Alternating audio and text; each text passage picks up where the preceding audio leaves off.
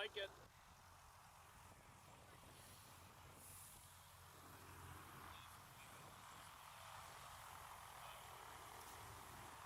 Small one!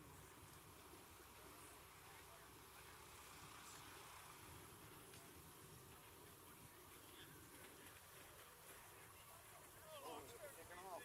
That looks like a good job. Right there. You got the best job.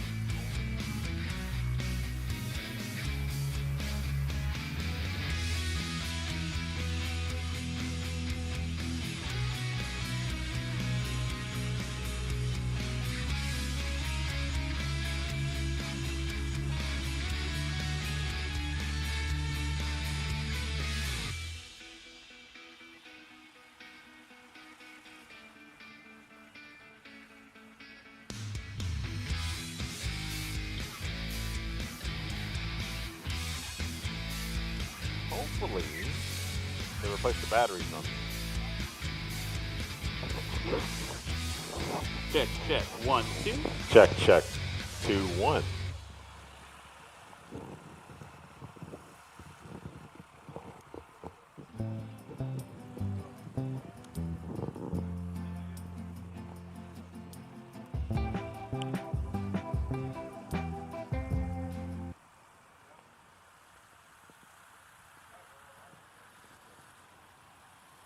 After an incredible showing at the Moses Lake Air Show in June, the National STOL broadcast trailer was involved in a severe accident in Montana. Miraculously, our driver escaped with minor injuries, but everything else needed to make the series happen caught fire and burned.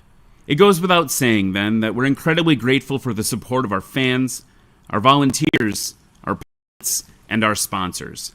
Without you, we wouldn't be flying today. We're in Hartford, Wisconsin, at an airport where pilots are grown in a squadron of J3 Cubs, and where STOL pilots come for some of the best grass to kick off their aviation family reunion just 38 nautical miles to the north. Welcome to Sodbusters. Some say that Hartford is tail dragger paradise, but pilots would do well to heed the warnings of competitors past. The inviting grass can still bite if you aren't on your game. We have some interesting matchups for you this weekend. In the Cub class, veteran competitors Nick Ardillo and Keith Lang square off against promising newcomer Ryan Melendez in his vintage Super Cub. In the rookie class, Tanner McIntyre aims to bring the second generation of STOL dominance to his family under the watchful eye of his father. This year's new wilderness class is filling out as more aircraft come online. Watch for showstoppers by Korn, Whiteley, Garrettson, and Bushman. And it's looking to be an absolute melee this weekend in the Backcountry class. Huskies flown by Crawford, Clemens, and Clemens fly against Cessnas, piloted by Pohl, Dobson, and Wittenbach. And in the Unlimited class, Jared Garrettson continues his assault against crowd favorites Hal Stockman and Pat McIntyre. The line is painted. We're cleared for takeoff. Let's get those engines started. National STOL's Sodbusters starts right now. What's up, Av Geeks and STOL Freaks? Welcome to Hartford, Wisconsin. It's time for Sodbusters 2025. My name is Ryan Dabrowski. I'm Cam Walton. And we are going to be your guides, your STOL guides today, as we take you through a STOL adventure, you and me. Yes, sir. To the moon and back, Cam and Ryan. we are getting ready for a great day here in Hartford, Wisconsin. We do have some clouds above us, but I think they're high enough. We do have some rain to the south of us, but I think it's far enough away. We're just going to rock and roll, have some fun. Yeah, sounds like a plan. So we're at Hotel X-Ray Foxtrot on your sectional. That's Hartford Municipal Airport. It's the home of Kylie's Cub Air flight. And I'll just get this out of the way now. I learned to fly here, so it's a little bit of a special weekend for me when we come to Hartford. But they've been great to us, taking care of us all weekend. And we've got this beautiful sod runway in front of us, Cam. That's some awesome turf. Some real turf. Real turf. We're coming off the Moses Lake Air Show where we had artificial turf like bolted into the volcanic ash. Yeah. Now we're at, let's call it near golf course quality. Beautiful, beautiful runway. Folks, if you're joining us here in Hartford or online, you can go to nationalstol.com/vote. That's nationalstol.com/vote to vote for your favorite pilot. We'll remind you a few times throughout the day, but vote for your favorite pilot. Maybe it's these guys over here getting ready to taxi out in just a minute. We want to thank a few of our sponsors right off the bat because we've been working through the night and into the morning to get everything ready to go for you today. Our friends at Legendary Aviation Coffee Company keeping us caffeinated, and we've got our Flying Eyes sunglasses on to keep us able to see. And if we had a little bit of sun, we got our shades. There we go, like a little shade action. So thank you to the Flying Eyes folks for that. You might be wondering how National STOL works, and we can explain that to you with a video in just a second.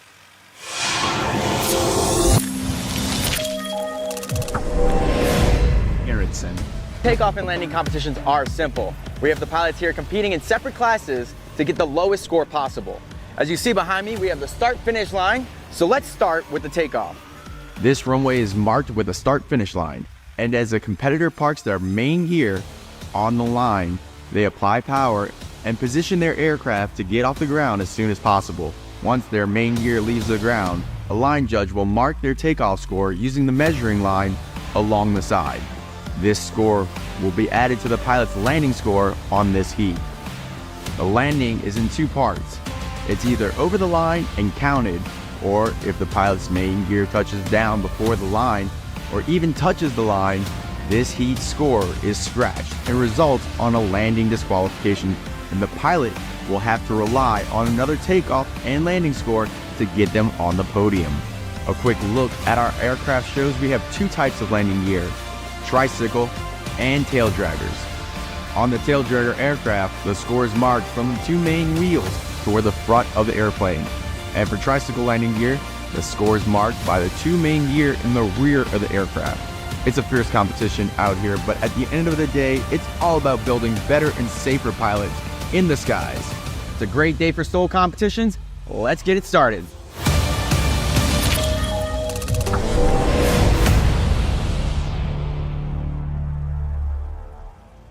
Back to Hartford, Wisconsin, Hartford Municipal Airport for Sodbusters STOL, National STOL. 2025, baby. It's one heck of a ride. On the way to Oshkosh. That's oh my right. goodness, I can't believe it's already here. Yeah, so if you're new to aviation, which if you're watching National STOL, maybe you're not. Maybe you're not new. You probably know your way around this. But there is a big deal, world's largest aviation celebration. What, Cam, like 38 nautical miles to the north? Yeah. And we're at the eve. It's Oshkosh Eve. And we're getting the festivities started here at Hartford, Wisconsin. We're operating off of runway 1836 today here at Hartford. Beautiful, beautiful airport. If you're watching at home, you can also watch us. Not only can you watch us on Facebook, maybe you're finding us there, maybe you're finding us on YouTube. Yep. You can also be here in the crowd, and you can actually grab your phone and go to Facebook or YouTube and watch the broadcast to get some of the scoring and things like that. We're also simulcast on Live Air Show TV, which is pretty exciting. Yeah, that is very exciting.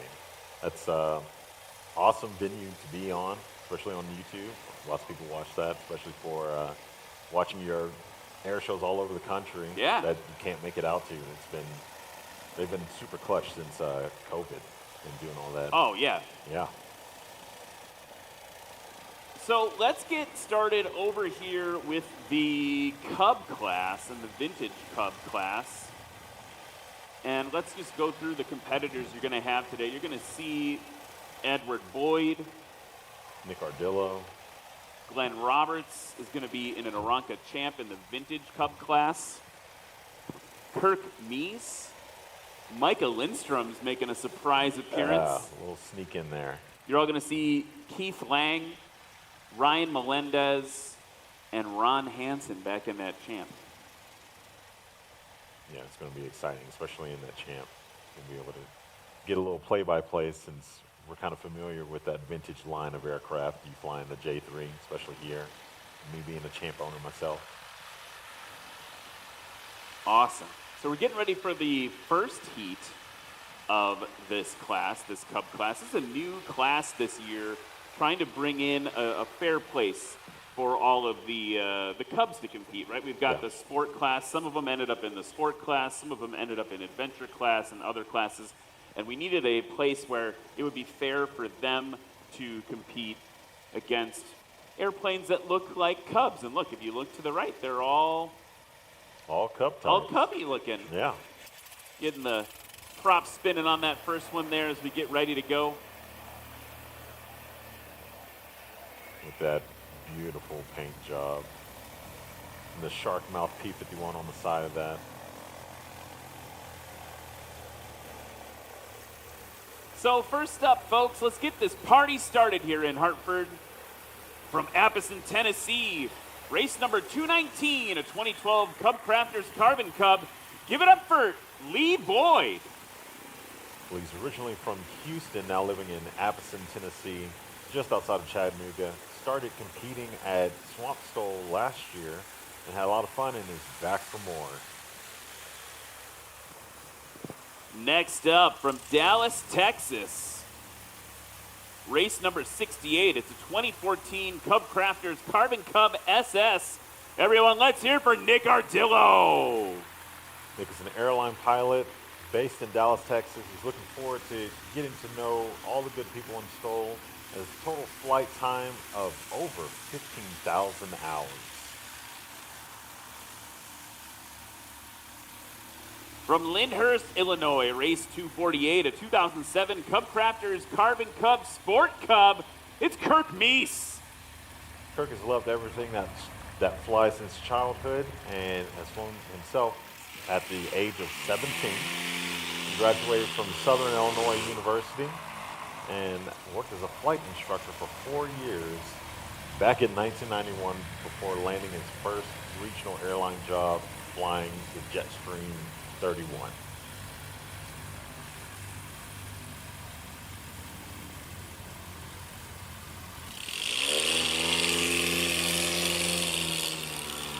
And next up, a little bit of a different looking pilot in that plane. It's race number 99, 1951 Super Cub P-18. Everyone, let's hear for Micah Lindstrom. Micah Lindstrom, I first met flying, he was flying a Cessna 180 Bravo. Now he's flying Keith's Salt Super Cub. And next, but certainly not least, from Bellevue, Nebraska, race number 76, a 1946 Aranca Champ, this time piloted by Glenn Roberts. Glenn's passion for aviation began at the age of 9. He served 22 years as an electronic warfare officer in the United States Air Force, and he earned his pilot's license in February 2023. So that is going to be the first heat of the Cub and Vintage Cub classes. The Vintage Cub section is let's just be real, it's just Glenn. Yeah. In this heat.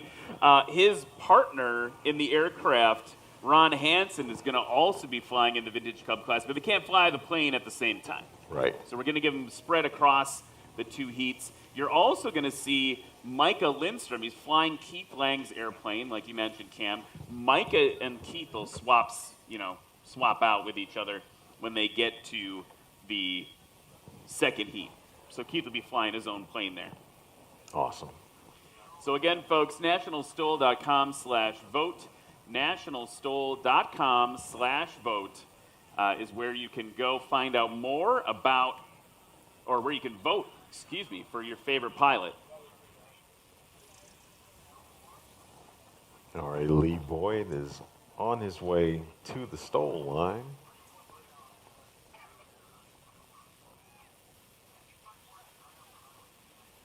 He's going to get in position, and we're going to get an okay from the air bosses. And they're going to get this thing launched, and then definitely one thing to think about today are the conditions. Look at that short. Yeah. That's the way to start Hartford. That's the way to start Sodbusters. Lee Boyd dropping the gauntlet right away. I was about to say, it's a little slippy out there, Cam. Yeah, it should be a little wet, a little slippy.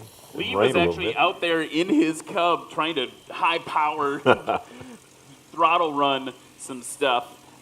Get the water off the grass, but we'll see how well he was able to do that. Nick Ardillo now at the line. He's going to bring in power and introduce a little bit more power and pull the stick back rather.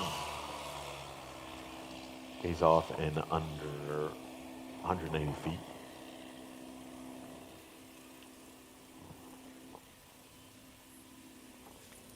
So slippery conditions, more a factor on landing, obviously, or maybe not obviously. Certainly at this stage here, right, if you're full brakes and you start to slide, that could impact your takeoff roll. Nice and short for Kirk Meese now. I love this class. I love the Cub class because we are in quintessential backcountry flying mode. We're starting you off right with the way that when everyone thinks about backcountry flying, they think about a Cub. They think about the Super Cub, right? The one right in front of you there that Micah Lindstrom's flying, Salt, with the big wolf on the front. Yeah. They didn't come with the wolf from the factory, but it looks cool. Here he goes, pulling back a little early. That might be normal for him. It's a new plane for him to fly. Right. Micah can kind of fly the pants off anything, though. Glenn Roberts on the line now. In the 90-horse champ. Not your everyday 65-horse champ.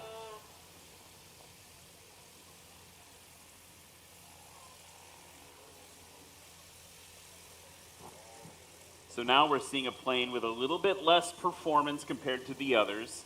Waiting for the air bosses to release him. We've got our first Cub base to final to your left. Glenn waiting for the air bosses to say go from a clearance perspective ahead of him. Here he goes now, full throttle.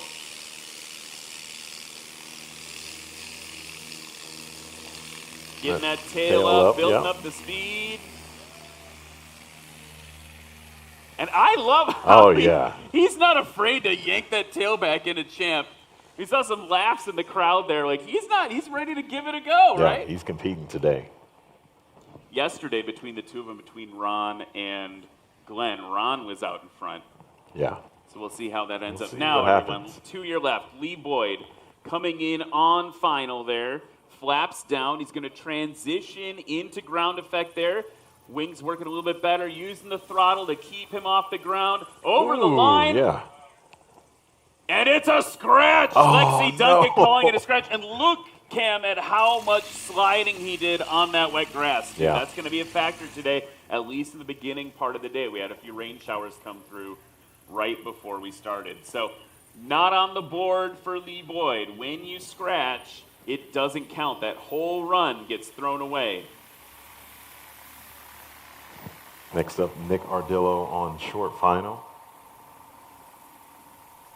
He's getting settled into ground effect as well. You can see his barn doors or his flaps deployed. He's going to modulate the throttle until he chops the throttle across the line. Lexi Duncan saying, double thumbs up, it's good to go. So Nick Ardillo will be on the board. We'll get the scores in for you in just a second. Yeah, just a little bit over 125 on that.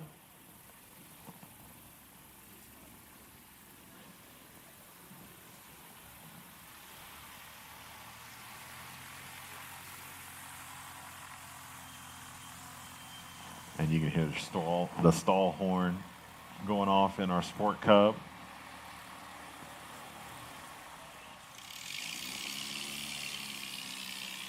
We'll get these scores to you in just a moment.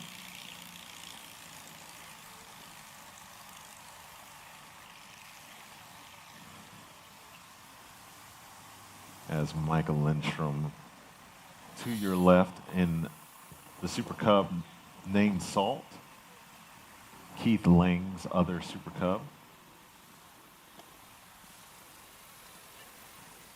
Getting used to the airplane, settling it down, giving up, maybe 125 feet or so, between 100 and 125 feet beyond the line. And now he's just sliding down in the grass.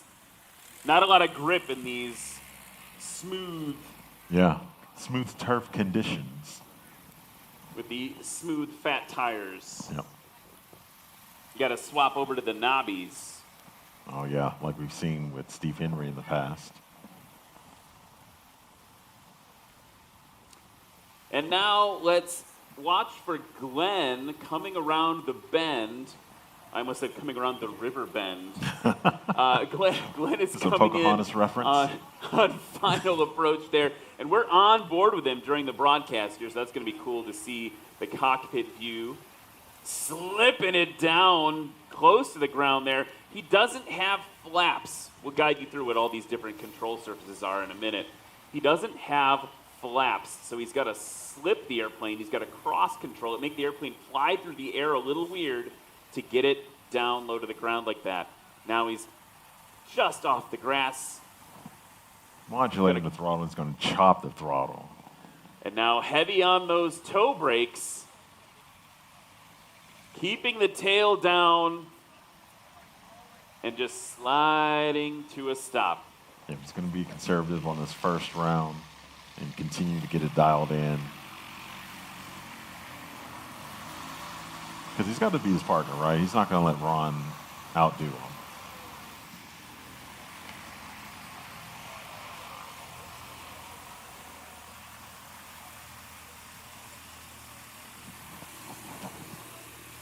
So right now in the Cub class, let's update your standings. Nick Ardillo, race number 68, in the lead with 252 feet combined. Kirk Meese right behind him in that yellow Cub, 365. Micah Lindstrom on the board with 517 so far. Lee Boyd not on the board yet due to his scratch. And of course, we've got Keith Lang and Ryan Melendez coming up in heat number 2 into Vintage Cub class. Waiting for some scores to come in there for Glenn Roberts. So we'll see where he stacks up in just a second. Folks, while we are here waiting for the next run to begin, I want to remind everybody, obviously you heard at the top of the broadcast, we did suffer a blow at National STOL. We lost all of our broadcast trailer stuff in an accident. You can help us rebuild. There's a GoFundMe that some folks on the West Coast have set up for us. We're very appreciative of that. You can also help us out by going to the merchandise tent. That merchandise tent has silent auction bidding right now. Lots of cool things you can get at in there. We got Sun and Fun packages, High Sierra packages. All the STOL families from all over the country have helped us out here. You can go bid at the merch tent, the one that says nationalstol.com behind you there, until 2 p.m. today. We'll be announcing the winners of those silent auction items soon after 2 p.m. So you've got until 2 p.m. today to get in and auction some stuff up. Lee Boyd now on the roll, tail up, tail down. This guy knows how to fly. That is short. Yeah, the judges are all huddled around the front end of the nose, or the cones over there. Nick Ardillo, airline pilot, 15,000 hours plus of flight time. You'll notice that in his traffic patterns, very precise. Yeah, absolutely. It's what you would expect from an airline pilot, also a retired Air Force pilot, who KC-135. What? And look at that. That was a fun takeoff from Nick Ardillo. Yeah. We only care about when the mains leave the ground. I think that's important to mention. It looked like the tail wheel tapped twice there. Yeah, that's totally fine. That's fine. We don't care. Yeah. Tail wheel don't care. So that's Nick Ardillo off and in the sky. A little bit longer than Lee Boyd. Lee Boyd was 78-foot takeoff. Nick Ardillo is 110. Here's Kirk Meese. Mowing the grass. Nicely timed for Kirk Meese in the Cub. 92 feet, so he is now off shorter than Nick Ardillo, our current leader. All right. Michael Lindstrom waiting for his release from the air bosses.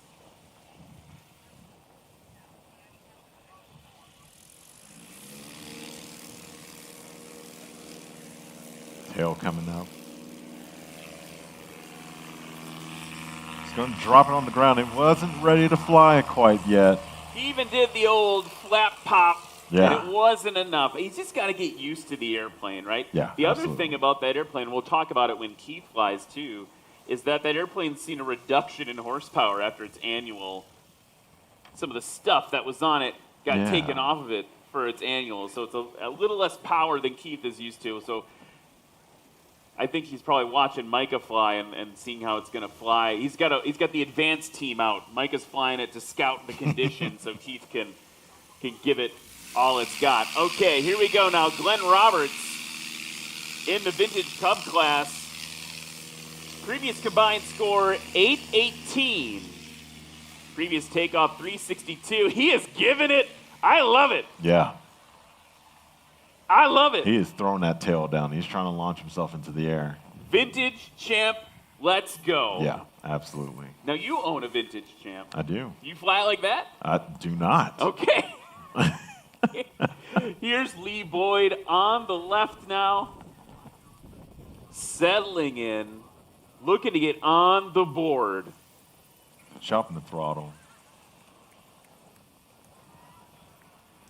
Oh, Lexi Duncan yeah. saying unsure. She's got to go to the replay on the side of the field there. That was a really solid showing, Yeah, though. I mean, if it's not a scratch, it is going to be a very short landing. And this is the thing, right? Like Lee, I think it's fair to say, is one of the top competitors in the Cub class. Yep. But even the top competitors can scratch. And if you scratch, you leave a big opening for your competitors to win. That one, coming in from race control, folks, was also a scratch. Oh, man. Not on the board for Lee Boyd yet. Nick Ardillo putting it down. Yeah. Good hand now to get it stopped. You can see that tail hop up just a little bit while he was applying the brakes.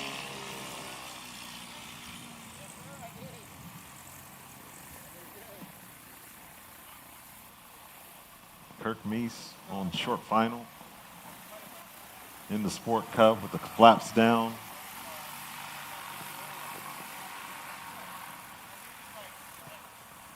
He's going to get settled in. We'll hear him chop the throttle. Holding it off over the line. Good over the line. Nice over Working the line. those brakes. Keep Yeah. that tail down. There we go. Now, I got to wonder, are we already drying out a little bit? Because I assumed everyone would be able to keep the tail down no problem under braking if they're just sliding. Yeah. But now it seems we're getting a little bit of friction from the tires. Micah Lindstrom on the left.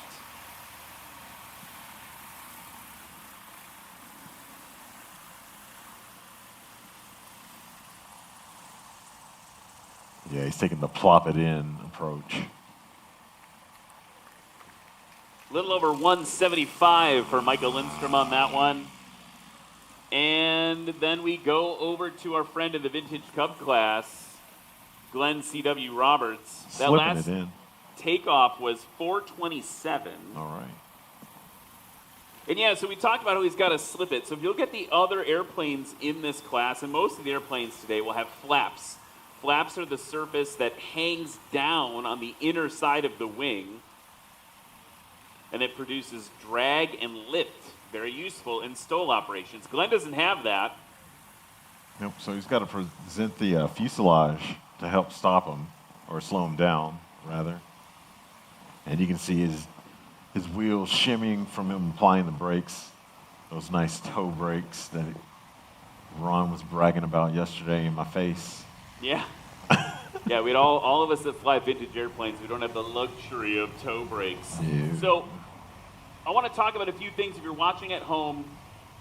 Due to the trailer fire we've discussed, we're kind of rebuilding this broadcast. We do not yet have replay on the broadcast. The way we're backing things up from a judging standpoint is there is a second line judge that's recording them high speed on a phone to double check where the touchdowns are. So if you're at home, you're going to need to scrub back and forth on the stream to check that landing. But we did verify with the judges that Lee's second loop around the pattern resulted in a scratch. That's heartbreaking for Lee Boyd because he has easily had the shortest takeoffs of the competition so far. 78 feet. Twice. A distance so nice, he did it twice. Lee Boyd. So he's got to get on the board. Now, what's going to happen, I think, is he's going to be a little less aggressive Yeah. with his landing. Yeah, his takeoff's fine. But what's going to happen then, if he's a little less aggressive with the landing, he might give up a lot of footage past the line, Yep. leaving a window, right? If you're Kirk Meese, currently in first place with 249, Nick Ardillo nipping at his heels with 252, Michael Lindstrom in third with 328. It's tightening up. They're all getting There's a dialed window. in.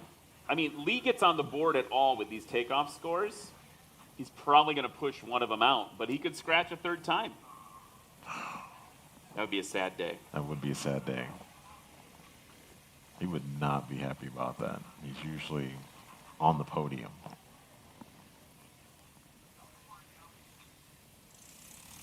And here we goes, introducing power. He's going to bring the tail up. Releasing the brakes on the go.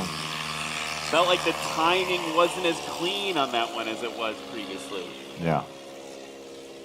It's still just slightly over 70. It looks like. So he's consistent with that. I mean, it's 78. Yeah, I mean, past 2 times 78. 83 this time. So still in the ballpark. But just a little longer.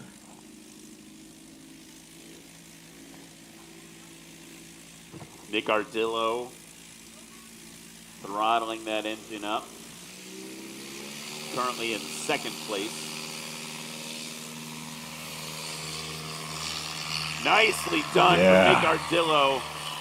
His shortest so far was his second run at 110. That one looked clean, 118. So not his shortest, but definitely short. Yeah, he was ready to fly when he pulled. He might have been able to pull a little earlier. Kirk Meese on the go.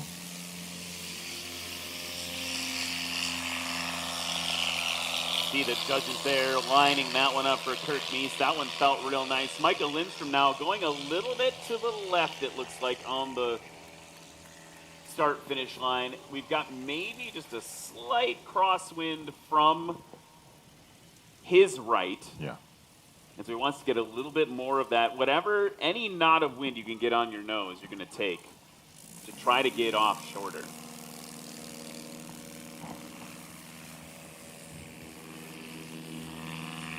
Okay. All right, yeah. Feels like third time's a charm for Micah. Previous takeoffs in the 140 range, 144 and 148 respectively. Glenn Roberts at the line in the champ. So that was the shortest for Micah. He shaved a foot off his best takeoff down to 143. Lee Boyd coming around the bend, base to final on your left. Glenn Roberts preparing to take off right in front of you here at Hartford.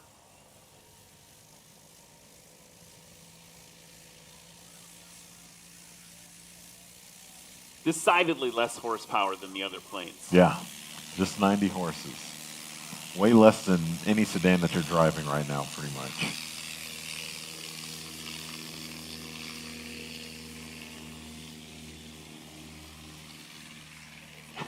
Yeah. Love it. Just wrenching it into the sky. He might be the new crowd favorite here at Hartford, watching Glenn Powell fly like that. Want to say hi to a few folks in the chat. We've got an international audience again. Hello to Ray Powell from Berwick-upon-Tweed in the UK. Yes, sir. Hello. Thank you so much for watching, Ray. We love having you in the chat every time. Other folks, too. Katrina, who's in the chat all the time. Byron Bowman, Red Baron Modeling. Taking a break from driving to Oshkosh, he says. Here's Lee Boyd now. Good over the line for Lee Boyd. Now he's got to get it stopped. And that's gonna shake it up. Yeah. That is going to shake it up. And you can see, and I'm looking in the crowd right now, Keith Lang sitting there watching, getting ready for the second heat. He's taking notes. I don't think he's too nervous about Michael Lindstrom. I think he is a little nervous about Lee Boyd. Yeah. Sorry, Micah. That was some shade I was throwing there. Micah's in a new plane figuring it out. It's not like he's flying his 170 or his upcoming BLT. Okay.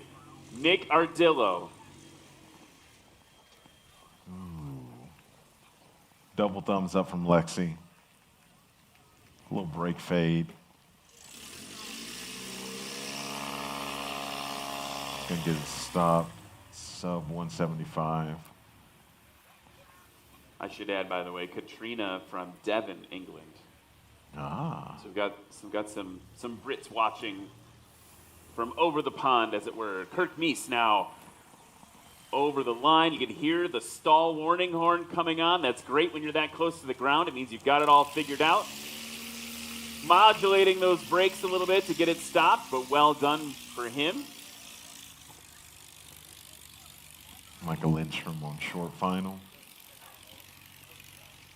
And Keith Lang's Super Cub. As Micah comes in, I do want to point out we did have a shakeup. Lee Boyd currently in first place with 176. Ooh. Micah is currently in fourth with 328, giving up a ton of feet over the line. Getting it stopped.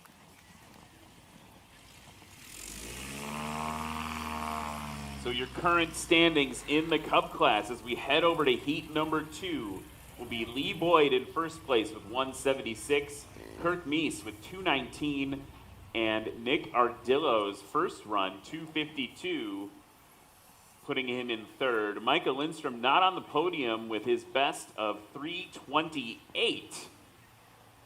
But now Keith Lang and Ryan Melendez are going to go try to upset all of those scores and earn a spot on the podium. Vintage Cup class, here's Glenn Roberts.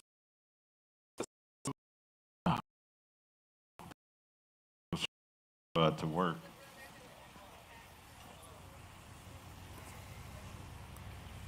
This may be his best run. Waiting for the landing number to come in here. His best so far was 8:10. And he's going to shut that aircraft down so his aircraft partner can switch with him. That last run was a combined score of 842, so the run to beat in the Vintage Cup class is 810 feet combined. All right. I'm going to take note of that for practice when I'm practicing back home.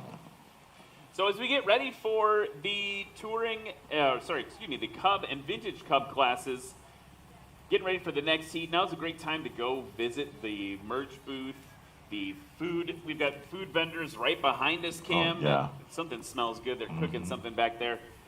This is a great thing. I just want to talk a little bit about National STOL.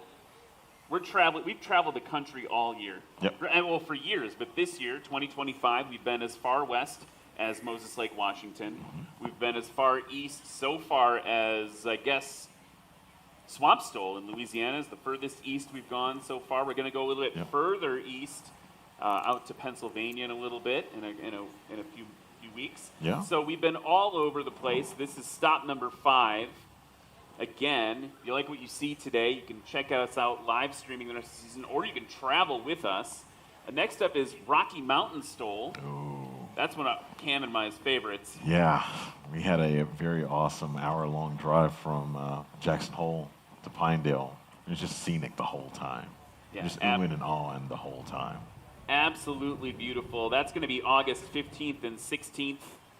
And then Appalachian Mountain STOL in Clarion, Pennsylvania will be August 29th and 30th. And then we wrap up hitting Virginia Beach, Pensacola, Oklahoma, Gallatin, Tennessee, and then the national finals all the way into October 30th. You can check those out. That's presented by American Legend Aircraft in Sulphur Springs, Texas. That is worth a trip. If you want to see how this whole thing ends up, head over to Texas on Halloween. That's going to be a fun one. Oh, yeah, that's going to be really fun. So we're going to take a quick break as we gear up for the next heat of the Cub class.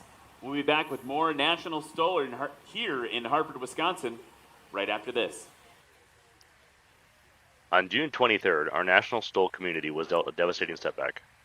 The National STOL truck and trailer, which contained all of the event equipment, merchandise, production equipment, and every item that National STOL owned, was destroyed in a fire while in transport from Moses Lake. In all, more than $160,000 in equipment was destroyed. This included everything from the computers, the cameras that we used to broadcast, to show you home. This included everything from the computers and cameras that we used to broadcast the show, to show you at home, VHF radios that we used to communicate, to the cones to mark the start finish line. These items were not covered by insurance. We are asking for your help. We want to be able to continue to provide you the absolute best experience that we can that you've come to know and love. If you consider donating funds to our GoFundMe or items to help us rebuild, every bit helps. We want the show to continue. Since 2020, we've grown our social media audience to over 450,000 people, with over 95 million views last year. We want to continue expanding the world of STOL and bringing more and more aviators to general aviation. With your support, we can. Thank you. What's up, Av Geeks and STOL Freaks? Welcome to Lone Star STOL here in beautiful Sulphur Springs, Texas.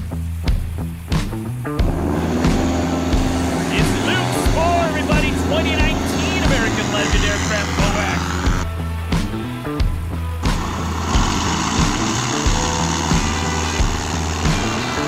Round of applause for Chuck Olmstead. In the gray and orange MOAC, Ryan Shirley, everybody.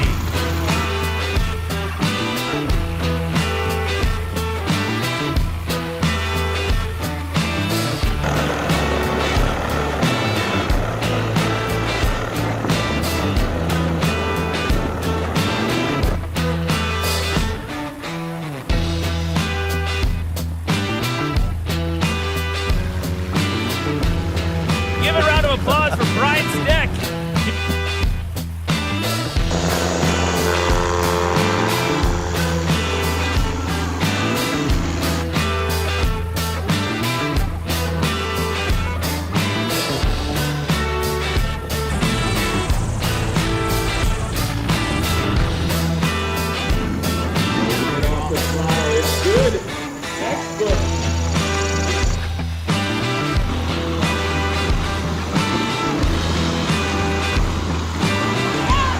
You might be sub 60 feet on that one. The unlimited class. It's what you've been waiting for.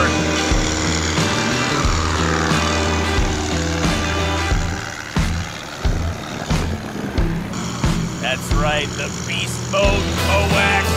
Colin Kaneva.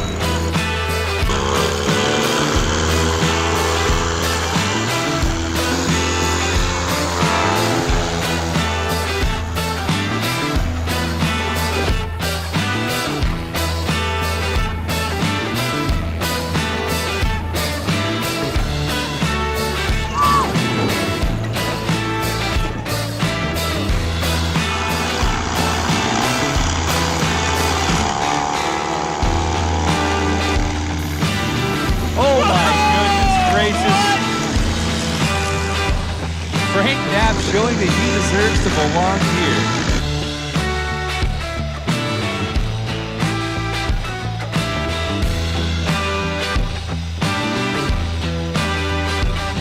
Whoa, that was legendary.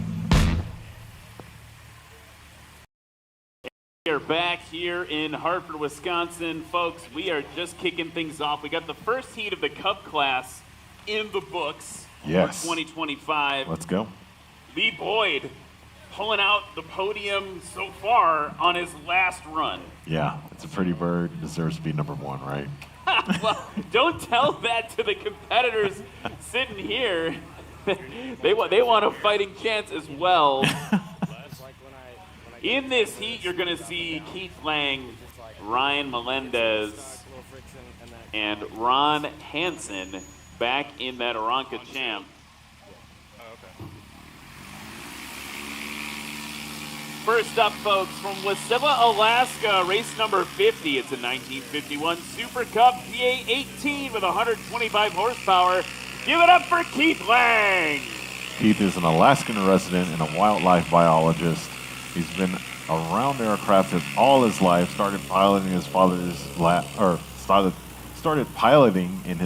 lap as a young man, and has owned 27 different aircraft and has flown over 82 different types. Woo! That's a lot of airplanes. Wow. Next up, from San Diego, California, race 222. It's a 1954 Piper Super Cub P-18. I like this, a little Cub versus Cub action. Yeah. Everyone, give it up for Ryan Melendez.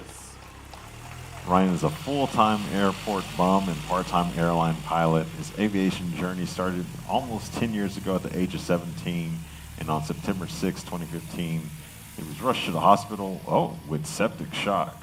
That's a wild fact. Yeah, so returned to flying after a fight against leukemia, and now he is kicking butt over there in Goldie, the Warrior plane. Next up, from Plattsmouth, Nebraska, race number 176. It's that 1946 Aranca champ. Give it up for Ron Hansen.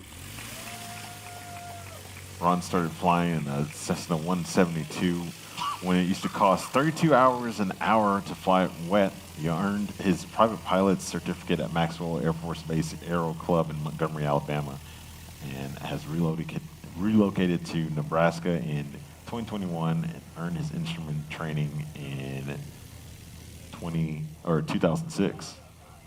Yeah. Yeah. So he's going to be fighting against his partner, Glenn C.W. Roberts. We'll see who the best champ pilot here today is. And it could be you, Cam. It will be me. It will be at you. Oklahoma. You're going to, Cam's dropping the Doing gauntlet, Oklahoma. It's going to happen. Well, they get ready to take off, folks. We want to thank one of our sponsors. We got to thank our sponsors over at Red Tag Art. They feature innovative and handcrafted art and home goods from red-tagged aircraft parts, which are no longer viable for use. So this is everything from bottle openers made from valve covers to turbine coffee tables. Whew, that's going to be a impressive piece in your dining room. Everything in between those two things, valve covers to turbines. You can check out their designs or start a custom project at redtagart.com. Keith Lang now giving it the beans. Tail super high. Boom, popping it off. It didn't want to fly. Yeah. I called it. I was like, here it goes, and it didn't go. About the same area that Micah was pulling in, so he's going to get it dialed in and figure out that sweet spot in the aircraft named Pepper. Or, I'm sorry, Salt. Dang, Pepper's the other one. This is a man who owns 3 different Super Cubs. Yeah. And this is the one we're seeing today. He said to me yesterday, he's like, I kind of miss Pepper now. I miss the black one. Yeah. We got to see it at Sun and Fun last. Here we go, Ryan Melendez on the go in Goldie. Flying up into the air. Nice one for Ryan Melendez. New to the circuit this year. Yeah. Just coming out and dropping a gauntlet in the Cub class. We saw him fly amazingly at Moses Lake. Yeah. We saw him get his feet wet, so to speak, or I guess very dry in the desert of Ontario, Oregon for Oregon Trail STOL. So it's going to be fun to watch what he can do. Either of these pilots, Keith Lang or Ryan Melendez, are strong enough pilots and strong enough planes that they could feasibly unseat any of the current people on the podium now. Ron Hansen on the roll.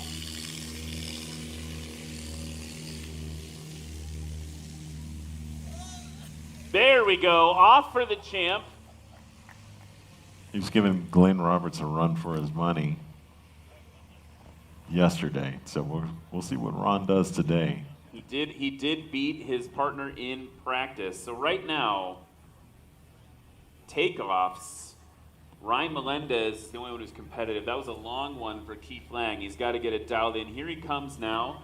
Flaps down, getting that extra lift, getting that extra drag, putting that nose up nice and high. Burst of power. Oh, you can see Lexi's head. Lexi is disappointed with a scratch for Keith Lang. Now, he's got a little less power than he's used to dealing with. Right. And you heard the engine rev up as he was trying to keep it in the air, but no dice for the wilderness man from Alaska.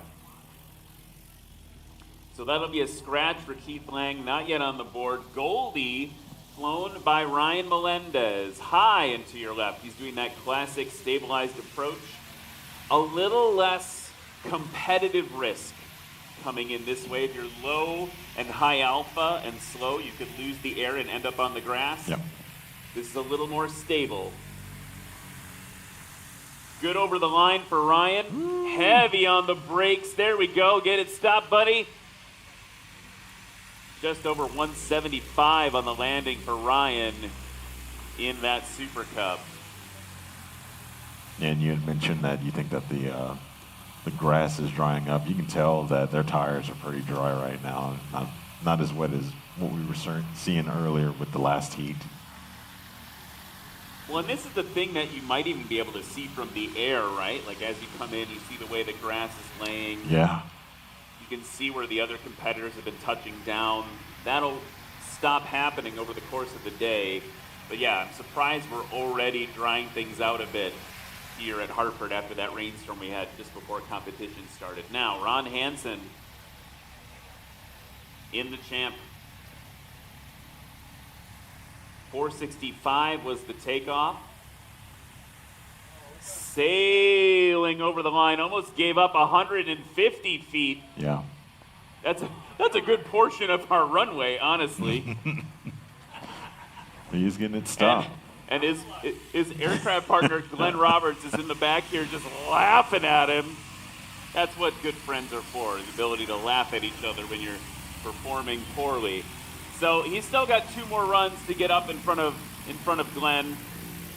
In the Cub class, no change to the top 3. Ryan Melendez in 5th. It did not move up even over Micah's performance in that strange plane for him. Keith Lang not yet on the board.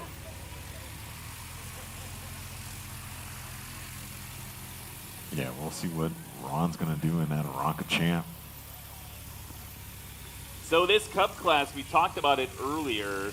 It's Cub or Cub-like aircraft models that are naturally aspirated with 180 horsepower or less. They can't have nitrous or similar injection. They must be equipped with a stock wing. VGs or wing cuffs are allowed, though. Yeah. No other modified lift devices like slats, drag devices, wing extensions.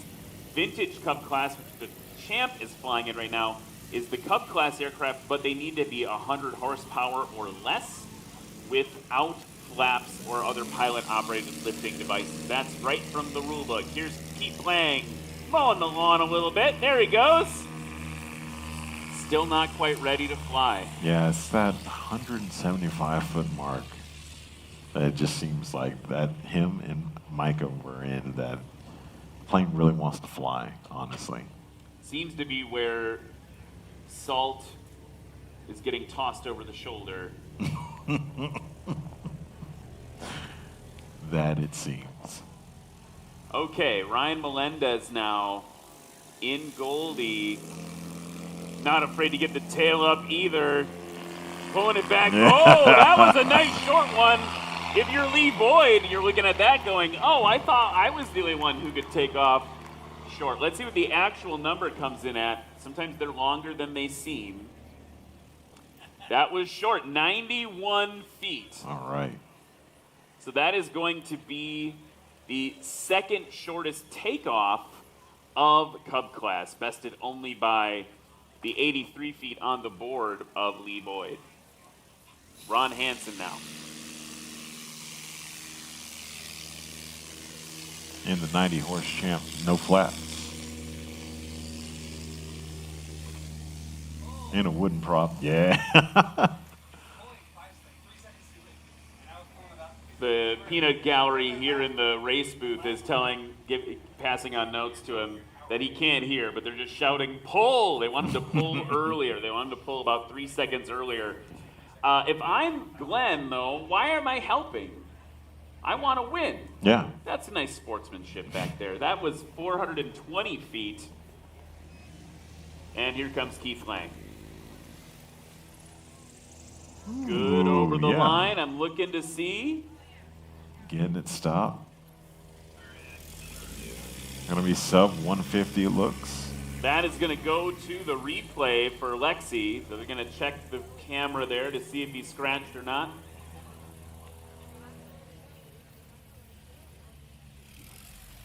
Still under review. Meanwhile, Ryan Melendez high and to your left. Again, doing that classic stabilized approach. Notice he's got the flaps down. Those are those control surfaces on the middle we talked about. Ailerons on the outside. Not going to be using those too much right now. Those control roll. And now really it's a game of speed with the elevator and power to keep altitude. Good over the line. Thumbs up from Lexi. Now he's got to get it stopped. Rolling out to about the 180, 190 range. Yeah.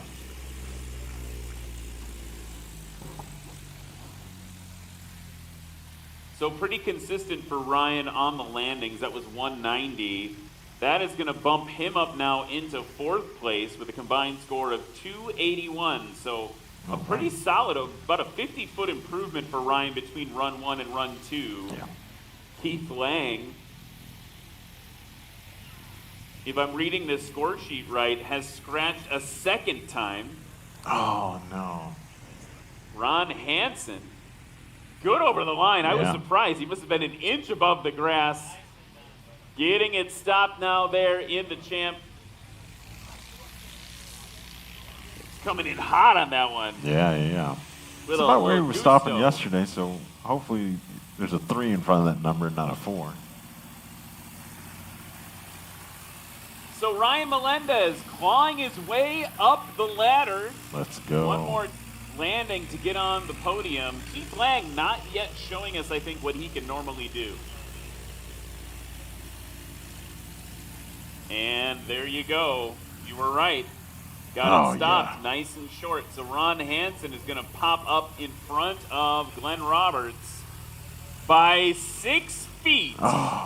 810 to 804. 6 foot difference between those two pilots. That one's going to sting. You can see Otto sitting in the back. Keith Lang now. We are basically winds calm right now at Hartford Airport. Feel a tiny little bit of breeze through the tent here. That's just somebody talking. Just blowing hot air here in the booth. So he's trying to get a little bit more on the nose. That's why he's positioned himself over closer to Lexi there, because he does have a little bit of wind from that right side of the aircraft. Tail up nice and high. There she goes. I just think different performance than what he's used to. I mean, the other thing about Pepper is Pepper, I don't believe, can compete in the Cub class. It's got some of those modifications, right? Yeah. So it's just a different level of performance than he's used to. Ryan Melendez now, third and final attempt to claw just one further up the ladder to the podium.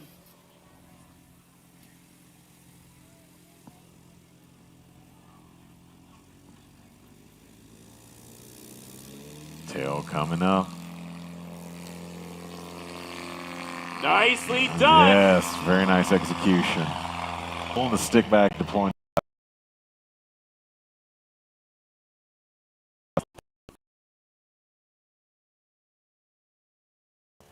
He can't do like a loop, no loops. No that's loops. That's not that kind of show. Can Otto sitting in the back do it though? Yeah, can't do any, no barrel rolls or anything like that. But he could do just like a normal traffic pattern. He can just send it. He can have fun. He's on the podium, up in first place.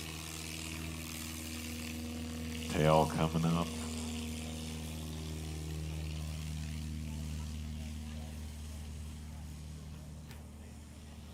And honestly, that one was kind of a, he maybe hurt me. That's just like a standard champ takeoff, yeah? Yeah.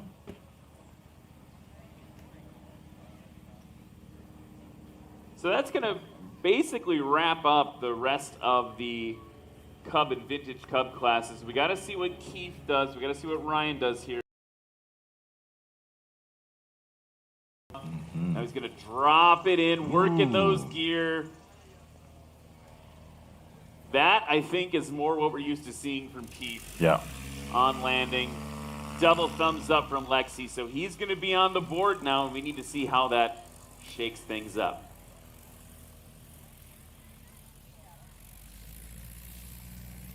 $185 on that landing. Combined total 400 feet. So no podium dreams achieved for Keith Lang. Ryan Melendez coming off a 90-foot takeoff in Goldie.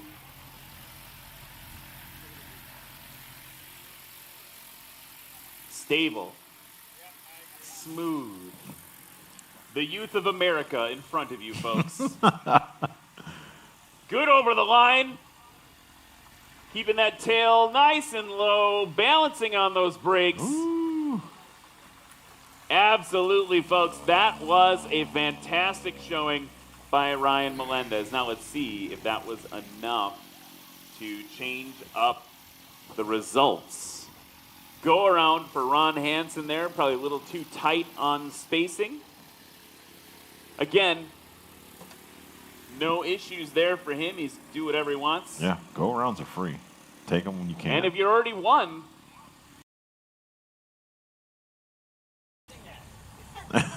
Glenn is flying our drone now. He's part of our broadcast team. He has issue with me mentioning how much Ron has won. So Ron won. Glenn's upset about it that Ron won. I was hoping for a bigger reaction than that.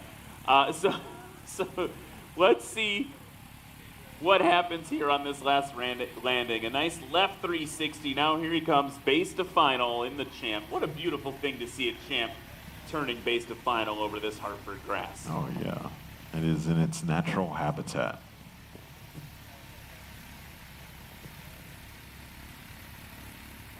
Little bit of slip. Getting everything configured just right. Again, he doesn't have flaps on that plane. Slowing down now, getting that nose up just off the grass. Man, Ooh, wow. nice one. Heavy on the brakes for a second. That was butter. Absolutely wonderful there for Ron Hansen. So, all right. we are going to go to a quick break, and then we'll bring you the conclusion, the stunning, dramatic conclusion of the Cub and Vintage Cub classes. Ooh. I'm excited. Let's go. We've had it in all of our airplanes. Ever since we started with the Piper Saratoga in the early 2000s. We did the pulse oximeter and CO detector in there. We've upgraded to there. Now we have a Cessna 340 that I was talking to him in Germany last year, and he was like, oh, you got to put the cabin altitude thing in the plane. I said, well, send it to me. So we put it in there, and it actually is really nice. This aircraft flies above 18,000, 10,000 feet. So up to 23,000 feet the other day, the cabin altitude light comes on the manufacturer's panel, and boom, the CO Guardian comes on and says, all right, you're above 10,000, your cabin altitude is above 10,000 feet. So watch out. So it's kind of nice to have that redundancy in the plane. So for a pressurized aircraft, that is so important for me. I get that oxygen mask ready, make sure my oxygen is good.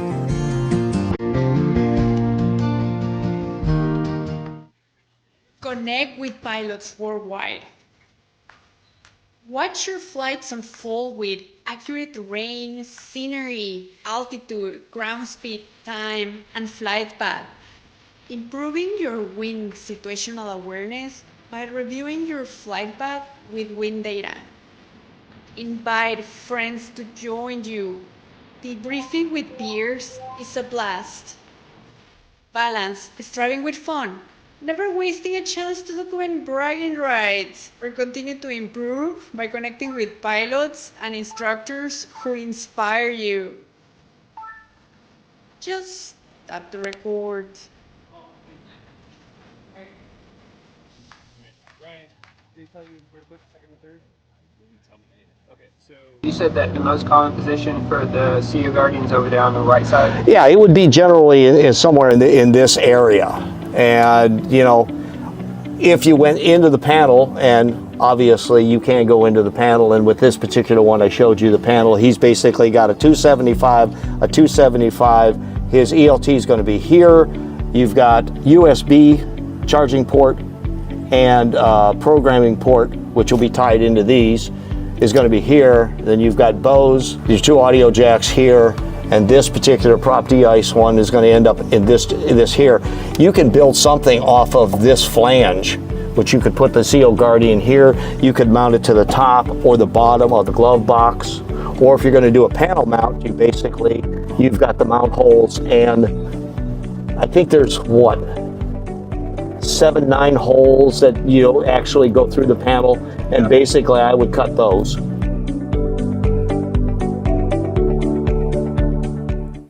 And we are back here. So what do you think of the Cub class and the Vintage Cub class, folks? They're getting everything warmed up for you. We're just getting our party started here in Hartford. Look at this beautiful crowd. Holy cow, I didn't see all of you all the way down there. How you doing under the Vienna beef thing? That guy's ready to go. All right, you guys want to hear how this thing ended? You guys want to hear how this thing ended? Yeah, okay, all right. Let's do the Vintage Cub class, because Glenn already knows, because he was listening. In second place with a combined score of 810 feet. Give it up for Glenn Roberts. You're going to stand over here, I think. And then in first place, let's give it up for Ron Hansen by 6 feet with 804 feet. That's your Vintage Cub class. I'm getting out of the way.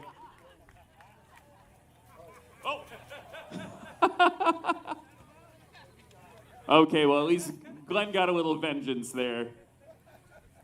They don't know how to work the squirt guns. All right, they can work an airplane, but they can't work a squirt gun. All right, in the Cub class now, in third place, with a combined score of 252 feet, Nick Ardillo.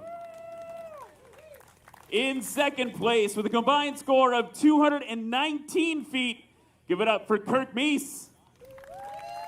And in first place, on the final run, after 2 scratches with a combined score of 176, everyone give it up for Lee Boyd. Lee, I'm gonna sneak in here. Just wanna ask you, like 2 scratches, how do you get it together for the third one to be on the board like that? Well, the wet grass had me a little nervous and concerned about what to expect of it. You know, the slide pretty good downhill. You know, I went out there and tried to blow it off for everybody, but you know, I guess I had a little focus on that because my flap handle was kind of ratchets dropping. Took a couple distractions, but I put it back together and came in and I said I had to do it. So it was right down to the line, as you might say. So, but we pulled it together. Pulled it together, good enough for first place. Everyone give it up for the Cub Class Sodbusters 2025. Now let's see if they can figure out how to work it out.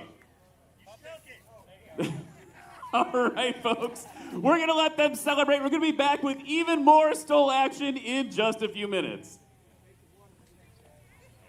Sarasota was created actually back in the 70s, but we and Bert and Vince, my 2 partners, they've sold their business to Ryan and Sean, which is my 2 other partners now. We started around in 1999, 2000, just had one little spot in this hangar and we've built it up from there. So we've been here for 23 years now. So, and then we have 5 facilities now here in the state of Florida. First starts in Tampa, Sarasota. Venice here is our main headquarters, and we have Punta Gorda and then Fort Lauderdale, Lantana.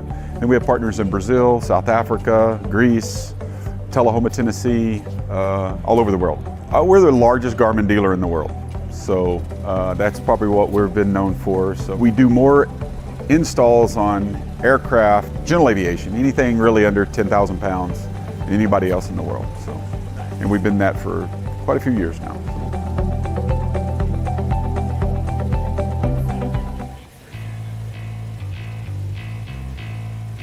Can I grab 110?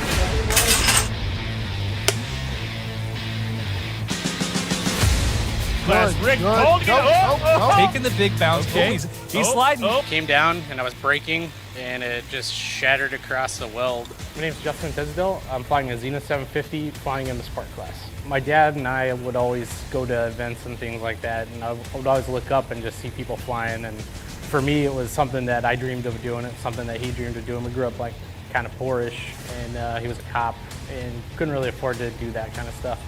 So after I got out of the military, I started looking at aviation. I was like, man, I think I could do that. Wound up completing that dream of his and mine to become a pilot. And anyone can do it. I know if I can do it, other people can do it. Howdy, I'm Levi No Guess. I'm from Killeen, Texas. I'm here for the fun. If I win, that's great. If I don't, I'm still having a blast. My name is Sheldon Hetherington. I'm flying Redbird, a Zenith 750 STOL. Here's Sheldon now in Redbird, Overcome. Yeah, you learn from it and you thank God. And in this case, it was not too serious. You know, here's the embarrassing part. I always said, boy, you put a Highlander on its nose, you got to be an overachiever.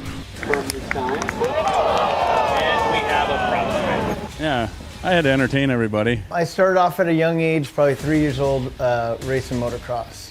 You know, I come from a stunt background and I was a professional bull rider. It just, what's next? Let's do it.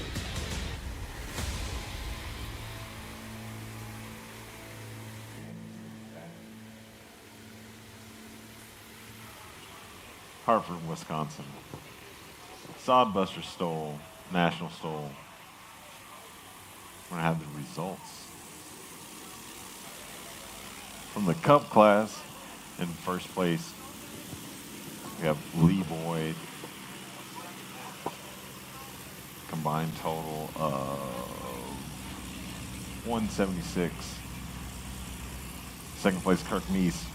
Combined total of 219. Third place, Nick Ardillo. Combined total of 252. In the Vintage Cub class, first place Ron Hansen with a combined total of 804 in the Ronca Champ, and Glenn Roberts combined total of 810 in the same Ronca Champ. In the same plane. And the Cup class, you might be wondering, what about the other three? Well, the other three, we had fourth place Ryan Melendez with a combined score of 275, so just off the board for him.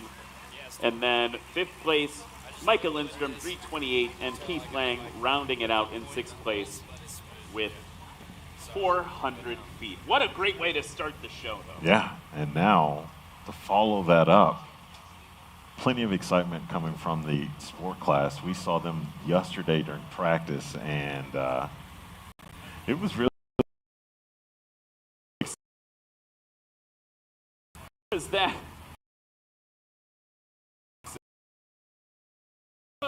like a home-built airplane. You can build them in your garage, your hangar. A lot of the airplanes you're going to see this weekend, folks, are like that, and you're going to see them all duke it out against a Rans S7. So who are you going to see? You're going to see Matt Dorsum in a 1995 Kit Fox 4, Kyle Patterson in a 1999 Kit Fox 4, TJ Johnson going a little bit newer with his Kit Fox with a 2021 Kit Fox 5, and Levi Nogues rocking out Pat McIntyre's 2006 Rans S7. And Levi was flying very competitively yesterday. I mean, I say competitive, but I mean, like, that's just Levi's normal flying. Like, he's a master pilot. He's got an amazing career, like pedigree. Like, he has flown some amazing things, and he was throwing it down in Pat's Rans against the Kit Fox gang. Kit Fox, as you see sitting in front of you, they're a little different. Instead of flaps on the inside and ailerons on the outside, they have flaperons where everything is combined into one mixed control surface. Gives them a lot of aileron authority at low speeds. Yeah. And a lot more flap, too. So it'll help them both ways. They've got a wing that's a little bit shorter, a little bit faster, so you'll see that comparison to the S7. Okay, let's get this party started. Sport class. Sodbusters 2025. From Lancaster, Kansas, it's race number 95, a 1995 Kit Fox 4. Give it up for Matt Dorsum. Matt Dorsum runs heavy equipment for a living. He bought a Kit Fox halfway through his flight training and got his private pilot's license and has been having fun ever since.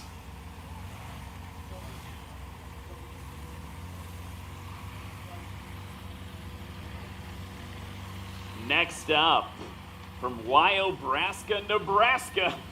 I don't even know what is that a place? Is that a real place? I don't even know. Race number 164. It's a 1999 Kit Fox Model 4. Give it up for Kyle Patterson. Kyle is electrical power lineman by trade and flies Kit Fox 4, nicknamed the Electric Fox.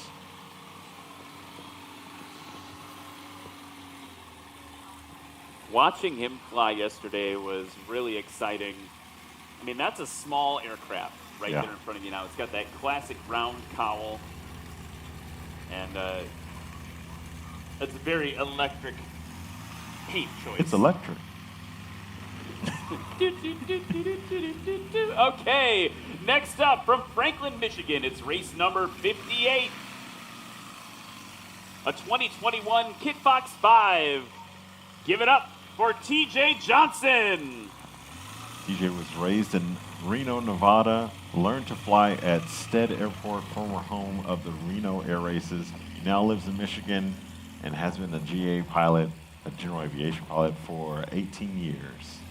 18 whole years at the stick. Let's see how he does with that against this next competitor from Belton, Texas. It's race number 55. He's flying Pat's plane, Pat McIntyre's plane. It's a 2006 Rans S7. Everyone, big round of applause for Levi Nogues. You might know Levi from his social media, always waking up early morning, drinking coffee, saying hi to everyone. Super nice guy. Has an interesting aviation background, including some involvement with some secret hush-hush, super cool guys that jump out of planes and shoot guns. Are we allowed to talk about that? It's too late. Too late. It's too late. OPSEC, Hey, over. You know what? It's not too late to do. If you want to get under a tent, you could upgrade your ticket here at Hartford to a VIP experience. Get some snackies. Get some snackies, get some tenties. Here's Matt Dorsum. Look at that! There we go. That's what the Kit Fox is, the sport class is what it's all about. You can do that in the merch tent, by the way. You go to the merch tent, you can upgrade yourself to the VIP experience. There's a few seats left in there. And everyone in there looks super happy. Yes. Cush. Everyone in the Ooh, they're VIP clapping, area, very yes. happy, worth it. All right, next up, Kyle Patterson. And the Electric Fox.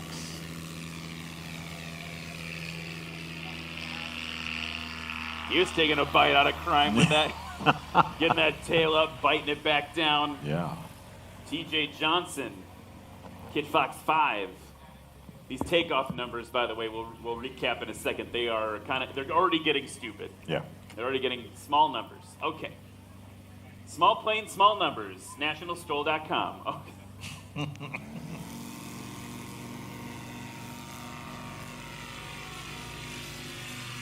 Okay. Oh, man, yeah. The Kit Foxes are outplaying. So right now, Matt Dorsum in the lead in terms of takeoff with 99 feet. Kyle Patterson a bit longer, 196. TJ Johnson coming up in second in terms of takeoffs is 138. But don't count out Levi Nogues. You've seen him on the series before flying his Storch, replica Storch, but he's also flown this plane before as well. Here he gets, tail up right away, yanking those flaps, hopping off the ground. And so what happens, folks, is when you talk about yanking flaps or popping flaps, we talked earlier about how the flaps add drag, but they also add lift. Well, when you're low to the ground like that, before the plane's technically ready to fly, using just the wing alone, you can yank on those flaps, get a little burst of lift to get you up into the air, and the plane will keep flying before you get up to flying speed because you're in something called ground effect. You can Google and Wikipedia the rest of that and the equations that make that possible, but that's the general idea. You yank the flaps, you pop the flaps, you get a little burst of lift to get you off the ground. Here comes Matt Dorsum now. Slowing it down, tail low. Little burst of power to get him over the line. Now he's got to get it stopped with all that extra energy. Yeah. It's going to be just over 125 feet, it looks like. With his Yamaha Apex-powered Kit Fox 4. Oh, that's true. This is the first Apex of the day. So this is STOL ends up being a big place for innovation for folks in aviation, and the Yamaha Apex motor that Dorsum's flying, 160 horsepower compared to the, what I would call standard Rotax 912, 115 horsepower of the plane coming in right now, flown by Kyle Patterson. He's settling in, good over the line. Ooh, that was super smooth. The Kit Foxes sometimes against other aircraft feel like they're coming in a little bit hotter, especially these earlier model Kit Foxes. Yeah. A little bit less wing than, say, a Rand's S7 that's going to be coming around in a minute. TJ Johnson in the Kit Fox 5 from Franklin, Michigan. This aircraft powered by a big board 912. It's got a Rotax 912 making 120 horsepower, so just a little extra juice. Yeah. Normally making 100 horsepower. And he's good over the line as well. Binding it up. And it looks like we're pretty dry now. Yeah. As far as the field's concerned. Hopefully Oshkosh stays pretty dry too. I think it will dry out because I'm an optimist. Yes. We can't have another splosh kosh. Oh no. Okay, Levi Nogues. He's got a bit of power working for him too. This aircraft's got a Rotax 914, 155 horsepower. So it's upgraded over the years as Pat ascended into the unlimited class. The other thing that you'll notice, he's got that classic overhead flap handle to work. That's a mod on the Rands aircraft. Normally the flap handle's on the floor. Hanging it in there, nice and slow. Little burst of power to get over the line. Now he's got to get stopped. Look at that. It's going to be nice and short for Levi Nogues. And he's going to keep the style tail up. Points. Yep, style points. Oh, that's awesome. Between that, the mustache, and the cowboy hat, he's the most stylish man here in Hartford. 100%. Hard to beat. Hard to beat. Okay, so that's the first run of the sport class here at Sodbusters 2025. First place is going currently to Matt Dorson with a combined score of 227. Just a little bit behind him, 9 feet. He's at 236. TJ Johnson at 323. Kyle Patterson off the podium right now with 385. By the way, just did a little bit of a weather check here at Race Control. Yeah. Right now, they're claiming, so if you get mad, don't yell at me. I'm just the messenger. We should stay dry the rest of the day. The weather is all now to the south of us here in Wisconsin, so should stay nice and dry the rest of the day here according to Race Control. Again, if that changes, that is 100% not my fault. I just want to make sure we're clear. Cam and I, we're staying out of it. We're just reporting what we're told. Here's Matt Dorson now, full throttle Yamaha Apex action, leaping into the air. That engine sounds so good. Previous takeoff was 99 feet. Yeah, it's like blue skies, and then, ominous. Next up, the Electric Fox on the line.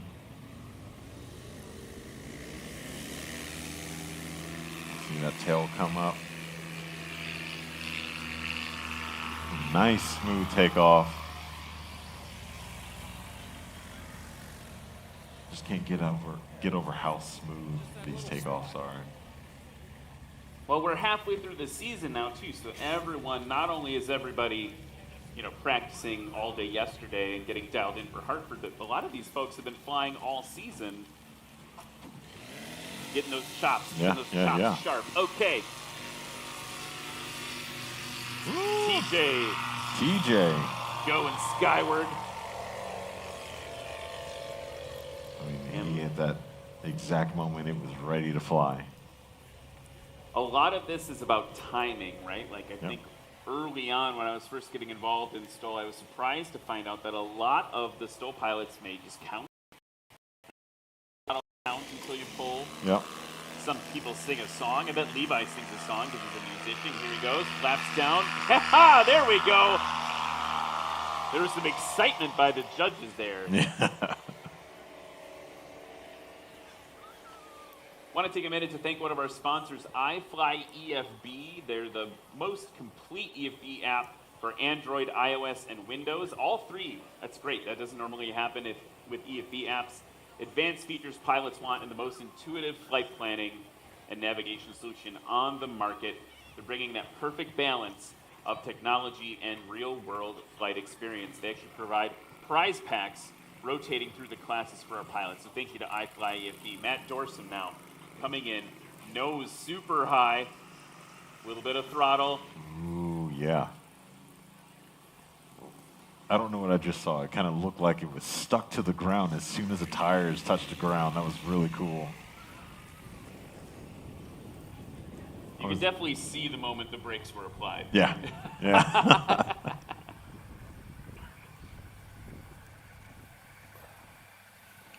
That's going to be even shorter for Matt Dorson. He's down to 195 feet combined, folks. All right. Kyle Patterson now.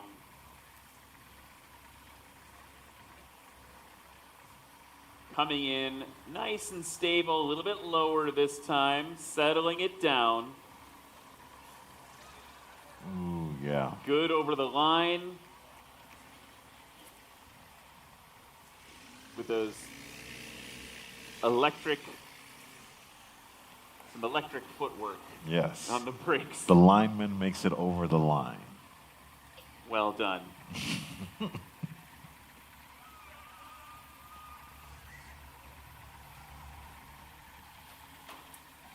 Next up, TJ Johnson. Low and to your left.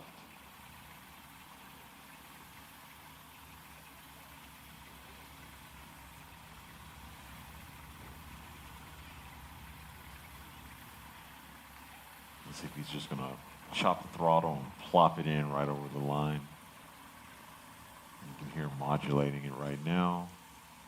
There we go. Nice Good and over the line for smooth. TJ Yeah. Johnson. A little bit of slow. Shut the prop Oh, off. yeah. That's a Hal Stockman move. Yeah. That's the Hal Stockman maneuver to just stop all thrust from pushing you forward. That Yeah. airplane, it says here, used to cruise at 85 miles per hour on a good day. Now he's done a bunch of weight reduction, aerodynamic changes, major motor modifications. He's now cruising at 120 miles per hour on 27-inch bush tires. That's a lot of go for a plane like yeah, that. with bush tires especially. Which is fine. Levi Nogas on your left, coming in that Rams. Different wing, different plane, more classic design. Yeah. I got a chance to fly that aircraft last year at Lone Star and with Pat, and it likes to land. Like, not in a bad way, in a great way. He's going to keep it straight as well. Nice and short for Levi Nogas. A little golf clap from the VIP area on that one. They appreciated that landing. Very classy landing. That one is currently under review by the line judges, so we'll see if it was a scratch or not. If not, that's going to be a nice one for him. If that is not a scratch, if that is a good landing for Levi Nogas, this will put him in first place. So we'll have to see. It's either going to upset everything or we'll hold the line with Matt Dorsum in the lead.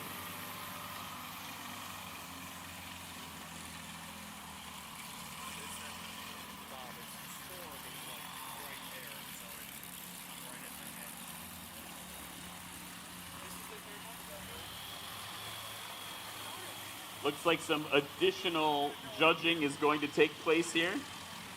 Reviewing that footage to make sure that it was, in fact, good. Oh, yeah. Looks like they are conferring around the 75-foot mark. Oh, looks like it's good. So with that now, we've got a little bit of an upset. Levi Nogas in front of Matt Dorsum now by 2 feet. So Levi Nogas is going to be up in first place with 193 feet. Matt Dorsum, 195 feet. Wow. The next closest is a bit of a stretch to third place. TJ Johnson holding it down with 267. Matt Dorsum on the roll. Getting up real short. Woo! And Mad Dog. I don't even know if the judges were ready for that one. Yeah. Off good and short. Now, Kyle Patterson currently in fourth place. Feasible that he could catch up to TJ Johnson. I was like, you're dark, you're light, you're dark, you're light. I'm like, well, I'm at the edge of the front.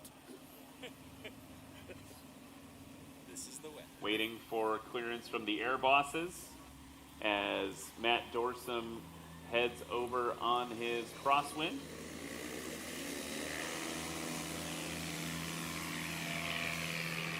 Full throttle. Oh, Man. eased it off, but it looked to me like he maybe settled down. Oh. I wonder if he settled down around the 175 mark. That was... I couldn't see that from my vantage point. Even though it was like it's 2 hard feet to next tell you. from here, but that was kind of what I worried about. Like he popped it off and then it settled back down and Yeah. measure from the second place. We'll have to see what the judges say about that. Right. TJ Johnson on the go. dragging that tail. That was cool. Yeah, that's going to be sub 125 on that.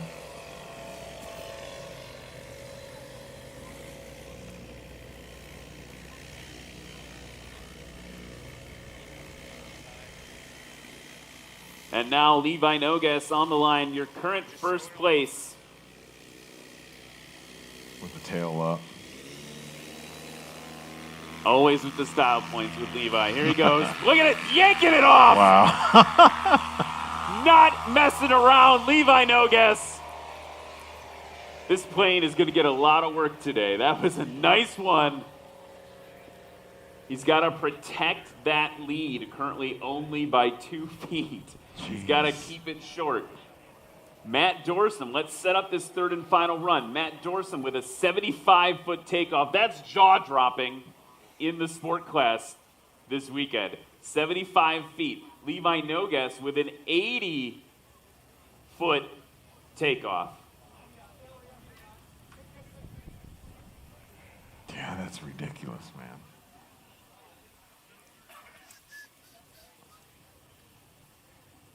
TJ Johnson next up with 125 feet, and then Kyle Patterson, 149. Oh, hanging it out there. Ooh. Dropping it in like it's hot.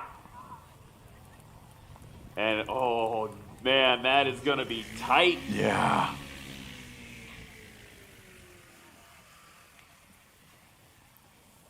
We'll see what that number comes out to be. 99 feet on that landing. That is going to put Matt Dorsum back up in front with a combined score of 174. It's all going to come down to this last landing by Levi Nogas. Kyle Patterson coming in now on short final, hoping to pop up onto the podium into third place.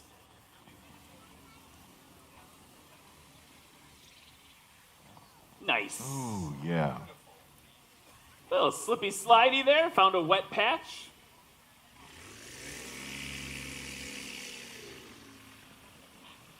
Looks like it's going to be somewhere around 140 feet. 143 feet on the landing. That's going to keep him in fourth place with 292.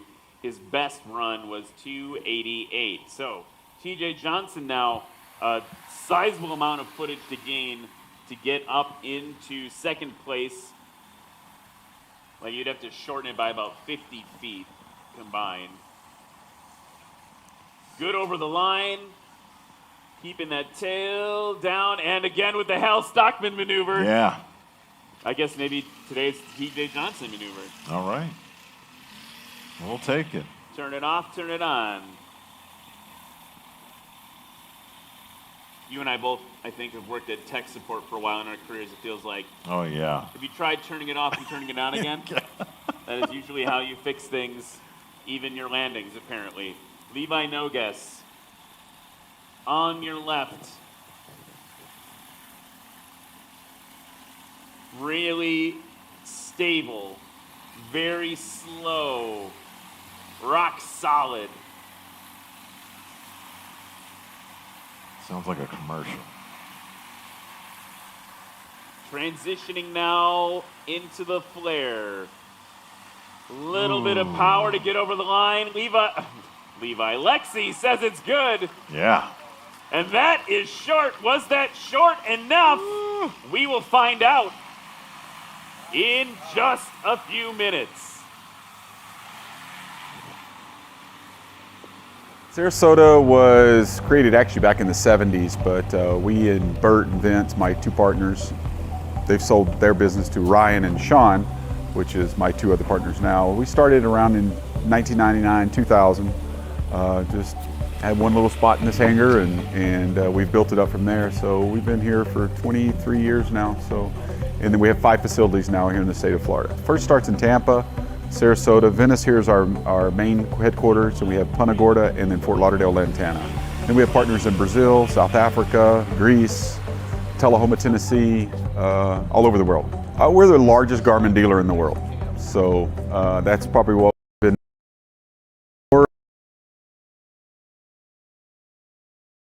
really under 10,000 pounds than anybody else in the world. So, and we've been that for quite a few years now.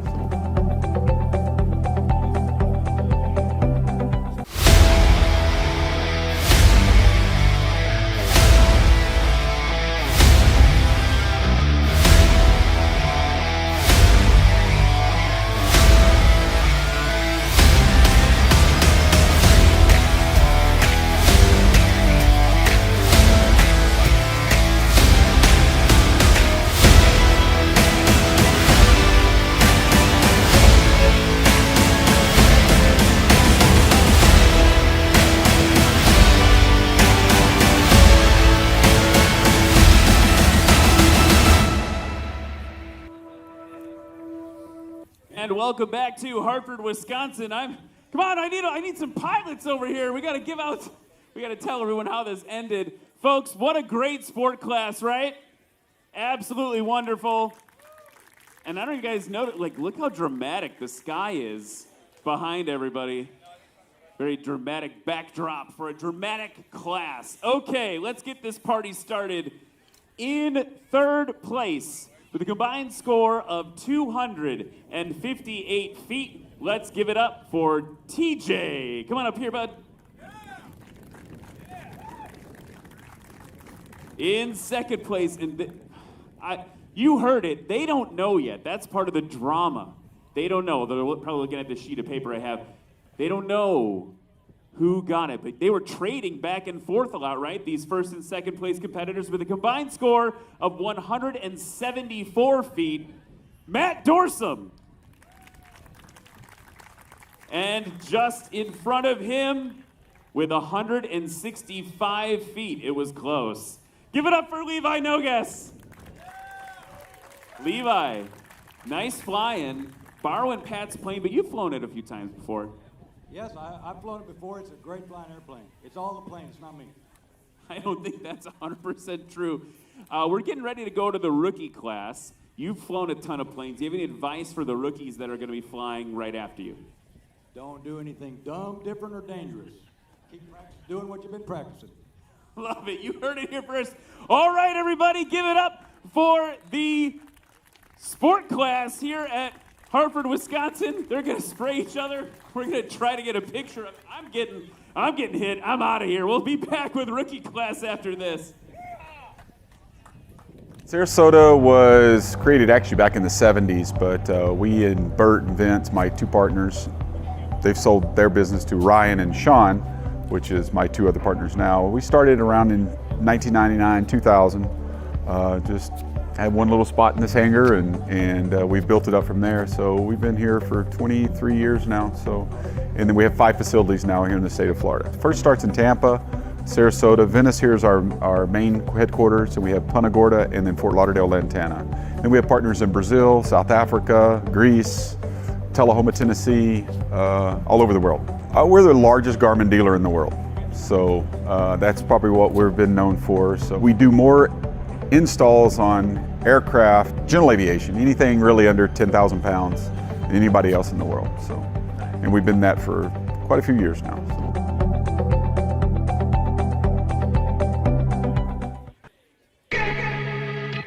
My name's Danny Goggins. I'm the flight instructor here at American Legend Cub in Sulphur Springs. What we have here today is we have the Legend, the AL-18. It's one of our new spec airplanes here, and it's for sale. So I've been doing demo flights in it. I got the fortunate to fly it off the assembly line and then take it out and fly it all the way to Oshkosh and back, so it has a few little hours on it, nice broke in, and then we do demo flights with it. This one has the IO360 Lycoming engine in it. It's got the Cato ground adjustable prop on it. It's got the G3X in it. It's a very light aircraft, flies very well, very stable. I'm a little biased in my opinion, but I got to start with Darren over 20 years ago when he started, so we had a lot of input. All the local guys around here, we were all Cub guys.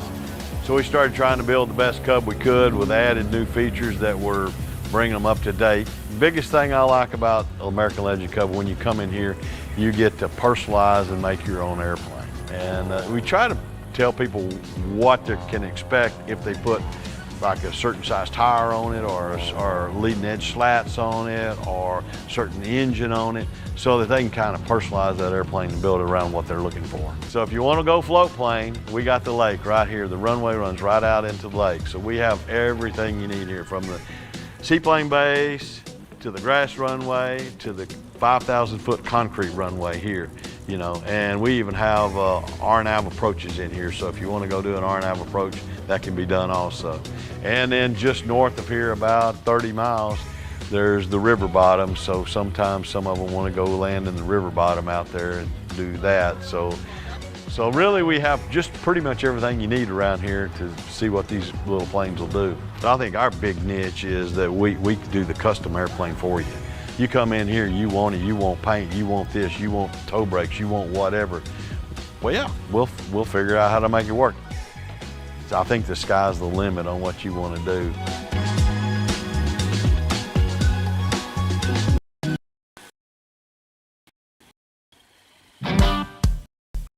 First national STOL event, I vowed I would never compete. I'm like, it's not for me. And I still say I'm not competing. I'm in the rookie class, just the most laid back class. There's no regulation on what kind of plane you have or anything else. It's just kind of the newer people that are just kind of getting into it as an introductory lesson. I'm Rod Hewitt. This is my dad, Steve Hewitt, world's greatest pilot, CFI II. Take note of this thing. This is the winning plane here. If I finish the day, I'll be happy. So, you know, if I finish last, it's a win.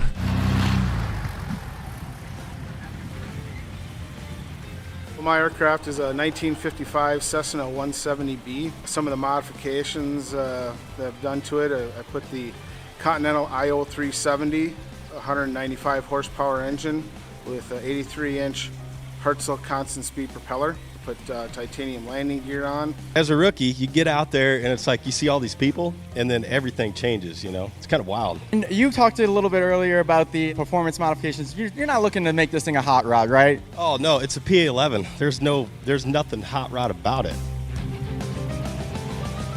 Pat McIntyre, I'm from Lincoln, Nebraska. I'm in the rookie class. This is my first time competing at one of these events. I've attended many of them, but first time being a participant. It's wonderful.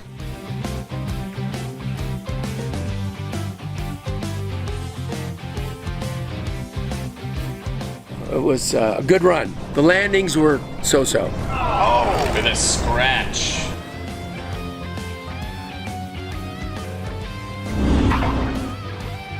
So just go out there and, you know, energy power management, that kind of stuff, figure out where the line is, find out what the wind's doing. Yep, just go out and have a good, safe day. So if you're on the fence about this and think, I can't do this, this is for pros, you're wrong. If you've got an airplane and you've got a little bit of skill, this place is for you. It's a home.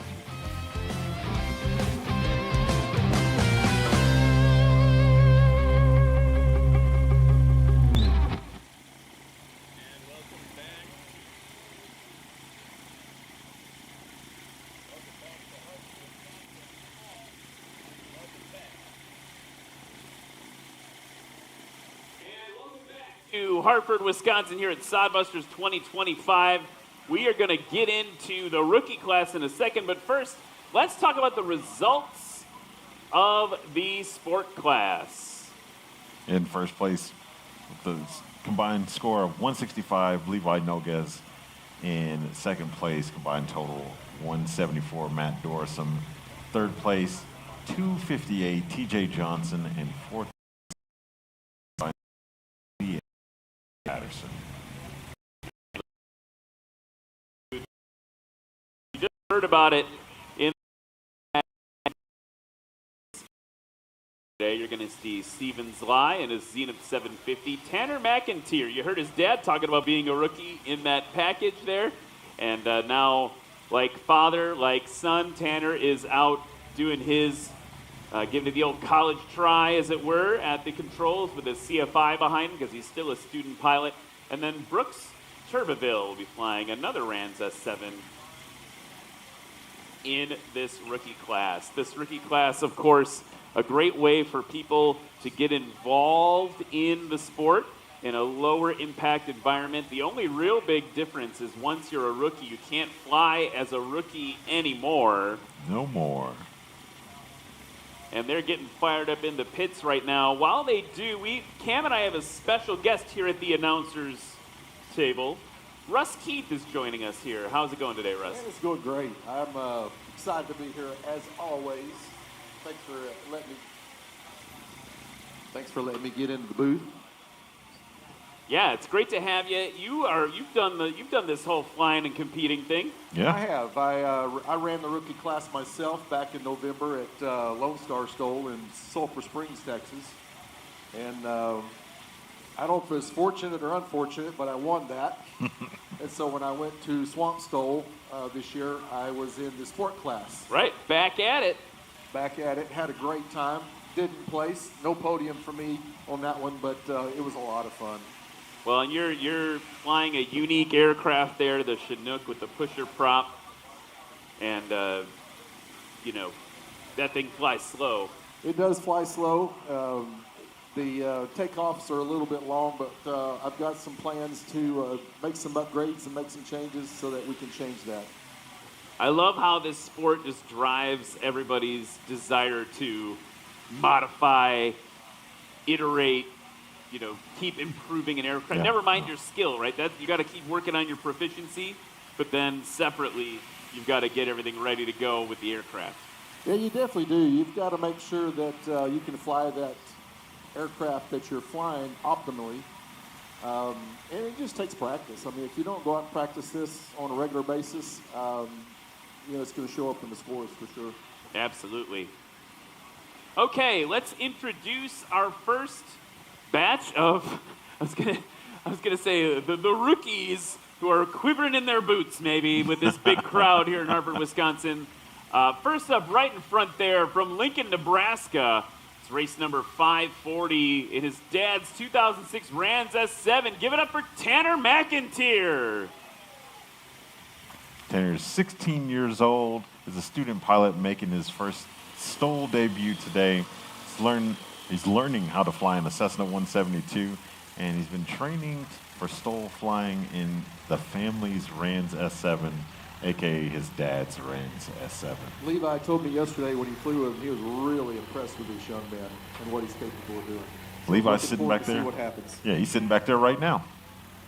So that'll be cool to see as Tanner works his magic, and Levi gives him a little bit of safety guidance there. Just as he's a student pilot, he needs to have a CFI in the cockpit.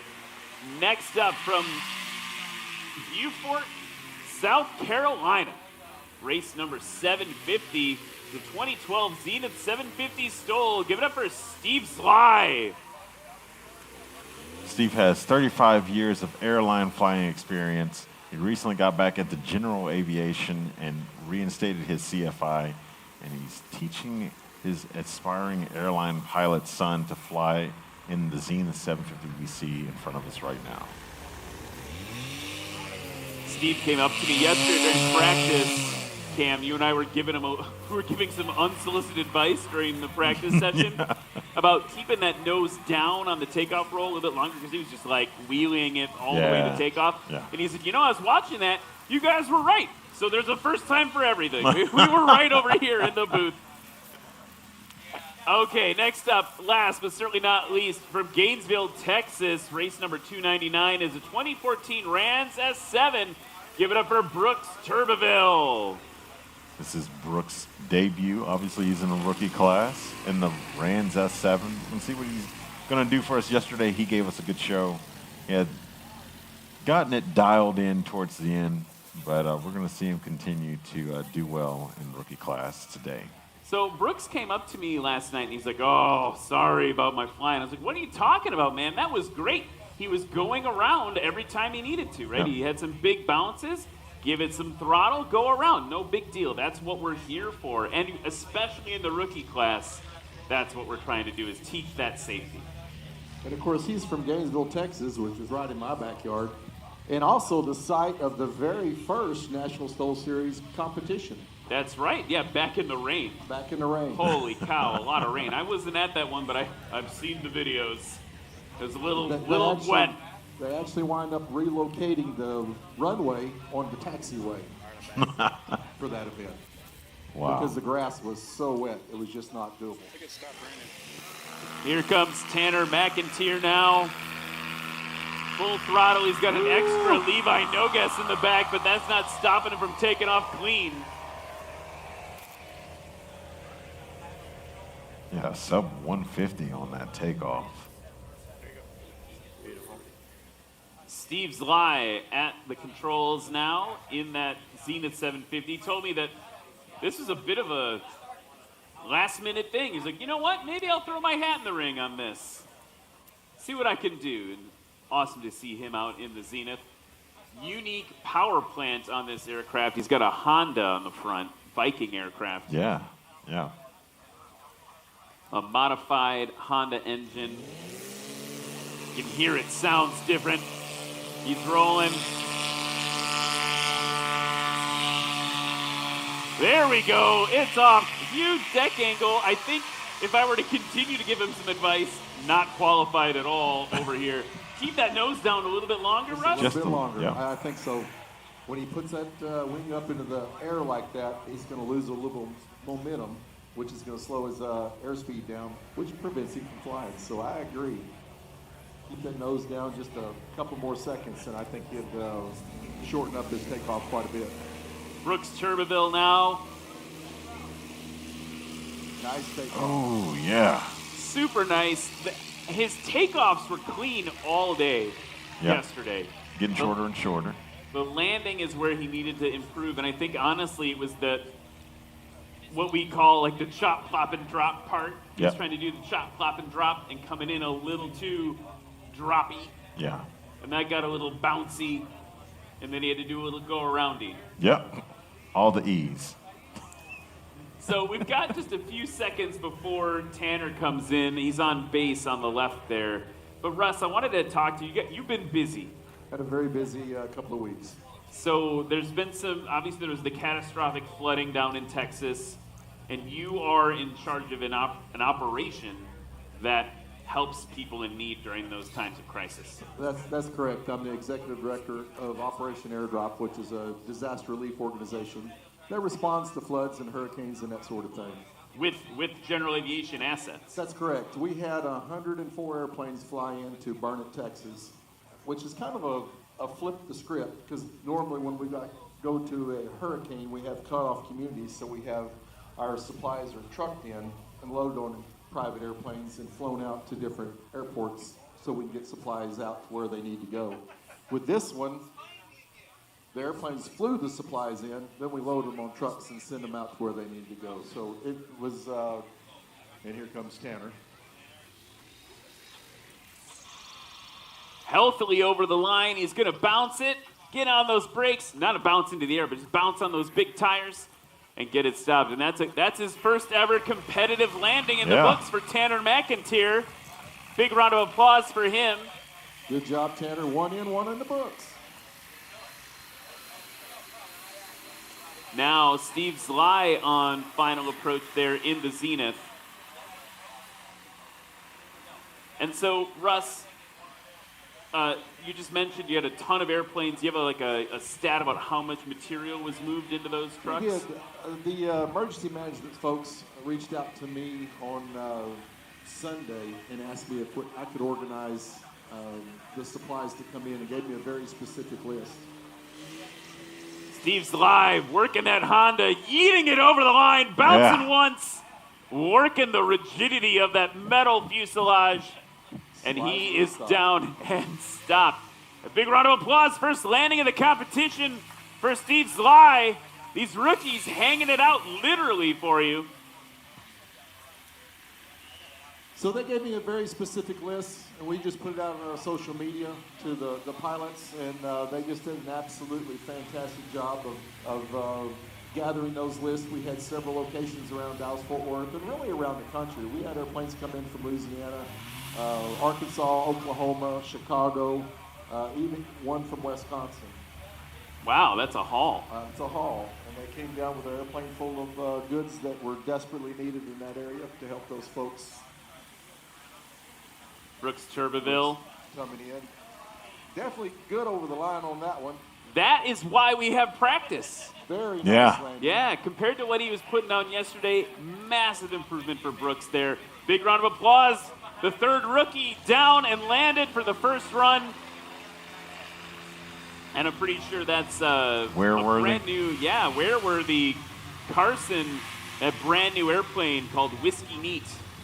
I was trying to get him to compete. He's like, dude, it's only got 30 hours on it. We can't do that yet. He's like, I got to get it to Oshkosh first. Fair. Ooh, followed by glass air by a Yeah, sportsman. the sportsman. Yeah. So we're going to come around into the takeoff position again. Right now, check it out. Brooks Turbeville currently holding first place with a combined score of 396.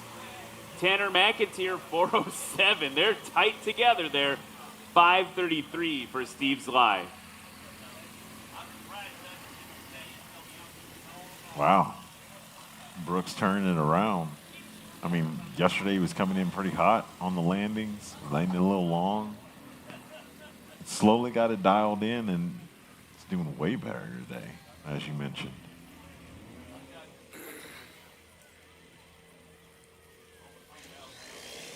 I think these two are going to be pretty competitive. Yeah. Nice takeoff for Tanner.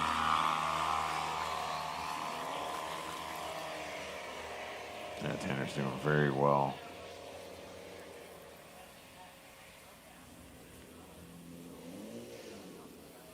Steven Sly on the line right now in the maroon and sheet metal, as he said in his bio.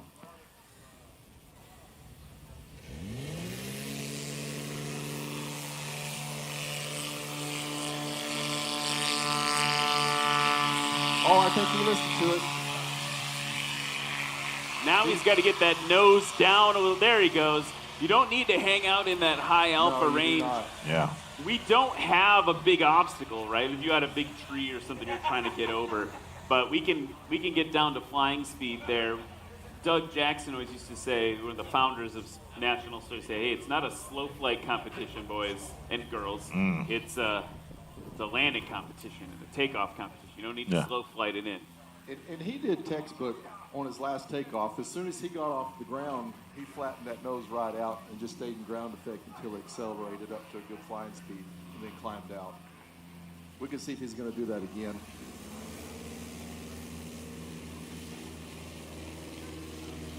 Popping those flat, that was right off the clean. ground. Yeah. See, he climbs right back out. Yeah, he just really. stays right in ground effect, accelerates, and then climbs out. So I think for Steven, I think what we're looking for is more of that, right? Like just get that nose down, build up. He's off the ground, the measurements on the tape, right?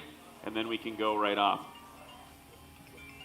Doing a quick check on the weather now. Closest is over at Echo Tango Bravo. Winds 190 at 6. Scattered clouds at 1400, broken at 65. So we got plenty of ceilings for a STOL Comp. Visibility 10 statute miles. Winds seem lighter here at Hartford. That airport's a few miles away. Tanner McIntyre based a final.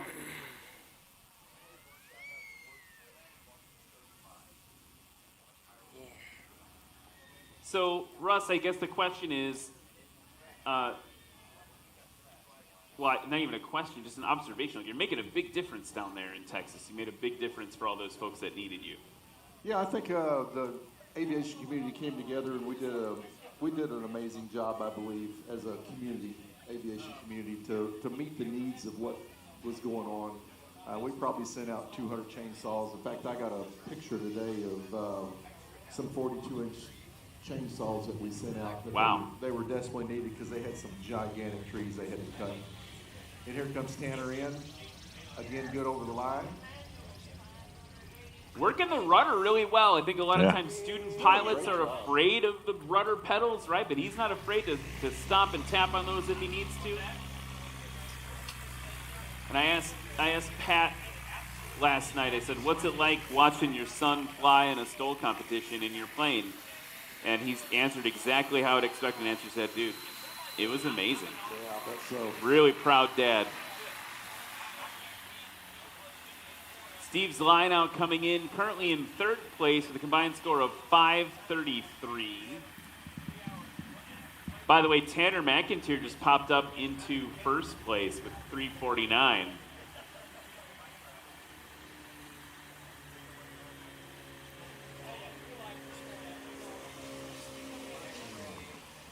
Ooh. Much better landing for him on this one. Yeah, really well done there. I mean, Brakes locked up, slide to a stop. He's got an airplane that, I mean, you can see in the way the fuselage, that's what I love about the Zeniths, right? You can literally see the way that they'll climb out, right? Correct. The angle of that tail cone, tail box, the way that that's exactly the angle of attack that I like to fly at. And he's got those slats on the front which give him the ability to hang it out like that. So did a really good job this time of keeping it all real smooth. Not bad for a guy that just said, maybe I'll try this STOL thing out a few days ago. Let's give her a go. Brooks Turbeville.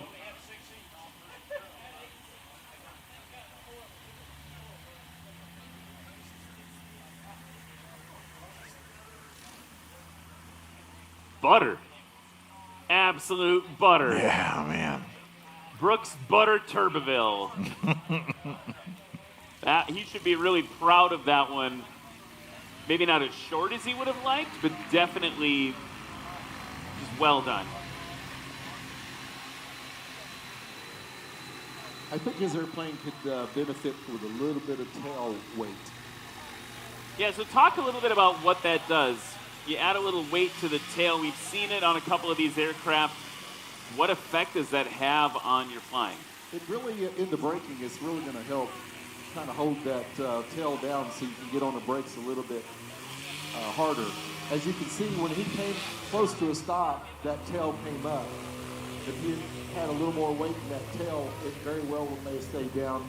Him apply a little more brake, it'd be able to stop considerably shorter. Later in the unlimited class, you folks are going to see an airplane flying that has canards on the front to offset the need for weights on the tail, because that's going to be an overall weight savings. You don't want to add weight to the plane if you don't have to. Exactly. But there's a cost-benefit analysis. Everything's a trade-off in aviation when it comes to airplanes.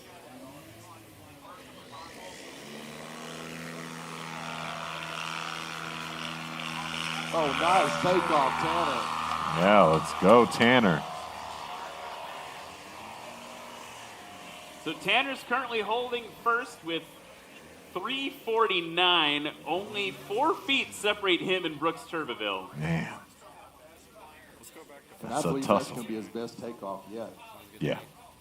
Yeah, that was 126 feet on takeoff for Tanner McIntyre. It was handily his best. Steve's lie on the line now in the Zenith.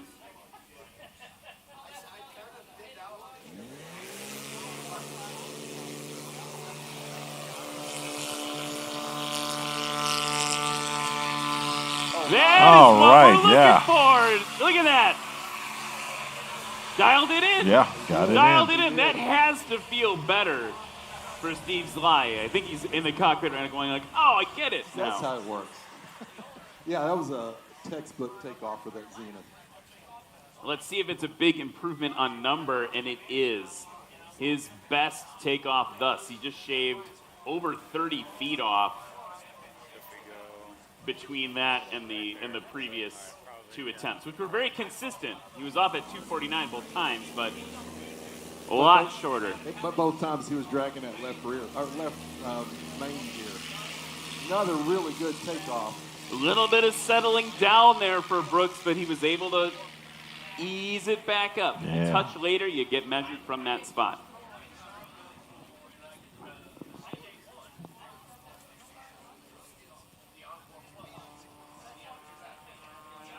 And he's got the best takeoff of this third round by 2 feet.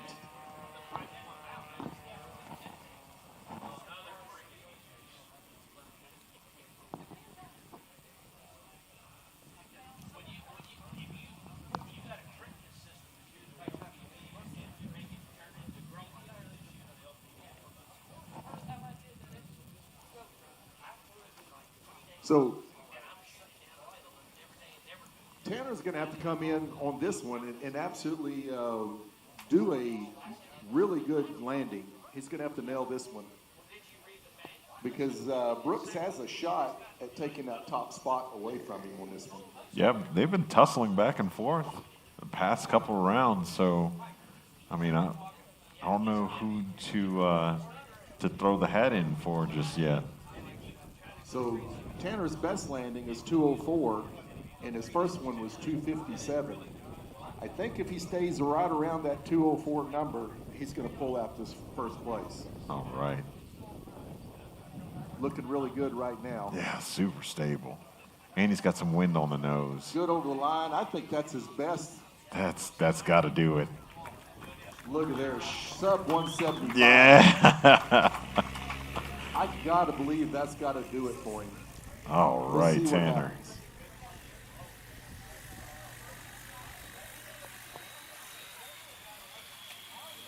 So Stephen coming in now in the zenith, his takeoff on this one was 216, which was his best of the day. His best landing so far is 240 feet. So he's got an opportunity here to put one together and really lower his numbers. Yeah, but he's also going to have a little wind on the nose, so that should shorten his landing too. Yeah, he's set up to kind of drag it in. We'll see what happens. Yeah. Has to add a little bit of power, and he's going to float because of it. Yeah, we'll see how well his brakes are going to work for him. So that becomes an issue when you have to add that power at the very end so you don't wind up scratching because it just accelerates the airplane. Then you've got all that extra energy that you've got to dissipate on that landing. And you can see he had a pretty good bounce as a result of it. Yeah, it looks like he didn't stop.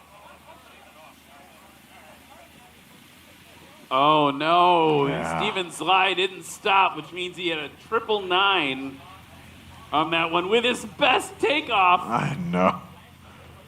He wasn't happy with that, I guess. I suspect he was a little frustrated with that landing. Mm-hmm. But it's still always a good idea to go ahead and stop. You never know what happens. Yep, absolutely. Oh. Brooks going to give us a go around. Big bounce causing him to go around. And that's what Brooks was fighting against yesterday, was a lot of those bounces there.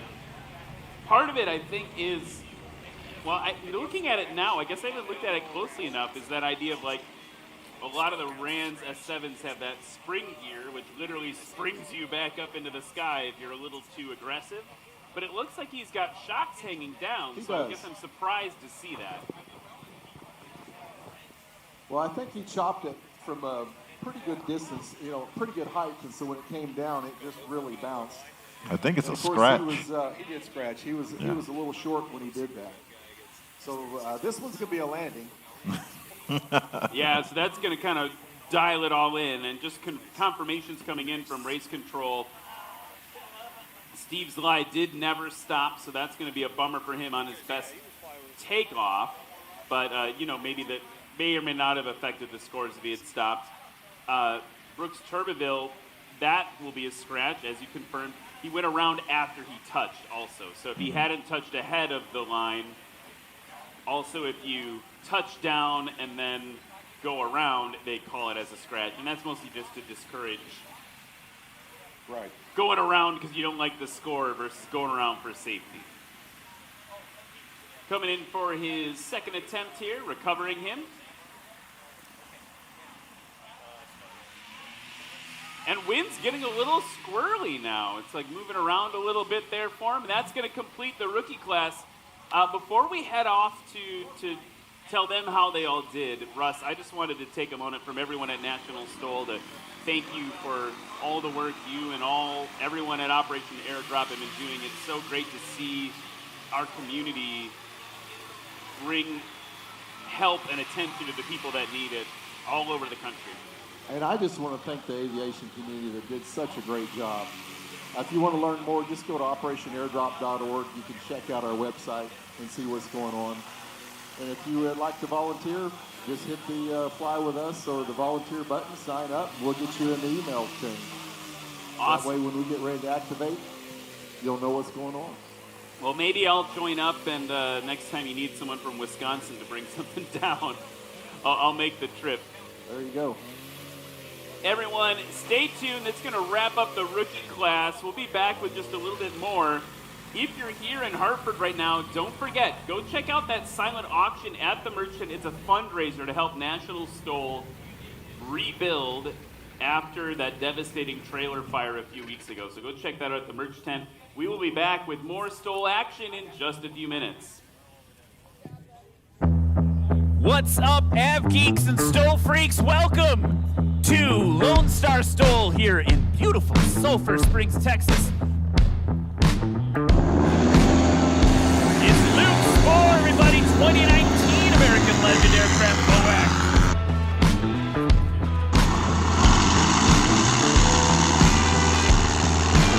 A round of applause for Chuck Olmstead. In the gray and orange MOAC, Brian Shirley, everybody.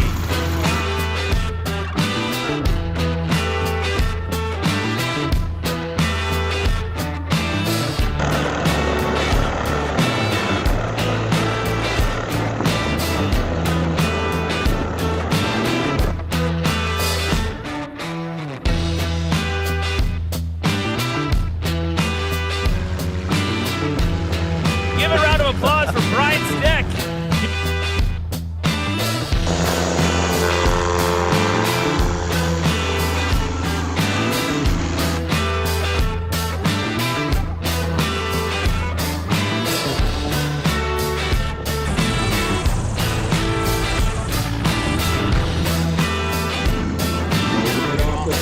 It's good. Textbook.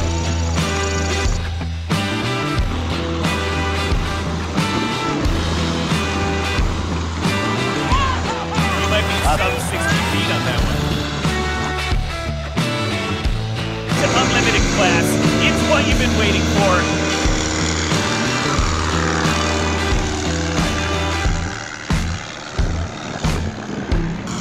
That's right, the Beast Mode MOAC, Colin Kaniva.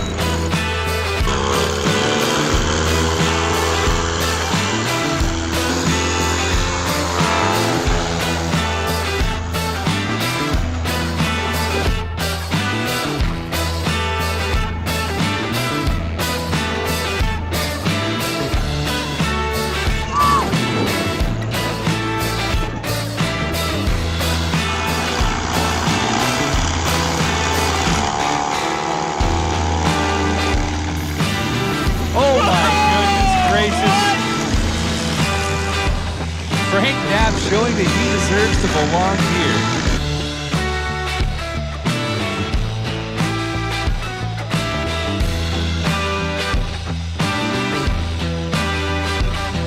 Whoa, that was legendary. To Hartford, Wisconsin, where we're right in the middle of Sodbusters 2025. And I want to point out, as promised by Race Control, we're still dry, yeah? Everyone say, thanks, Race Control. Yeah, a couple people said it. All right, you guys, you'll get the $20 after the show. Okay, I want to get a big round of applause for these rookies behind me, throwing it all out in front of you. First time at the controls during a competition. It takes a lot of guts. And I will proactively apologize for anything I said about you guys while you're flying on the stream. Cam doesn't, though. Cam's very mean. Okay, let's let them know how it all ended up. First up, with a combined score in third place, 489 feet, Steve Zly. I'll actually come all the way up here. Yeah, let's go right up here. In second place, this was a close one. You guys were trading back and forth. With a combined score of 353, Brooks Turbeville. And that means with a combined score of 296 feet, here, come on over here, Brooks. With a combined score of 296, give it up for Tanner McIntyre. Rookie no more. We'll get a picture here. Oh, they're already going nuts. You got two of them. Let's hear it again for our rookie class, folks. Things are going to start heating up with the adventure class, the wilderness class, and stay tuned for unlimited class. We're going to see Tanner's dad try to bring the pain in the Rans S7 again. We'll be right back. More STOL, just a few seconds.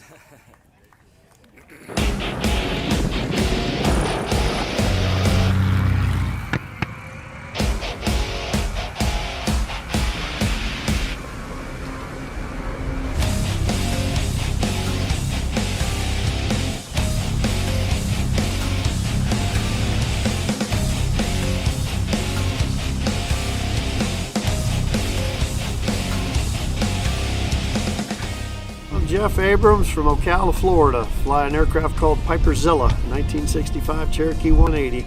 Just enjoy it. It's a great experience, something different to do with the airplane versus just fly around the traffic pattern or go to nearby restaurants or whatever in the airplane, and gets me far away from home.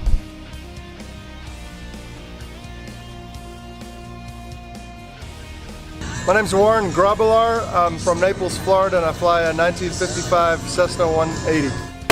Action! It's a 1990 PZL 10480. It's a Wilga. It was designed as a STOL airplane, but you know it had a lot of different uses. They dropped parachuters, and they've seen them with floats on them, and I think they tried to put rockets on them at one point. They're a pretty useful airplane. They didn't take off real big over here in the United States, but you know, it's too bad because they're a pretty neat airplane. Hello, I'm Brandon Korn. I'm flying the Cessna 205 out of Hearne, Texas, and I'm in the heavy touring class. There's some tough competition out here. I got no expectations of winning anything here, just trying to have some fun and kind of get my feet wet.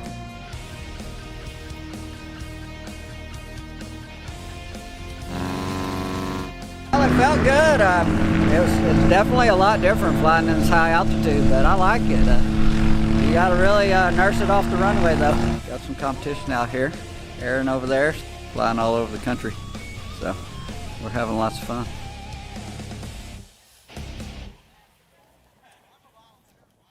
And we are back. The 2025 Sodbusters STOL, Hartford, Wisconsin. Yeah, things are getting exciting here. We just wrapped up the rookie class. Tanner McIntyre doing his dad proud, taking first place with a combined score of 296. Second place going to Brooks Turbeville, 353.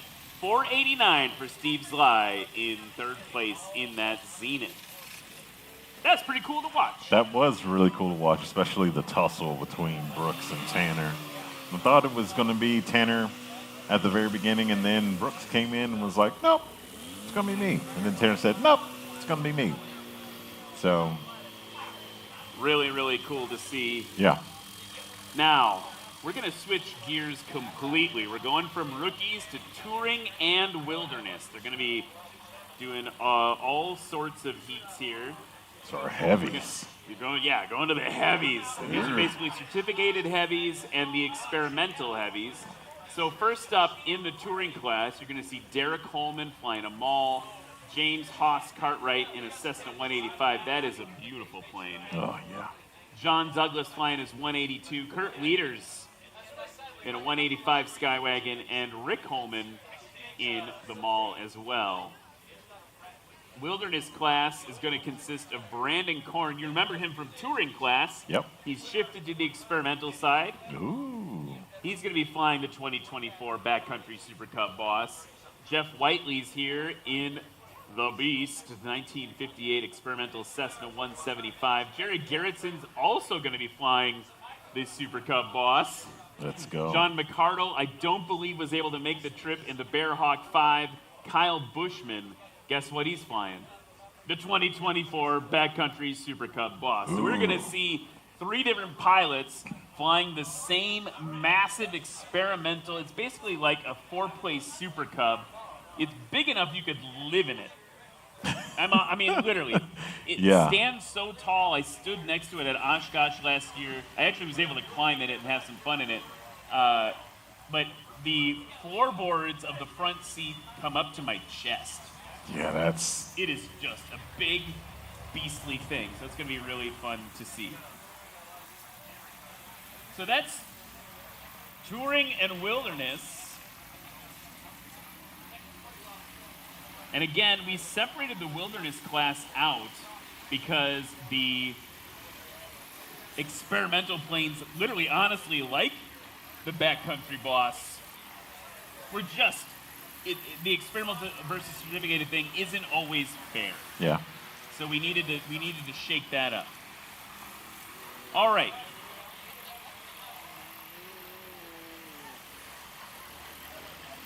First up, in the mall, and I'm looking to see if it's Rick or Derek. They're both flying the same thing. I'm going to say that looks like It looks like Rick. Yep. So here we go, folks. From Crestwell, Oregon, in race number 45, it's a 1991 Mall MXT 7180. Give it up for Rick Holman. Rick is the father of Derek, who will also be competing in the same aircraft. They have a passenger in the right seat named Theodore, who is a skeleton. They also bestowed the mini Theodore to us. I think he burned up in the truck, though. Did he? Yeah, I think he's gone. That is sad. Next up, from Nashville, Tennessee, race number blank. It's a 1978 Cessna 185 Skywagon. Give it up for James Cartwright. James's team is Fat Girl Aviation. His nickname is Haas. He's solo for the first time in 1994 after studying aeronautical engineering and working full-time at the airport.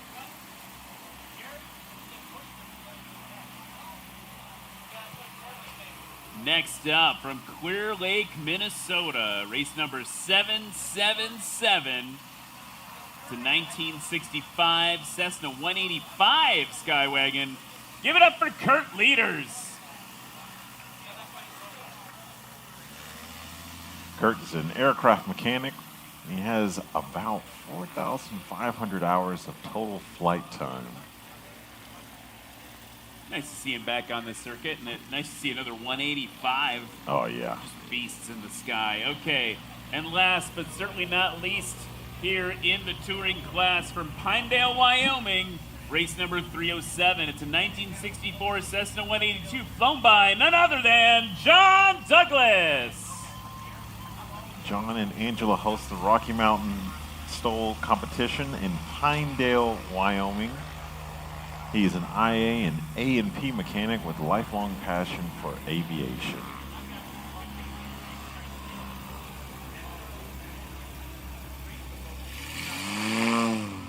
And now the Backcountry Boss is here. And I'm going to guess that that's Brandon Korn flying that one. Nope. So from Gause, Texas, race number 30, 2024 Backcountry Super Cup Boss, it's Brandon Korn. Actually, it's Jared Garrettson. It's Jared Garrettson. They are wearing the same color shirt today, too. It's not even fair. Oh, yeah, that's not fair at all. He is wearing his Oklahoma shirt from last year. But Jared Garrettson enters his second year of competition with National STOL. He buys, sells, and trades and builds experimental backcountry aircraft and is known for saying, if I can fit in it, I'll fly it.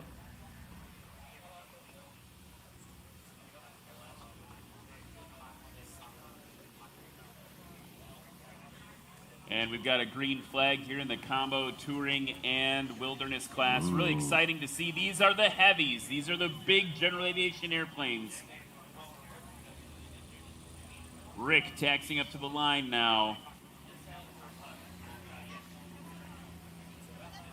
Rick and Theodore, his passenger, sitting to his right.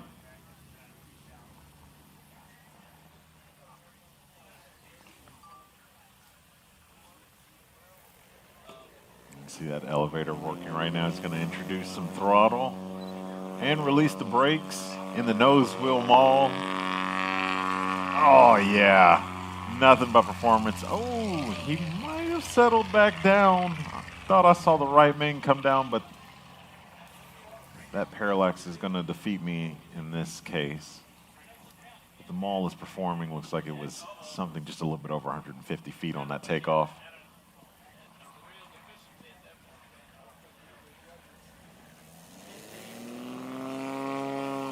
James Cartwright now in the 185. What a pretty bird. Yeah. Team Fat Girl Aviation, PHAT.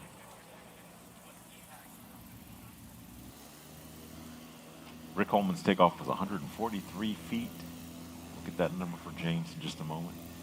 Kurt Leaders now on the line in the 185. Ooh. I wasn't expecting that. He was very willing to put that tail up. Exuberantly. Yes. That was something.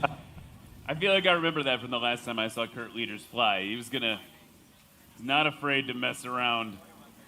That was James with a 93-foot takeoff and Kurt Leaders with a 195-foot takeoff.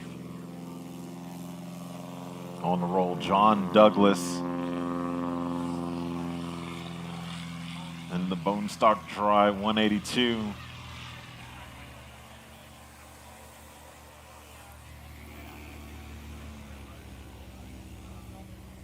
Next up, Jared Garrettson in the Backcountry Boss, the four-place Super Cub.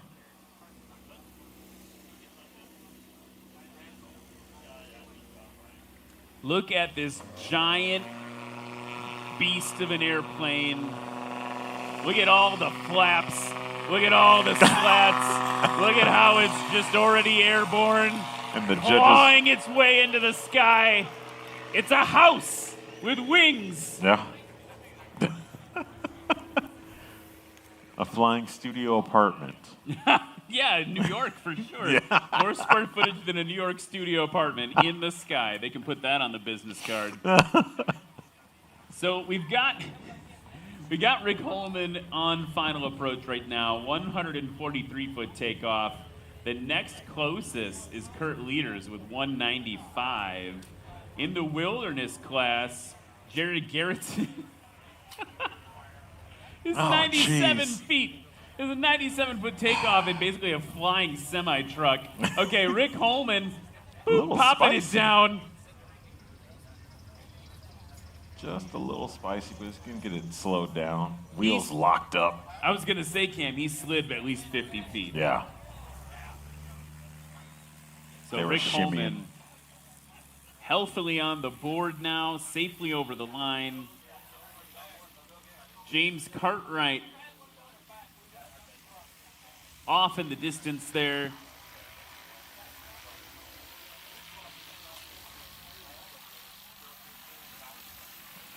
I want to take a minute to thank one of our sponsors, Fly Orca. Orca, A-O-R-K-A, was created to help you achieve your aviation goals, connect with your community, and discover training opportunities. You can share your journey from tracking your improvements over time and reflecting on your progress to striving alongside your buddies, finding trusted instructors, and celebrating your aviation journey with familia and friends. Orca keeps your aviation fire burning strong. Speaking of burning strong, it was a scratch. Oh. Those tires were burning for the ground.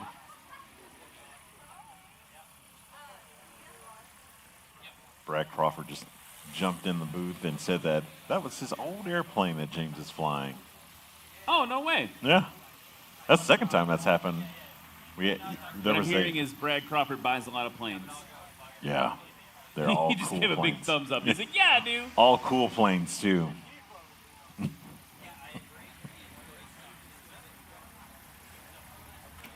Let's take a look at James Cartwright had that scratch. Next up, Kurt Leaders. Takeoff of 195. 195 in the 185. Ooh, nice plume of dirt coming up. He And he's gonna stop the engine too on that one. Killed the engine there. Might be a minute to get it started compared to some of the road taxes. That's basically the same difference. No big deal. He's got to vacate the runway there. John Douglas holding steady, coming in on short final. That was nice and short by Kurt Leaders, 209. Yeah. Holy cow. John Douglas now settling down in, gonna hold it off the ground. Oh, looks like a scratch for John Douglas. Yeah. Now here's the thing for John Douglas. He's from Pinedale, Wyoming. Yeah. He's competing, I don't know what the actual number is, a mile lower than he normally does. Like elevation at Pinedale. He's not used to this thick, dense air here in Wisconsin. What are we at right now? I give or take 1,000. I don't know. I'll look okay, it up. Yep. So at Pinedale, remember we were at 7,500, I believe. So I mean, like it's considerable difference, almost 6,000 feet in literal height. No telling what in density altitude. Jared Garrettson. Yeah, we're actually 1,070 feet. Here comes Jared Garrettson. Look at those flaps hanging out. Oh, man. What is happening? This plane is insane. We saw him just masterfully fly this aircraft in Pony Express. We were all eating breakfast, and he was practicing, and it was like everyone was just watching him drag it in. That aircraft is amazing. They're going to come around for another. I just pulled up the scores for Jared Garrettson in the Backcountry Boss. A combined score of 203. That's a 97-foot takeoff and a 106-foot landing in an airplane that weighs 1,780 pounds empty and 3,600 pounds gross weight. So that is absolutely bonkers. Hey, folks, we want to thank you again, everyone here. We've got a beautiful big crowd here at Sodbusters. We're here for the 4th year. We're so excited to be here. We love the Wisconsin aviation community. You guys are always so good to us when National STOL comes through. There is 1 hour left to bid on the silent auction, and there's some great deals to be had. We've got Alaskan bush wheels and an Airbnb stay for next year's Rocky Mountain STOL that are, you want to get a deal. Those would be good deals to check out. You go to the merch tent to bid on those in the silent auction right now. It supports National STOL rebuilding after the big accident that took out our broadcast trailer. That's why things look a little different here. Cam and I are normally in a big old trailer, but now we're at a table, rocking it like old school OG National STOL when the series first started, and we're having a great time. So thank you again to everyone here at Hartford, looking out and seeing just this sea of faces enjoying the show today. We are so honored to be here with all of you.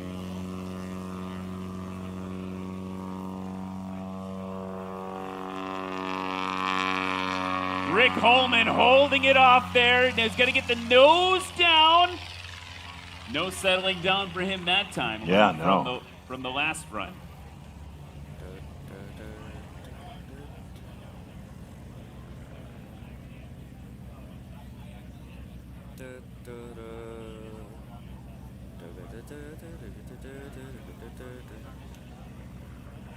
James Cartwright waiting for his turn.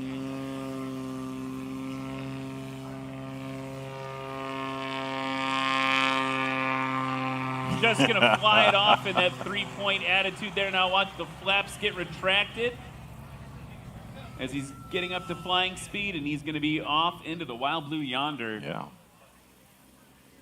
Kurt Leaders up next. Cessna 185.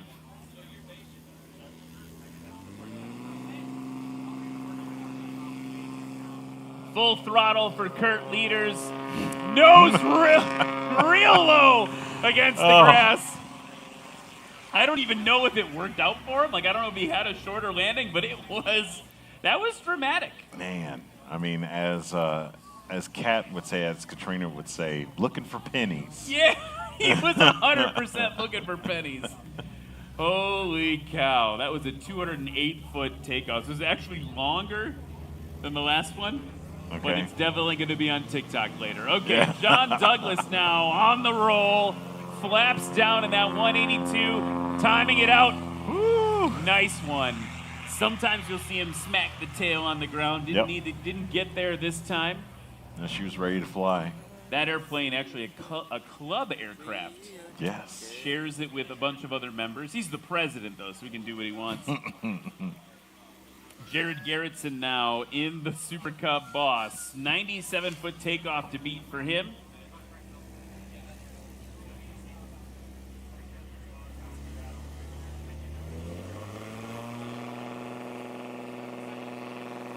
Such a huge airplane.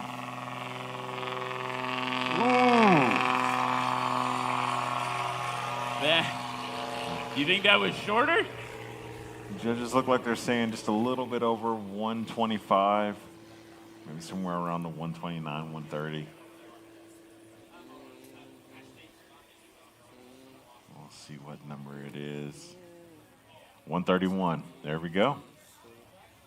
Eagle Eye Cam Walton here on the table. Just a little longer than the last one by a little, like 40 feet. Yeah. Like an F-14 Tomcat longer. Yeah. Give or take a few feet. Okay, here comes Rick Holman now on his second landing approach. I wonder if Theodore ever gives them any advice.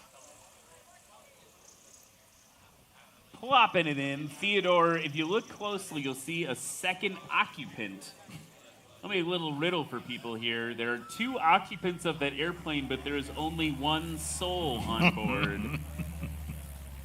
When he taxis by here, take a look in the cockpit when he gets ready for his third and final run. He's got a special guest in the cockpit with him. Okay, James Cartwright off over the corn, the beautiful Wisconsin corn there. He's got the flaps down. He's already in landing configuration. Love watching those big fat tires just hang down underneath the aircraft. It's just a cool look. And why would you be a pilot other than to look cool? I know I look super cool when I fly. Yeah. Especially when you're wearing flying eyes. Yeah, Flying Eyes Sunglasses, one of our sponsors. Thank you to them for their support. Oh, hold it off, hold it off, hold it off, hold it off. Did he do it? He didn't do it. Sad face emoji for James Cartwright. Still a beautiful plane. Yeah. Here's the deal for James Cartwright, though. 2 scratches. He's not on the board at all. We don't even really know what he can do. We got to get him on the board. So 2 scratches for James Cartwright. 1 final chance for him. Kurt Leaders now with a 208-foot takeoff, the one that will, I'm certain, get many views on the internets. Settling in now into that ground effect phase. Holding it off. Constant power. There he goes. Chops it. Drops it. Locking him up. Absolutely worthy of applause there. That may be his shortest. I like his approach. I mean, like, it's a heavy airplane, so that 3-point initial, like, plop in, like, I think that works for that aircraft. It would not work for the Champ. I'd bounce for sure.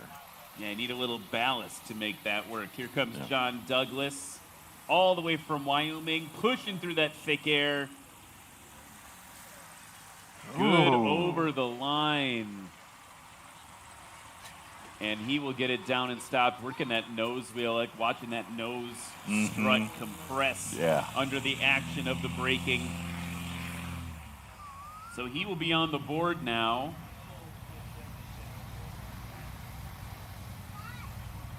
And now, ominously, to your left, Corey Robin last year remarked that it looked like the airplane was shoveling the air out of the way.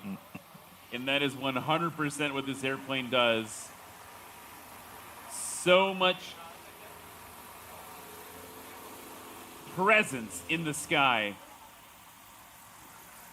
And it looks like he's making it look so easy, right? I mean, absolutely bonkers.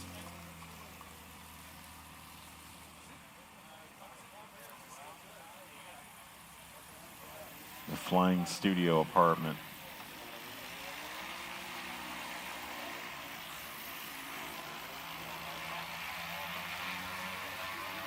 Well, if you have a studio apartment in New York, you got to shovel the snow out of the way. Those big flaps. All right, so look for Rick's passenger. Give James Cartwright a hoot and a holler. Let him know he's got to get one on the board. Kurt Leaders, look for a grass stain on the prop. Maybe. Not actually. He didn't touch, but he had no issues getting that tail super high. John Douglas on the board with 563 after that first scratch, so he's in third place. And then over in the wilderness class, Jerry Gerritsen. It's funny because he put down such short numbers on the first run. The second run seems incredibly long with 255 feet versus 203. That guy will literally fly anything he can fit into, and he's made a habit of winning in other people's airplanes this season. People keep lending him airplanes, and he keeps beating them in their own airplane. So that kid's a good stick. Yeah. That's so funny. He's flying Mike Babcock's aircraft yesterday, too, after the competition, or after practice. Rick Holman on the roll. Nice. That might be, you see a takeoff like that and you go, you know what? That's why malls are legendary. Yeah. You could imagine that taking off out of a hangar. Yeah. That's a thing that happened. That's a real thing that happened with a mall. Okay. Showing my age a little bit here. Over to Kyle Patterson now. No, wrong class. Over to James Cartwright now. More flaps. Just three-pointing it off. Man. He's just using the power to drag him right off. Now, what's Kurt Leaders going to do? He's going to throw that tail up in the air and look for some pennies on the ground. Is he going to do a barrel roll? Do a barrel roll. Spooling it up. All the ponies, here we go. Yeah. That was, I think, was that his shortest yet? That may have been his shortest takeoff yet, but you notice it wasn't the most dramatic. Sometimes slow is smooth and smooth is fast. 173 feet for Kurt Leaders. In the 185. Big plane. John Douglas bowling down the alley, pulling back on it, tearing it off. We got a little bit of wind now. Look at the flags. We got a little bit of wind on the nose. If I'm Jerry Gerritsen, I'm saying, will this wind last until Brandon and Kyle fly the plane? I don't know. So I'm going to take every ounce of it that I can. 97 feet was his best takeoff. Watching those flags.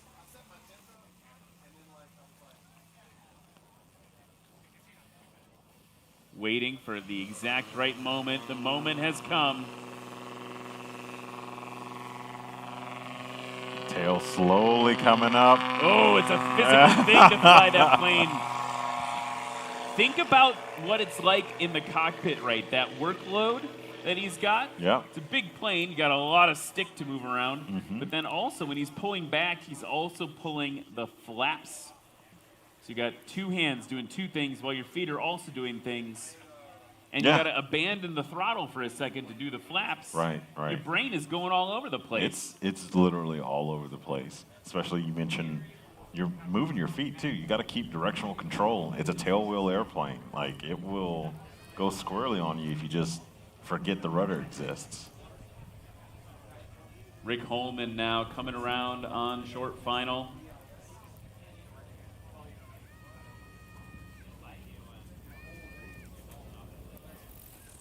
man.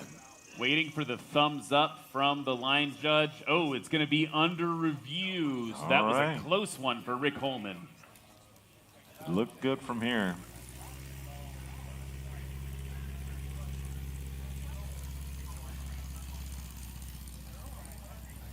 While we wait for the next aircraft to come in for that, and for that call to come in from race control, I want to talk about our friends at Lift Aviation USA.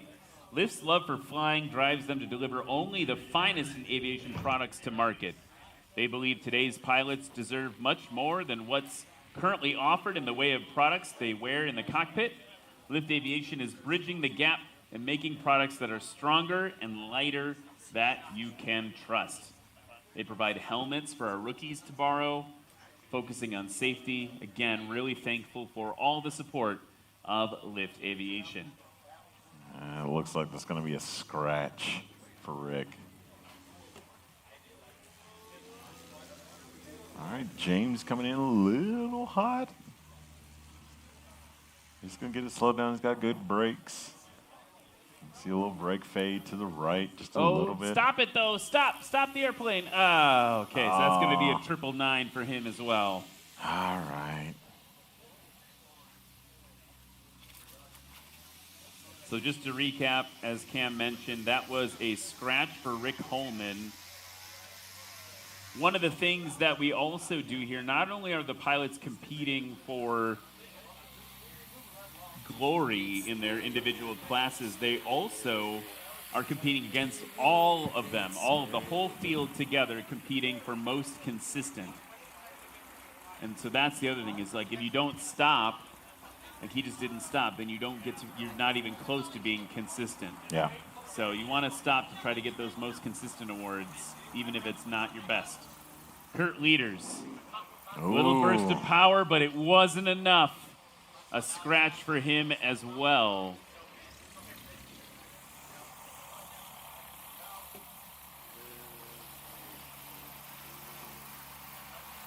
John Douglas to your left on short final. His takeoff's nothing to sneeze at. 231, followed by this one, 241 feet. In a stock 182. Settling in there, really smooth. Nose up, a little power, good over the line. Now he's got to get that extra energy added for the little burst of power. He's got to get that dissipated. I love how he's so consistent about keeping that yoke full back in the cockpit. That's something I need to get better at when I fly. You get all that benefit of aerodynamic braking, and you're also protecting your tail wheel. That big old elevator helping you slow down, like F1. Yeah. Did they do that in F1? You got one of those things that pops up? I don't know. It's the wrong sport. They do have a spoiler. Did they pop it up, though? I think they pop. Oh, no, you're talking about NASCAR, right? NASCAR? I don't know. Let's move on. I'm showing that I don't know anything about cars. Here comes Jared Garrettson. Look at that. Tail super low. Whoa. And it just moves through the ground over the airs, like so slowly. It's so impressive. For it to not be like very violent or very quick or high energy. It's just smooth and short. Big airplane doing big airplane things.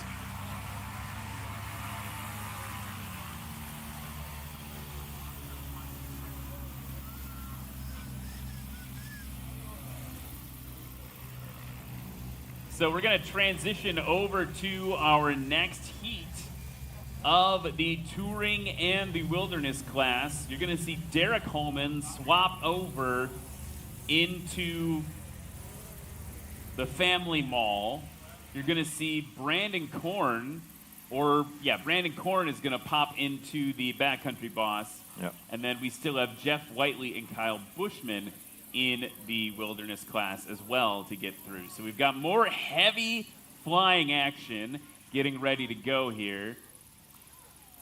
Want to talk about another one of our friends. We got to talk about our friends at Clemens Insurance. You're going to see the Clemens family flying Huskies a little bit later today.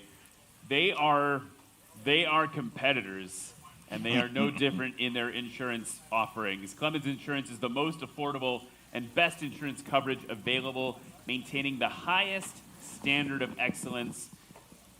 A lot of pilots on the field today have Clemens Insurance. I think, Cam, you do too. I do. How they treating you? Great. Okay, that's the right answer. I can call Lexi out there. Like, not right now. She's obviously not working her insurance job, but I can call Lexi and be like, hey, this is going on. And she'll be like, sweet, let's fix this, or let's help you out. It's been a great journey with Clemens Insurance.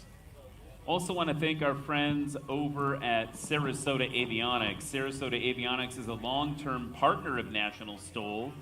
They're your authorized Garmin dealer and #1 aircraft avionics installing dealer in the nation for panel mount GPS avionics systems. They've got upfront pricing, superior service, and expert consultants.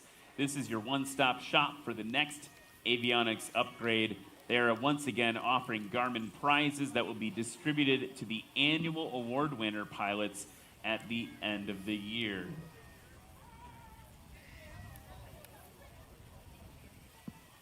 Also, we see all these tail draggers flying around. You might wonder, where do I get a good tail wheel fitting? Tail wheel hardware. Yeah. Well, friends, give a call to our friends at Tundra Tailwheel. Ooh, yeah. Was that subtle enough? I don't think that was very subtle. If you're fed up with tail wheel shimmy, looking for a sleeker design with the added security of a locking tail wheel, proudly made in America, Tundra Tailwheels delivers exactly what you need. They're here on the field today, hanging out.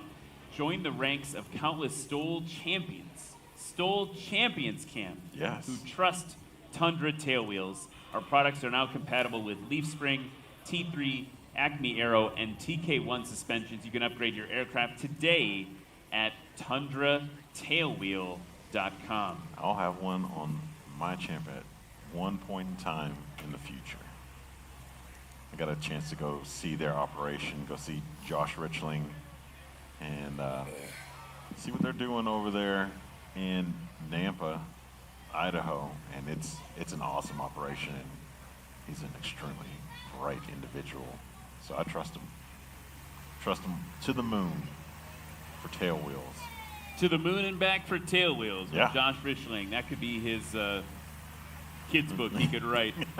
We also want to thank our friends over at Behringer Aero. Behringer Aero has been manufacturing wheels and brakes in the same spirit of quality and performance for 30 years. Behringer brakes for motorbikes and cars have been accepted by the well-known racing teams for their exceptional reliability. Since 2002, Behringer Aero makes wheels and brakes for a wide range of aircraft, from the ultralight airplanes up to certified aircraft like the PC-6, the Cirrus SR-22, and the Vision Jet, as well as Diamond DA-42, Piper PA-46/28. Include everything for a bolt-on conversion. You know them, friends. If you don't know who I'm talking about, if you see red wheels or brakes on a plane, they're Behringers. Yeah. Almost without fail. So they're really iconic in the aviation world. They're going to take good care of you. We appreciate all the help from Behringer and their Aero team. Don't forget nationalstol.com/vote. That's nationalstol.com/vote. Voting closes at the end of competition today. You can vote for your favorite pilot and make sure that they are rewarded handsomely. Handsomely, yeah. And we've got about 35 minutes left on the silent auction to support National STOL. Again, National STOL, we had a bit of an incident, Cam, that was endured by you and the trailer. Yeah. And lived to fight another day. And we were doing the silent auction to get things rebuilt here. Yes. An F-250 does not have an inverter fuel system, just to let you know. There's a little bit of hint of what happened to Cam there. But I'm glad you're okay, and we are rebuilding like a phoenix Yes. We're coming out of the ashes that are on the side of a Montana highway right now. And so if you want to help support that, folks, go over and participate in that silent auction at the merch tent. Lots of great things to bid on. Next up, it's time for more touring and wilderness class action. Up in front of you there, from Cresswell, Oregon, race number 345 is a 1991 Mall, flown by Derek Holman. Mr. DJ Holman is 19 years old and has over 100 hours flight time. Currently a college student over at Southern Utah University. Next up in front of us from Gause, Texas, race number 30 in the 2024 Backcountry Super Cup Boss. Let's see what he can do with it. Give a big round of applause for Brandon Korn. Brandon is a third-generation owner of Korn Collision Center, founded in 1948, and spent years racing wing sprint cars before falling in love with flying.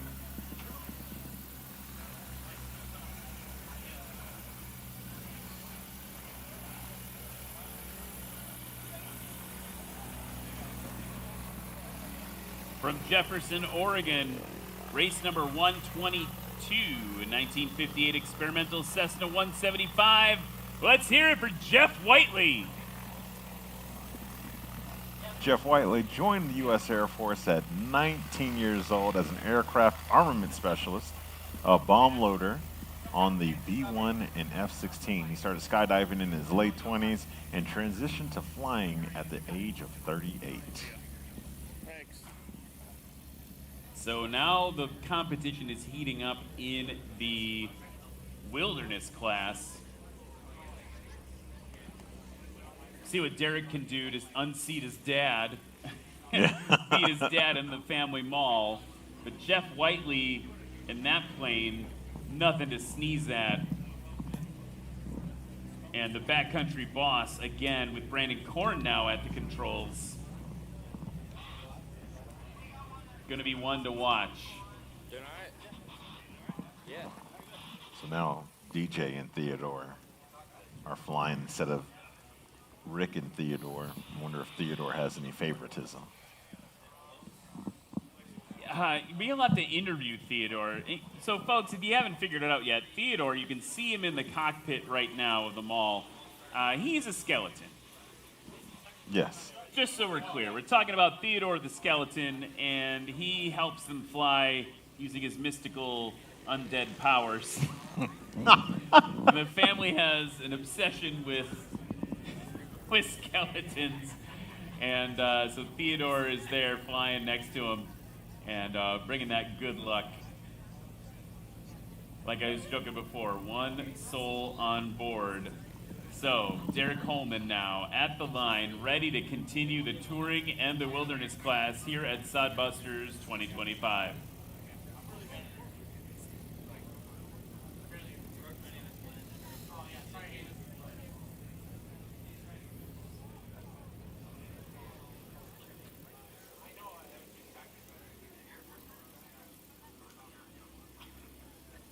Just holding for the air bosses, and they say, go, Derek.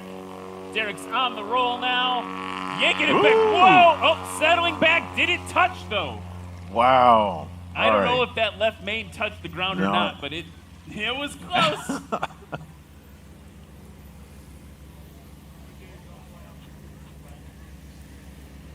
Almost some literal yanking and banking in there. Yeah, the left wing just not flying as much as the right wing there.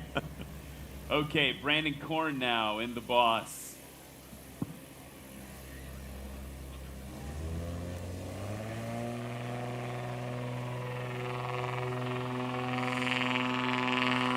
Not quite ready to fly when he first pulled, but off to the races. Now, here's the thing, Brandon Korn, like defending national champion many years. Yeah, yeah. Him and John McCardle kind of trading back and forth over the years. John McCardle built a Bearhawk. It's not running yet, so he's not here. Brandon Korn switching from that beautiful gray and black 205 on the ramp here to the Backcountry Boss. So this is someone who used to fly a nose dragger and shifted over to tailwheel. So he's a relatively new tailwheel pilot, but he knows what he's doing. He's a very accomplished STOL pilot. Jeff Whiteley. Oh, Lord, that thing is loud. That plane is something else. That plane is every bit of loud. That's 280 horsepower up front. It's got those leading edge slats.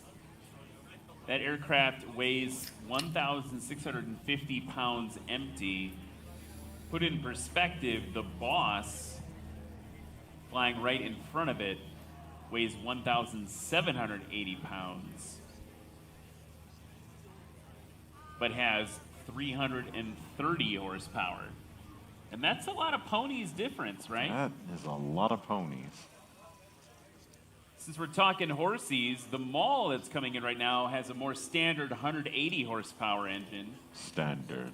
1,490 pounds empty. Derek's hanging it out a little bit. Tail coming down. There we go. Touch it down. Yeah. Working that nose wheel. That's because he's younger. He can handle all the impact on the back.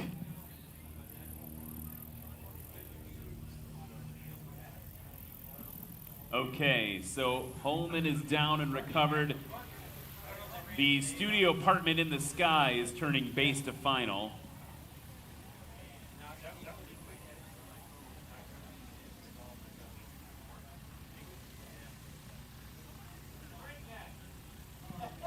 Still coming in. That studio apartment just hovering in the air over there. And we get ready to have the first landing of Brandon Korn. Want to go over to our internet chat. You can join us and ask us questions on the internet chat. Go to YouTube or Facebook. Pull up the live feed. Katrina, still with us from the UK, says that she loves the roar of the beast.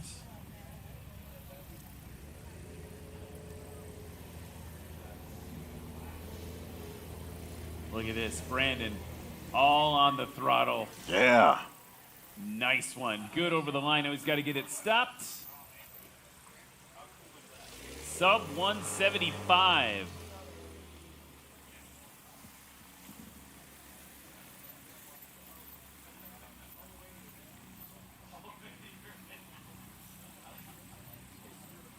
Yeah, that's such a big lumbering aircraft. Jeff Whiteley on final. In the Beast. You think he'll give us a smoke show at some point? I mean, that airplane's an absolute smoke show. It Okay, really here he is. goes. Good over the line for the Beast. And look at the precision there with the tail, right? He held it exactly where he wanted it to. You never know, right? Like how much more, for me, he knows, Jeff knows, because he's in the cockpit. For me watching, it's like, how much harder could he brake?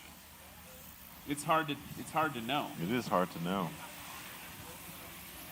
Because you know he's got, as much ponies as he has, he's got equal amount of braking force, we'll say.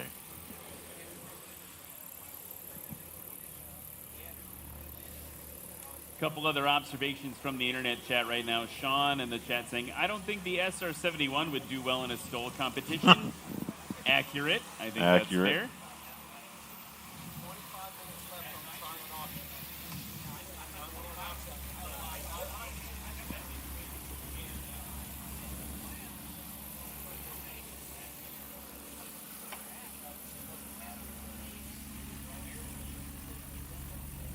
And Colonel Matt Peterson reminding us that there's 25 minutes left on the silent auction. So if you want to go enjoy or have a chance to enjoy an awesome vacation. Yeah, you go to Sun and Fun, High Sierra. There's some bush wheels in there. Here's Derek Coleman. Whoop! Not quite. Now he's stuck. Now he's off. Yeah. You pull too early. Just you a get little all that too extra early. drag on the wheels and the wings, and you're stuck there. Yeah, I'm keeping it in ground effect. Next up, Mr. Brandon Korn in the Backcountry Boss 4-place Cub, Super Cub derivative. I sit so high, the bottom of the door frame comes up to Ryan's chest. Yeah, it's a tall airplane. Oh, there we go. Yeah. Nice one. I was surprised it was flying when Yeah. it popped up. I was Yeah, like, yeah. oh, it's ready to go. I mean, I was just about to say, there's not a lot of wind, but right now the wind's kind of kicking in. Yeah, a little bit of crosswind from the right for the pilots. You can see on those feather flags. Jeff over on the left side of the runway, trying to take advantage of that, get a little more lift from that wind.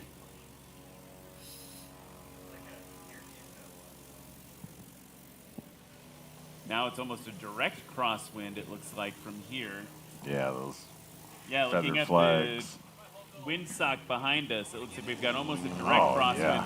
Tail coming up real aggressively this time for Whiteley. Building up speed and off. And that was a great demonstration. We had a question in the internet chat. Sean asks, if the plane is airborne and then touches again, is it a takeoff scratch or just adds to the distance? It just adds to the distance. Yep. We measure from the final point that the main wheels leave the ground. I also want to say hi to Mr. McDonald's, who's here in the crowd with us saying, air is so thick you could cut it with a knife. I'm loving the show live in person. It is beautiful out here. Well, thank you, Mr. McDonald's, Yeah. for chiming in the chat. That's an accurate description about the DA, the density altitude right now, the humidity, everything. The area is thick. DJ Holman on short final. Bringing the nose up, pulling the power. Ooh. What's Lexa gonna say? It's going to review. Going to review. And to be more fine about the wind right now, like, look at the different feather flags. They're actually just all over the place, right? It's basically winds calm to the south half the time, slightly out of the west on the north part of the runway here. And then we are blocking a lot of the airflow, you know, in this section here. Most people are down before they get to the 150, 175 foot mark. But all these tents and people and everything are disrupting that airflow. There's a little bit of a hill here that we're all on next to the runway. So not enough, like, it's a little squirrely out there, I think, for these competitors. DJ's last landing called a scratch after review.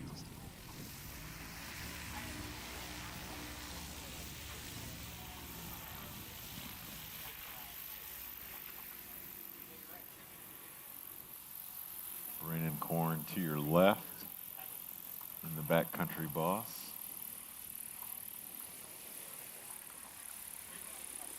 Just look how long the flaps are compared to some of the other aircraft that we've seen, like the Rands or the Super Cubs. Yeah, 3/4 of the wing is flap. Yeah. Dragging the tail before the line. That is style points 1,000. Oh man, that was really cool. We haven't even seen Brandon Korn's final form. Yeah, that's true. This is really cool to see that. The tail wheel can touch before the line. We do not care. Yes. As long as the mains are in the air. I think famously we saw once Eddie Sanchez drag the tail like 75 feet. just trolleying over the line. Jeff Whiteley now to your left, low in the beast. See him pulling the elevator, just nursing it along with the power. Ooh. Here he goes. And modulating. You saw the tail come up, come down. Yep. Modulating on those brakes. Called a scratch by Lexi. So that's a big bummer for Jeff Whiteley on that one. He's currently in third place with 452. Brandon Korn, that second run, a big improvement down to 282, but it is a long jump from second to first place right now. Jared Garrettson in the wilderness class, first place with 203 feet. Ooh. In the touring class, Derek Holman up on the podium after that first run. Combined score of 447, pushing John Douglas down into fourth. Okay. And we are set for a Holman podium.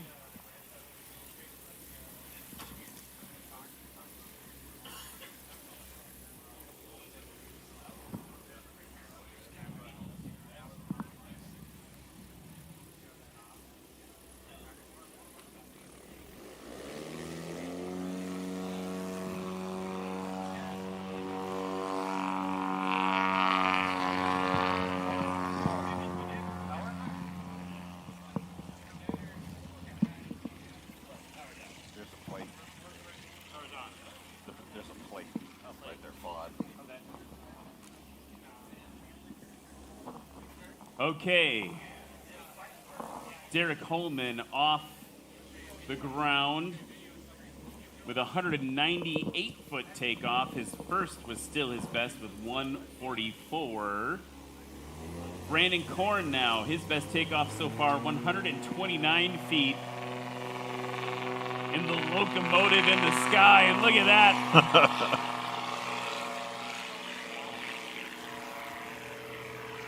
You could really see him working the elevator. It's just got such a huge, an awesome view inside the cockpit. So much visibility.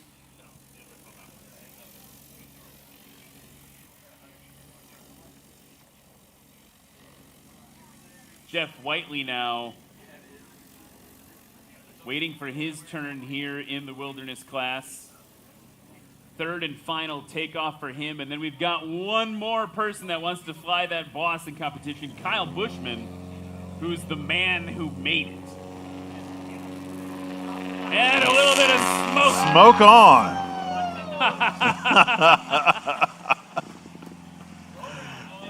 We got our smoke show. That's what Cam was hoping for.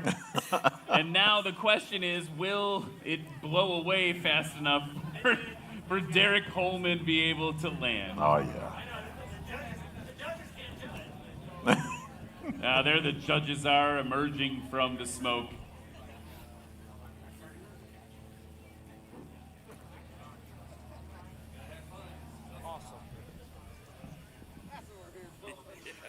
Being told that Jeff's tagline is, with great smoke comes great responsibility. That is one heck of a smoke show. It's a good smoke system in that airplane. Okay, here comes Derek Holman now on the left. 288-foot, nope, I apologize, 198-foot takeoff. Settling it in now. Yeah. Well done. Double thumbs up from Lexi. That was textbook. Yeah. And look at, he's still trying to get it stopped. He slid like 100 feet on those little tires.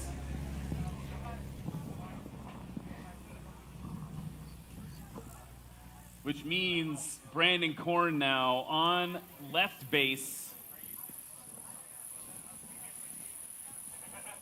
Just hovering it in. I guess elephants really can fly. Look at that thing.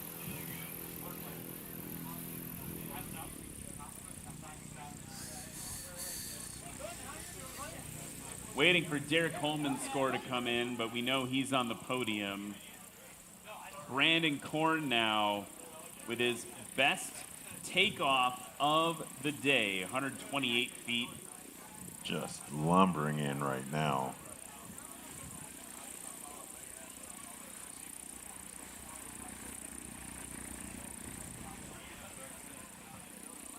Raising it up, settling it down. He's trying to find a steady chunk of air.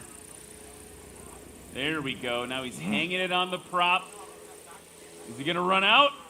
Oh, it was right on the line. Oh, it's a scratch. It's a scratch for Brandon Korn. There was a moment where he was committed, right? You could hear him commit with the throttle. He was committed to a certain descent rate, and he was just riding it in. He's like, I hope this works. And it did not. Oh, man. Did not so make sad. it.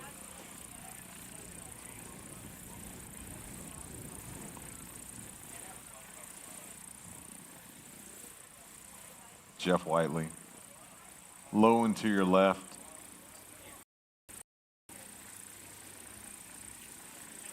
Just bringing it in.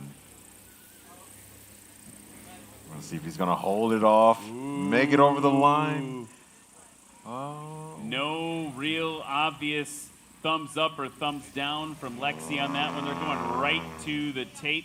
They are reviewing. While we review that, folks, 15 minutes left on the silent auction here at Sodbusters 2025. Go take a look. 15 minutes left to get your bids in at the silent auction. Go to the merch tent. Some really great deals to be had still there. Killer deals is what we're being told. Crazy, crazy deals. Cam and I can't go bid because we're strapped to a table, but get in there. Find a deal, that would be great. 15 minutes before that wraps up.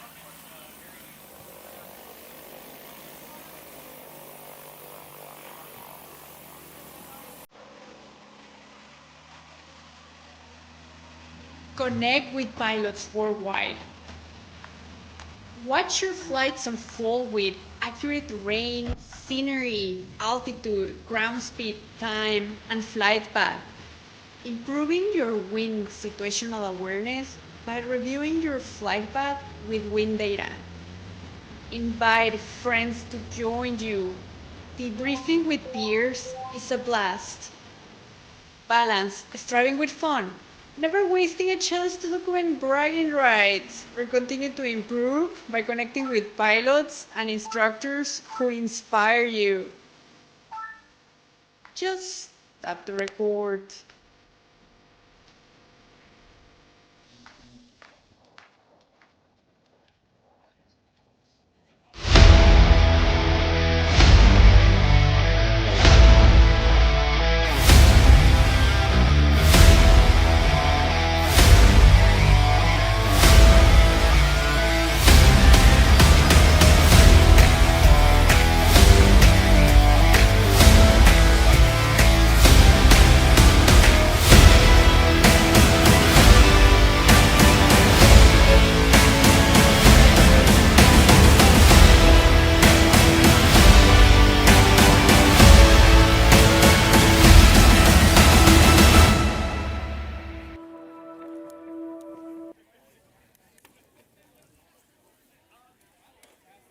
And welcome back to Hartford, Wisconsin, folks. Can I give a big round of applause to the crowd? You guys are killing it. Look at this huge crowd here in Hartford, Wisconsin. We are just, I think it's like 38 nautical miles away from Oshkosh, and I'm guessing like over half of you are headed up there to live your aviation dreams. And we're so proud and honored that you'd come hang out with us to warm yourselves up for what a great fellowship experience is going to be for all of us aviators. We got a touring class we got to talk about right behind me here, folks. Let's give it up for this touring class. The heavies, the certificated heavies, will wrap up the wilderness class in just a second because another guy needs to fly that giant whale with wings. I'm just trying to think of heavy animals. If you have heavy animals you want me to say when I talk about the boss next run, go in the chat, the internet chat. That'll help us out. We're running out. We need a thesaurus over here. Okay, in the touring class, third place with a combined score of 447, Derek Holman. Come on up here, Derek. In second place, with a combined score of 433, Rick Holman.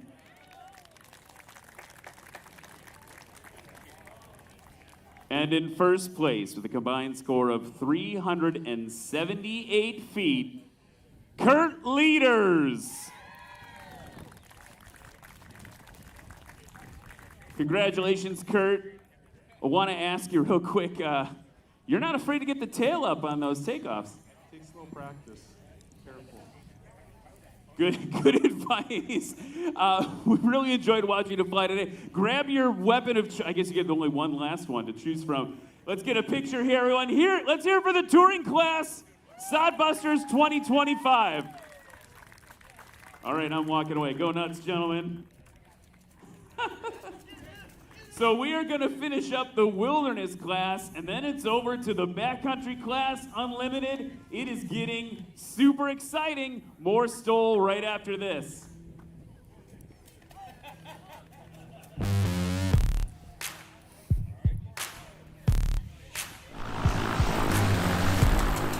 So the touring class, it used to be just touring airplanes, and now that we've switched around the classes, because the 170Bs would always win, so they ended up putting us in the Bush class, which it's a touring airplane, and the word has it Austin Clemens isn't coming, because the Super 170's in his class. Tough battle, but Husky will win at the end of the day. A little backstory here. I've been struggling. I used to be super consistent. I think that little 4 or 5 knot crosswind just threw them off. They couldn't handle it. So last night, Micah was inhaling helium, which obviously lightens the load. So I went from the top to fighting for upper percentile. Let me tell you something, Reese. We're out here today with some of these fine airplanes flying, but there's one that was on fire today because I had a front row seat and I watched all 3 of those pilots fly. Sean Johnson was on fire today. He was flying his best game, and he got to bring his best game because he's flying against Michael Lindstrom and Jeff Pohl, 2 of the best pilots in the lower 48. Let me tell you, brother, they're awesome out here today with this beautiful weather. It's so good to be out here. Well, I did a pull test on my airplane. I was only pulling 745 pounds, and so I had them deburr the cylinders, and now I'm pulling 815 pounds of thrust.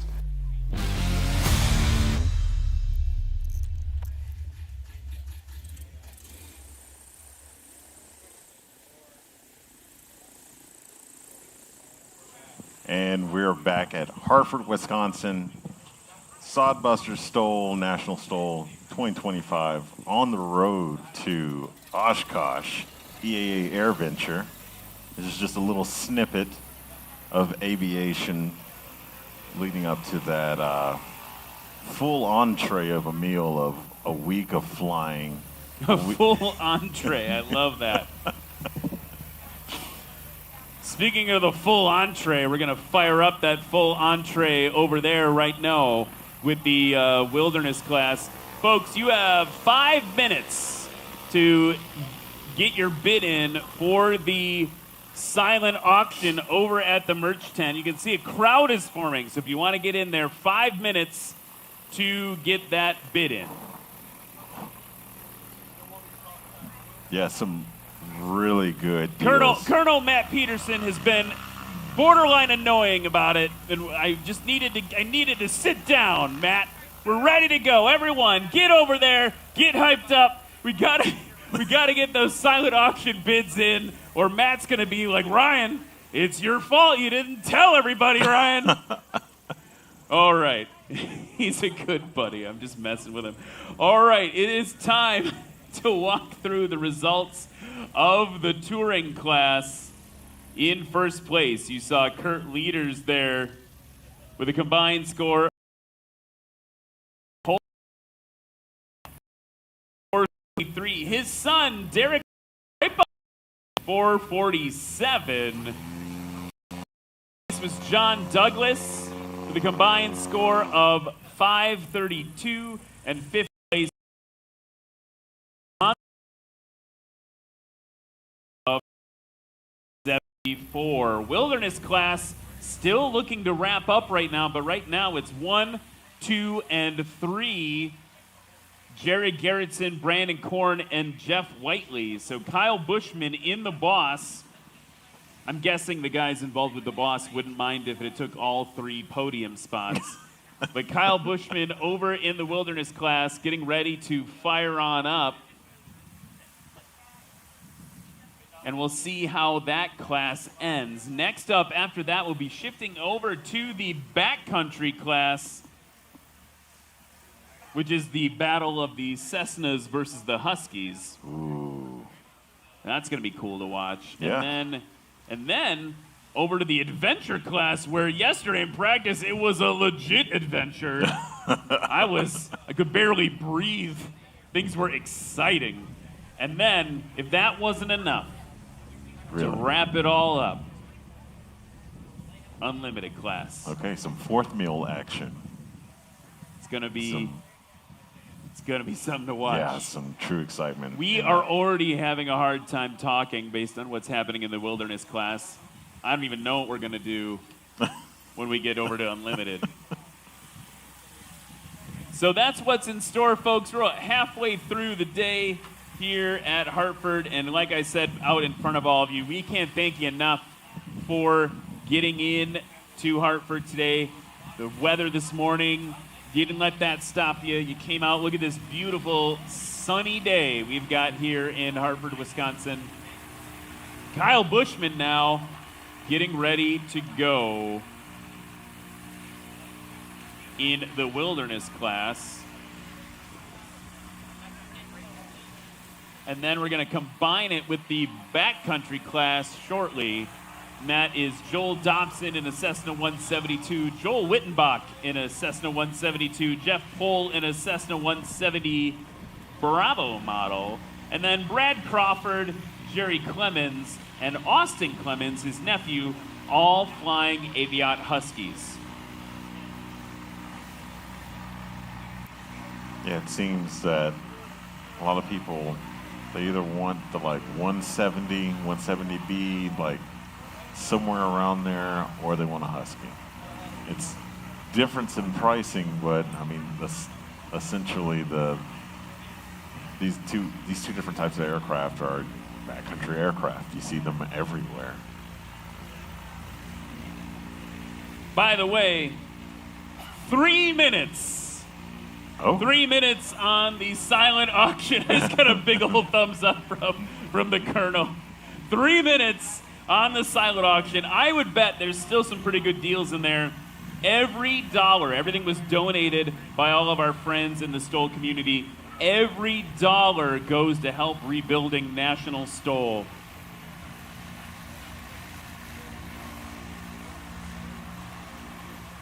Let me tell you something, Ryan. You've got some great deals over here at this silent auction. You can stay at the Rocky Mountain STOL. It's only up to $250. That's for a 3-night stay in a 3-bedroom guest house. You just can't beat that kind of thing. We got some 35-inch Alaska bush wheels over here.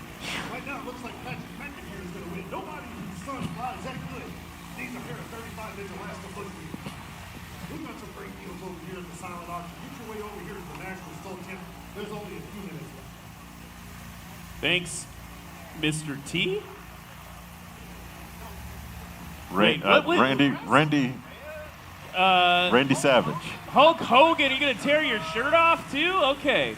It's a family show here, Matt.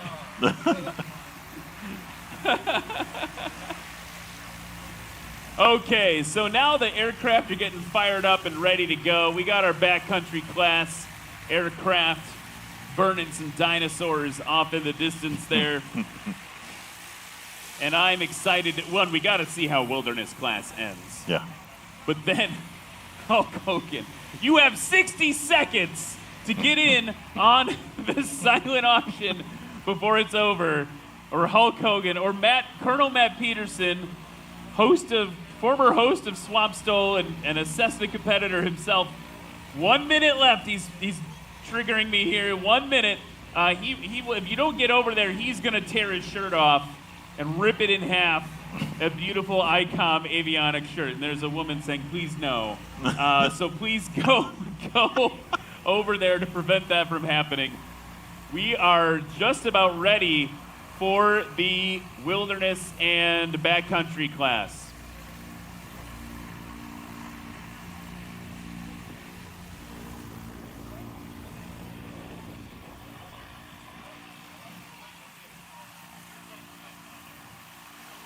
All right, next up, in front of you, it's that backcountry boss again. from Eugene, Oregon, race number 22 in the 2024 Backcountry Super Cup. Boss, give it up for Kyle Bushman. Kyle owns a small aircraft restoration and modification shop, Ragwood Refactory. Started as an antique aircraft shop, now focused on building and modifying Bush-style aircraft. And you will see that put to work today in this aircraft it right is here. being flown by its creator. Wait, does that make him Frankenstein if the Bush, Backcountry Bush boss is the monster? Yeah, yeah. It's gotta be, right? It's Frankenstein. I mean, if Steve Henry is a wizard, he's gotta be Frankenstein. Dr. Frankenstein.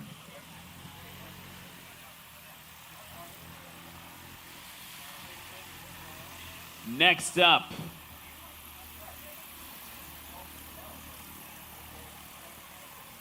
in race number 7 from Tennessee, a 1956 Cessna Super 172 tail dragger. It's a 172 tail dragger. Don't at me, bro. Joel Dobson. Born to fly, Joel Dobson discovered aviation living in a trailer park under the runway in Monroe, Louisiana. Airplane was his third spoken word right after Mama and Dad. Dada, actually. He also was an F-16 pilot, a Viper he's driver. Done some really cool things in an F-16. Do you say Fighting Falcon or do you say Viper? I'm a Fighting Falcon boy through and through.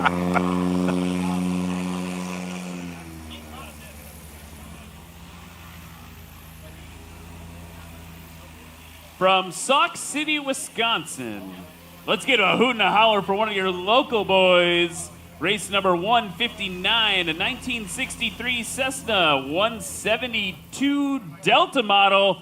Give it up for Joel Wittenbach. Joel Wittenbach is married to his wife, Sherry, and has 2 daughters, Eileen and Lily. He operates a pig farm and grows corn on the family farm in south central Wisconsin. We saw him yesterday. He's going to put on a show for us today. This is a 195 horsepower Cessna 172. And I don't know why anyone would put 195 horsepower in a Cessna 172, but I like it. Yeah, It is a thing to see. It is a true machine. And yesterday during practice, Cam and I, let's be honest, we had no idea. We hadn't scrolled over. No. We're like, how is he No. doing that in a 172? Because he's got a few extra ponies. Stable is full. The stable. Okay, wilderness class action as we get the backcountry class lined up behind them. Kyle Bushman at the controls of the beast he created. Full throttle, tail high. Oh, man, we got a fight on our hands in the backcountry boss.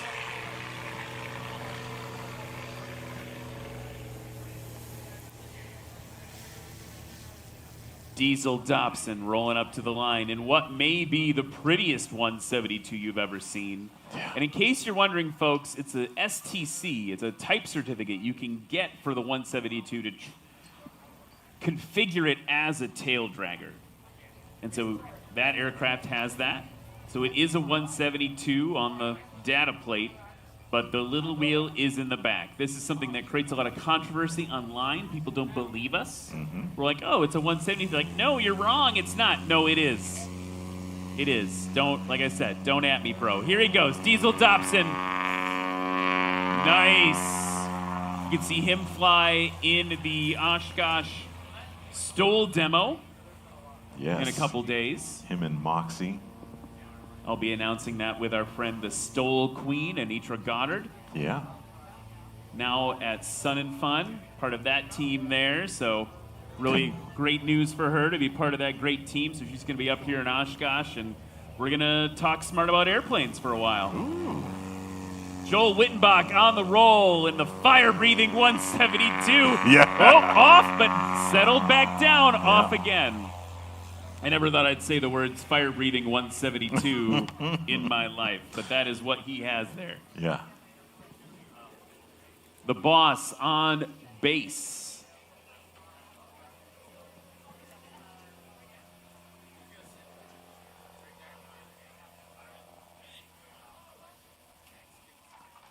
Want to talk about our friends at Flying Eyes Optics Sunglasses. They are the lightest and most comfortable aviation sunglasses around. As a returning excuse me, I'm getting too excited about what Kyle Bushman's going to do here. As a returning sponsor, our staff and participants all can attest to the quality of the Flying Eyes products. Consider supporting National STOL and save 10% by using coupon code National STOL next time you're in the market for high quality eyewear. That's coupon code National STOL, all spelled out, one word, 10% off your Flying Eyes Optics. I love mine. I love mine. Mm-hmm. And Here, I really comes like her. the monster. Yeah. Ooh, it was right on the nose. Oh. Big X. And we're doing a little whirly dance. Pirouette. That is not something we normally like to see. Race Control probably will be issuing a warning to Kyle Bushman for the direction control issue there. It was a scratch, so nothing on the board for Bushman. Looks like we've got an issue there with a brake or something as he's continuing to pivot there. Go around for Diesel Dobson to keep things safe. Yeah. And Joel Wittenbach will be also going around as we have a fouled field here. Great to see the teamwork making the dream work out there. And the scuttlebutt behind us here is that the brake maybe failed on the aircraft, which would put him into that left pirouette, why he couldn't release it. So they're going to push it now off the runway while Diesel and Joel Wittenbach circle above. And that's a real bummer for me because I wanted to see what Kyle was going to do in that plane. And sometimes these things can be a pretty quick fix. Yep. Mechanically. That's what we're hoping for. While we've got these go-arounds happening, which is an excellent exhibition of what you should do anytime you hesitate at all, you should go around. If it doesn't look safe. Well, and we have the advantage of having air bosses that are also controlling this, right? So as soon as the backcountry boss was not off the runway in a timely manner, air boss is calling go-arounds.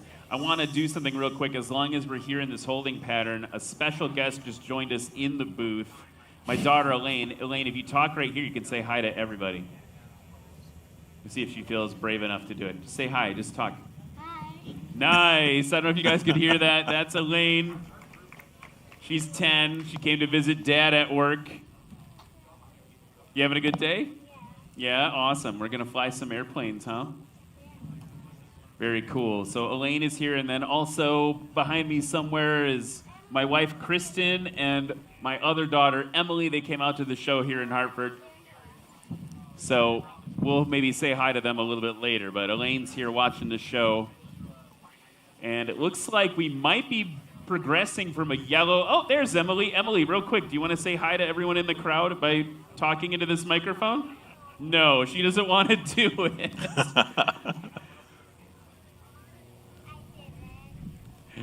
This is Ryan's home show. That's right. We got everyone from the family here. That's great. So now it looks like we're back to a green flag. Diesel Dobson back in front of that 172 tail dragger with the wig-wag lights, and look at the approach. We talked about this yesterday. This is someone who flies for the airlines, who flew combat missions in F-16s. Stable. He flies this airplane like a fighter pilot flies. Holding it off, a little bit of throttle, holding it off. Cut the throttle over the line. Now heavy on the brakes for Diesel Dobson. Stopped, what, around 200 feet, give or take? There we go, yeah. As he's taxiing off. Joel Wittenbach high and to the left. Coming in that, it still sounds so silly to say it, the Monster 172, but it has a lot of juice up front. 190 ponies. So many. Why? I love it, but why? I love it. Anyway, here he is now, settling down just above the ground into the flare. Hold it off, Joel. That looks like it's going to be a scratch. So a scratch for Joel Wittenbach. Waiting for race control if they have any updates on Mr. Bushman. The backcountry boss. Yeah. Really want to see him round out that wilderness class and throw down in the machine that he created. And he had a scratch for his first run, but a 108-foot takeoff, which was not the best of the backcountry boss pilots. Jerry Garrettson was out front with 97. Over in the backcountry class now, Joel Dobson down with a solid 200 for 400 total.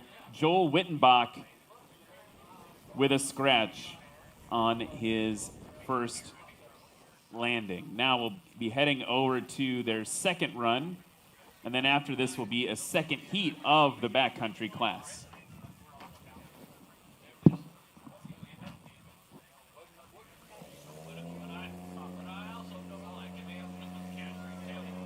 Joel Dobson on the go in Moxie.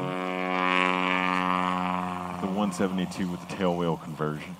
Just hovering it off there for, I love it when you're confident enough to keep it in that tail wheel configuration or the tail down. Yeah. 3-point takeoff, let's call it. Mm-hmm. The 172. Want to take note right now that the wind is starting to turn to be from the north. Depending how far it goes, we may flip the runway. We're keeping tabs on that. Look at that! Oh, right, yeah. Just wrenching it into the sky. In thrust, we trust. That is Joel Wittenbach's motto. I don't know if you can tell, but he's got VGs on the vertical tail. Anything you can do to help. Yeah.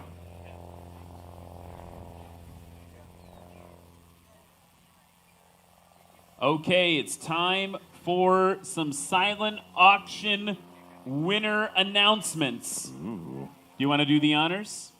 Yeah, let's do it. So this is for the Flying Eyes silent auction. We have 3 winners. Melinda Clements. We've got Phil Spring and Lee Tim. Melinda Clemens, Phil Spring, and Lee Tim come to the merchandise tent to claim your Flying Eyes prize. Ooh. Congratulations, and thank you for supporting National STOL. I think maybe Melinda might have some Flying Eyes, but welcome to the Flying Eyes Club. Next up, actually after this, we'll wait on Joel. Diesel Dobson now coming in. Oh, a little bit of a burble there. Yeah. That's that crosswind, but well controlled. So he's got almost a completely direct crosswind from the left. And you saw that wing come up a little bit. What do you think, Elaine? She says 175. We'll see if she's right on the landing number there. Ooh. And it was 169. So pretty close. And now Very close. feel that we've got a little bit of a gust. Oh, yeah. So watch to now our backs, for too. Joel Wittenbach as he comes in. Again, that right crosswind. Yeah. Getting that wing down into it. And Oh. I believe he touched down. Yep, Dang. another scratch for Joel Wittenbach. Only one more attempt to get on the board. All right, back to our silent auction winners. The Taste of Minnesota crate winner is Angela Douglas. Second place is Chad Hall. Oh, I'm sorry, second place, Chad Hall is going to match the same bid for a second crate if Tony agrees when he's done line judging. All right.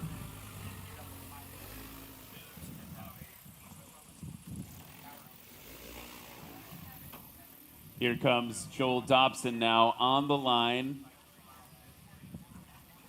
getting ready for his third and final run.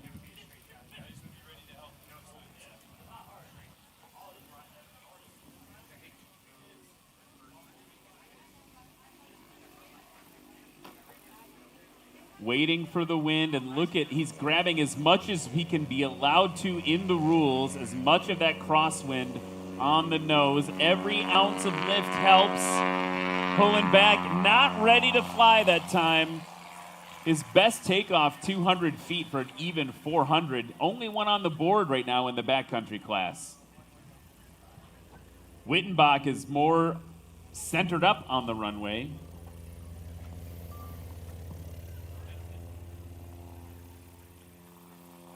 Diesel already on downwind. Wittenbach cleared by the air bosses. Full beans. Full yoke. Oh, it settled back down, and he added another 50 feet to the takeoff roll. All right. Word from race control in now on the backcountry boss. The brake disc on the backcountry boss cracked in half and failed, which is going to mean that for Kyle Bushman, his competition is over. The backcountry boss cannot fly anymore today. It is out of the comp due to a cracked in half and failed brake disc, which would explain the pirouette, the ballerina move at the end. Yeah. Lost that brake disc. That is a bummer. I really wanted to see So I wanted to see what Kyle Bushman was going to do with that thing. it's Jared and Brandon's fault. It is Jared and Brandon's fault, Yeah. 100%. Jeez, guys. If I were Kyle, that's what I would be saying. Now watch, here comes Joel Dobson on the left, flaps down, working that elevator, working that pitch, settling down a little bit more. A little power, is it going to be enough? Oh. No, it was not enough. So the third and final run for Joel Dobson was a scratch. I think that's also a testament to the challenging conditions we have right now with the windsock almost a complete crosswind. It's a little bit of a tailwind right now, and then it'll switch over to a little bit of headwind. It's just going back and forth. So depending on when they come in, they may have a little extra push on the nose or a little extra push on the tail. Joel Wittenbach, high and to your left. Working that 172.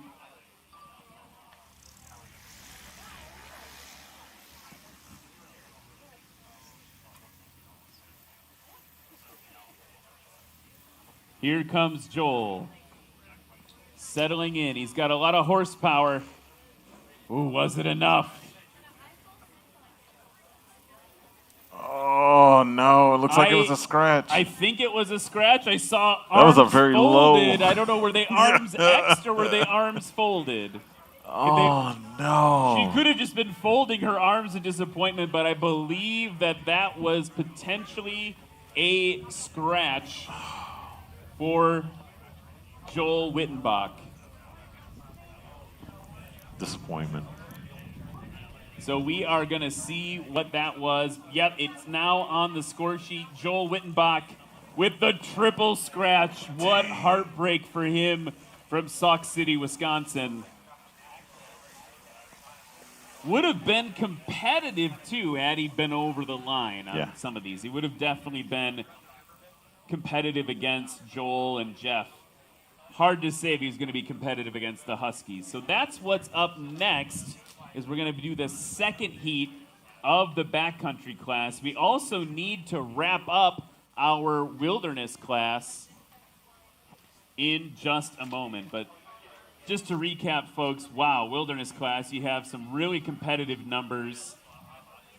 Kyle Bushman coming in with an impressive first takeoff, 108-foot takeoff with that scratch, which was then followed by a brake failure. So no go for him, and that's going to be a bummer in the pits to talk to him about tonight.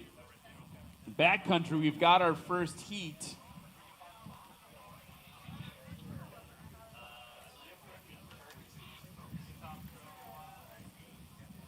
And Joel Dobson, the only one on the board with a combined score of 400.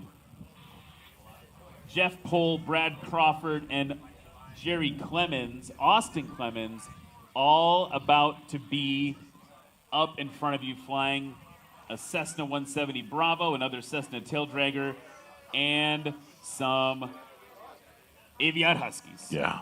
So we are going to go to that in just a minute. Take a minute, go visit those food vendors. We are going to take a short break. After a message from our sponsors, we'll be back with those Huskies and that Cessna.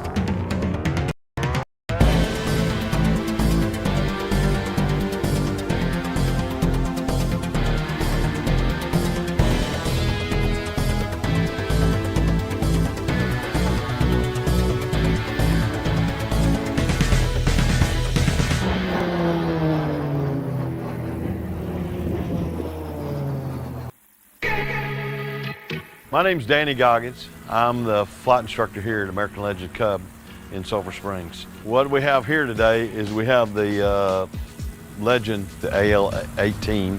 It's one of our new spec airplanes here, and it's for sale.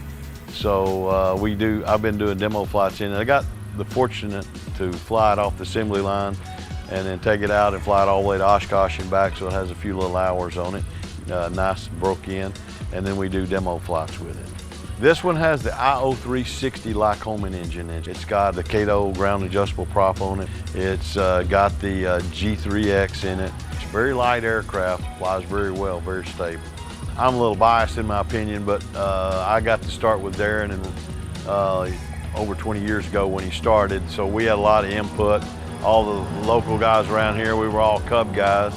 So we started trying to build the best Cub we could with added new features that were bringing them up to date. The biggest thing I like about American Legend Cub, when you come in here, you get to personalize and make your own airplane. And we try to tell people what they can expect if they put like a certain size tire on it, or leading edge slats on it, or certain engine on it, so that they can kind of personalize that airplane and build it around what they're looking for. So if you want to go float plane, we got the lake right here. The runway runs right out into the lake. So we have everything you need here, from the seaplane base to the grass runway to the 5,000-foot concrete runway here, you know, and we even have RNAV approaches in here. So if you want to go do an RNAV approach, that can be done also. And then just north of here, about 30 miles, there's the river bottom. So sometimes some of them want to go land in the river bottom out there and do that. So really we have just pretty much everything you need around here to see what these little planes will do. So I think our big niche is that we do the custom airplane for you. You come in here, you want it, you want paint, you want this, you want toe brakes, you want whatever. Well, yeah, we'll figure out how to make it work. So I think the sky's the limit on what you want to do.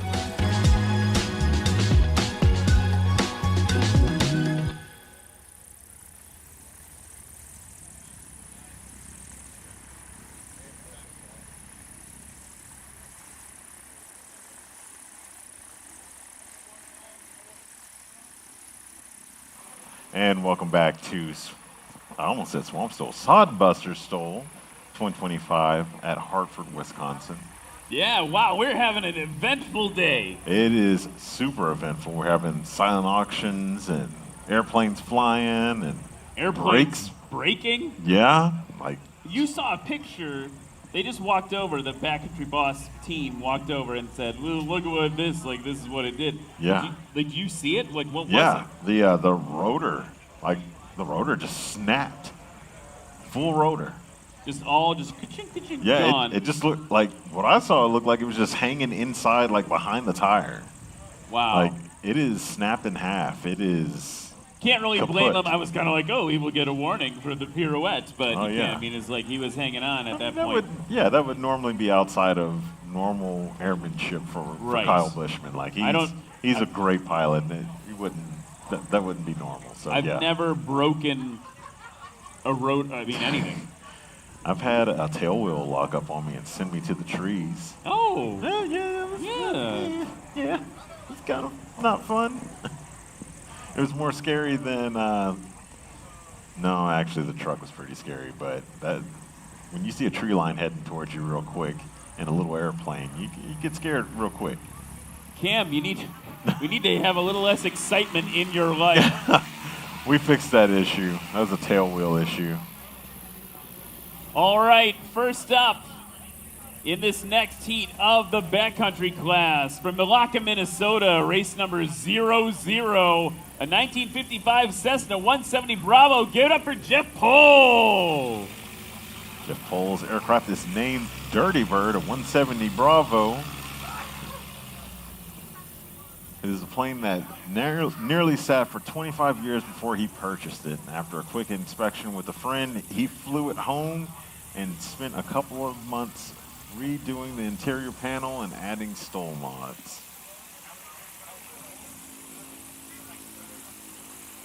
Next up from Hot Springs, Arkansas, race number 16, a 2011 Aviat Husky A1C 180. Give it up for Brad Crawford. Brad Crawford has been flying since he was a kid.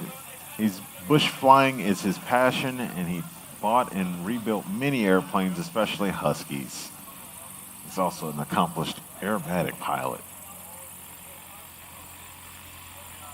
From Wichita, Kansas, 2008 Aviat Husky A1C is race number 17, Jerry Clemens. Jerry Clemens flies a 2008 Husky A1C Double D, affectionately named, equipped with a 200 horsepower engine and 31-inch Bush tires.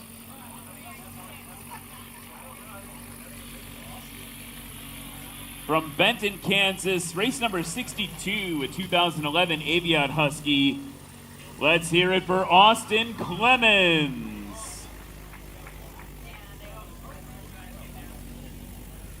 Austin is a 22-year-old pilot and started flying at the age of 12 in a Piper. He was raised in an aviation family and grew up at Stearman Field in Benton, Kansas. So that is going to be the rest of the backcountry class for you. And by the way, if you're keeping score here, we still need to do the podium presentation for the wilderness class. We'll do that right after the backcountry class wraps up. And also, we've got more results for the silent auction. Cam will bring those to you as soon as we get through this round of takeoffs. Jeff Pohl. Pulled maybe a tiny bit Just early. a little bit. He's another one. Kurt Leaders, by the way, I love his advice. He's like, practice that. Be careful. When you do this thing I'm doing, don't necessarily do the thing that I do. Jeff Pohl is another guy that is really good at getting that prop nice and close to the grass. He's got it down to a science. Dare I say, this pilot as well, Brad Crawford, in this first Husky. Robot-like precision. Yeah, seriously. It also was not ready to fly when he pulled back. We still have a direct crosswind from the right. Look at Jerry's taking every ounce of it he can. You can't aim further to the right than those final feather flags at the end of the race course. Yeah.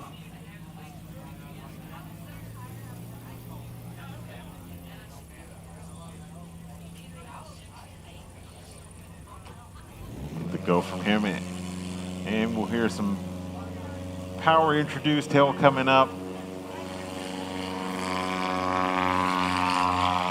That may have been the shortest one yet. Some little wiggy-waggy things going on there. A little wig-wagness. The wind is doing some squirrely things. Yeah, like right now they've got just a hair of a tailwind. Yeah. For Austin Clemens here.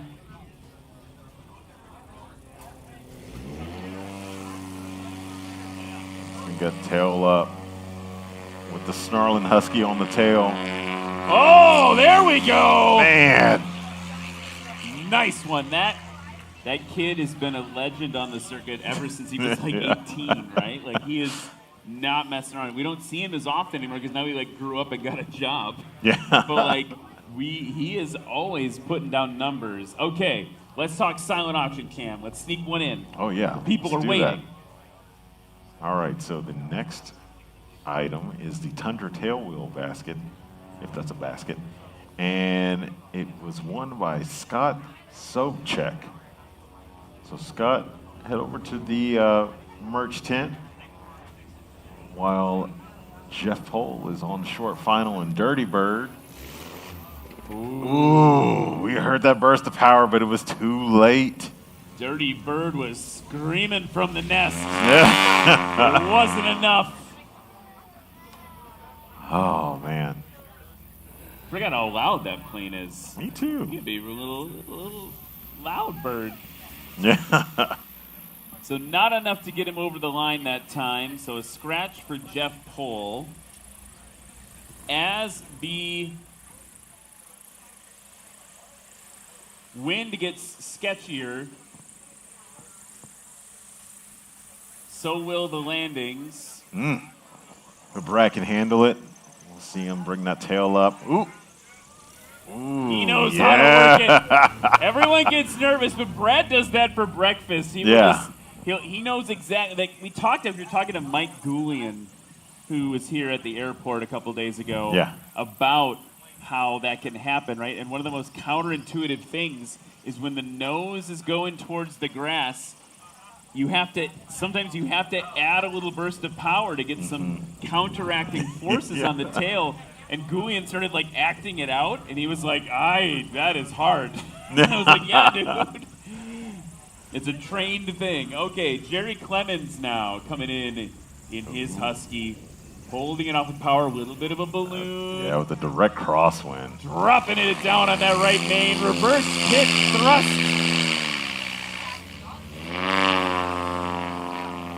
Solid one for Jerry Clemens. Yeah. So you're talking about Goulian, watching all the STOL action happening. He was watching Brad fly yesterday and was very impressed with what Brad was doing in the afternoon. Sorry to interrupt. Austin Clemens grabbing into the wind, now slipping it down. He's also going to get reversed. That may be our shortest. Let's see, right now, Jeff Pohl would have been the shortest but for the scratch, and that was a close scratch. Brad Crawford, 179-foot landing. Jerry Clemens, 180-foot landing. Austin Clemens, 161. And just like that, in one round, Joel Dobson is back down into fourth place. Man. And it's all three, Austin, Jerry, and Brad.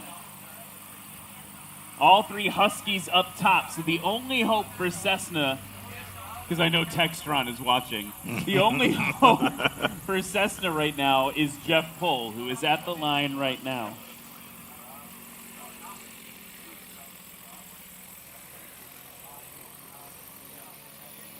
Jeff Pohl getting ready to go. In Dirty Bird.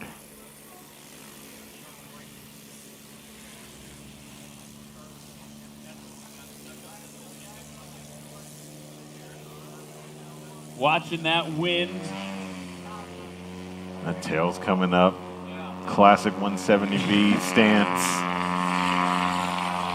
The classic Jeff Pohl pull. Yeah, yeah. This is a guy that went out to became a STOL pilot, went out to Valdez, first ever competition. He's like, I guess I'll go to the biggest STOL competition in the world in Valdez, Alaska, and brought home second place. Yeah, That's just the kind of pilot he is. Yeah. Brad Crawford on the roll now. Yeah.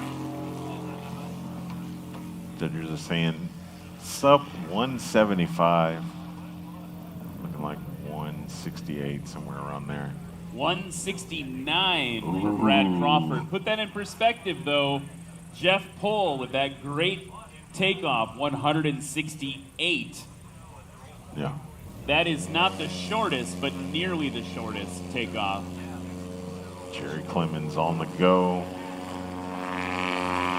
Shooting into the wind, getting as much wind on the nose, getting that airspeed up. Austin's going to offset from him and get some clean air.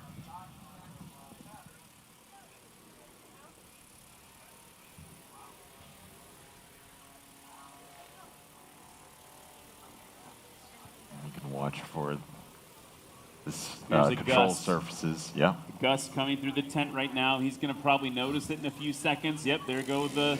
Yeah. You see the flag started moving, and he started moving. He's got the tail up real high as well. Yanking it down with the flat top, and that thing just leapt into the air.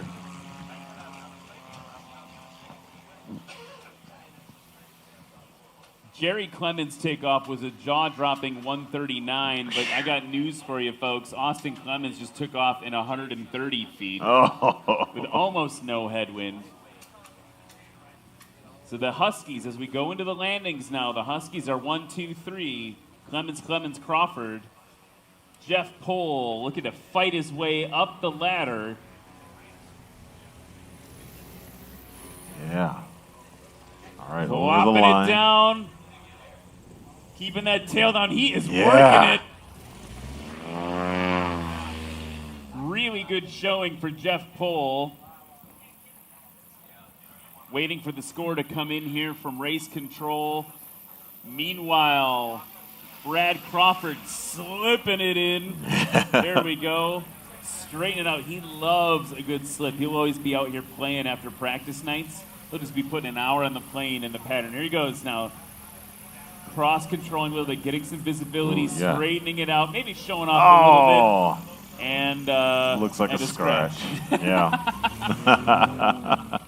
He's not worried about it, though. He's got one more round. And I love how he just drives it around like that. Yeah.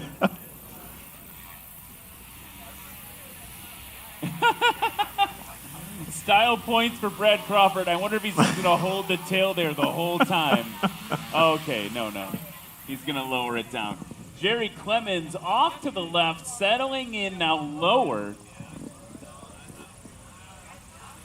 Jeff Pohl, by the way, clawed his way up to second place currently with 342. Brad Crawford currently in fourth. Jerry Clemens settling in. Dropping it down. He's not afraid to work those gear. And the beta thrust did not engage the way he wanted it to. Cam, can you explain a little bit as Austin comes in why that's not the silver bullet people think it is? Yeah, because, I mean, and as we'll see with Austin, he's probably going to try and engage it as well. We can hear Austin actuated, it works, right? We see it shorten his landing, but with Jerry, it doesn't always work. Like, it will not always slow you down, and because of that, that's not the silver bullet. You still have to fly. Well, it's a high workload, right? Like, you got to get the throttle down, engage the switch or button, and then throttle back up. And if your RPMs aren't low enough, it's going to safety catch and say, nope, I can't do it, right? So that's part of the problem here. As they come back around, Austin just had the shortest landing of the class at 138 feet. Oh, my goodness. That's silly. Yeah, absolutely frankly. silly. And Jerry's last landing, by the way, after video review, was also just called a scratch. Dude, backcountry class, heating up. Things are getting crazy. And here I was thinking that like sport class was going to be super exciting. And it was exciting. This is just ramping up the excitement. Things are variable right now. By the way, the Happy Wife, Happy Life gift basket winner is gifted to Becky Olson. Jeff Pohl, pull. That may not be his, oh, it may be his shortest yet. His shortest so far, 168. Let's see what this one comes in at. Brad Crawford on the line. Again, Becky Olson, report to the merchandise tent to pick up your winnings from the silent auction. Brad Crawford waiting for his turn to go, watching the wind. The flags are bursting now. Yeah, he's going to pull back, deploy flaps, jump into the air. It's really fun to watch the control surfaces at work while the pilots are flying. You can kind of imagine what you're doing with that. Jerry Clemens waiting for his turn. Working that hard crosswind. Sometimes I get a little nervous with Jerry. Here he goes. Yeah. Whoa! That was a nice short one by Jerry Clemens. You could tell the plane just kind of was like, I'm ready, Jerry. Let's go. Yeah. That's what it sounds like when it talks. Austin Clemens waiting for his turn. Notice the smaller tires. So Austin, his Husky is lighter than Jerry's, even if they're on fat tires. He's even lighter now because he's on the small boys. Jerry's plane, however, has a bit more horsepower. Austin Clemens now rolling, pulling, not ready to fly. That's going to be his longest takeoff, dramatically longer. Oh. Touching down. Yeah, touching down. So, yeah, dramatically longer now. That is a lesson for me. It's not over until it's actually over. I was like, it was already dramatically long, and then it was even more so dramatically longer.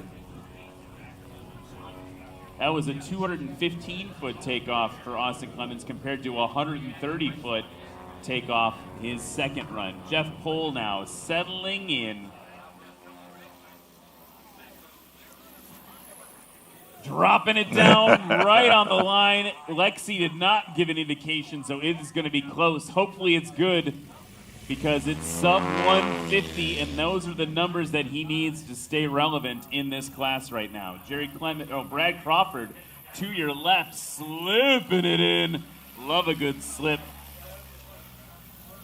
A slip is when you cross-control the airplane. You've got the fuselage, the body of the airplane headed into the wind. You see how he's like traveling one way and pointing another? That is the slip that we are talking about. Straightening it out now, settling down, holding it off, throttle retracted, keeping that tail down, Brad. Yeah. He is working for it. This crosswind has them working for it, and it's maybe a knot or two of tailwind component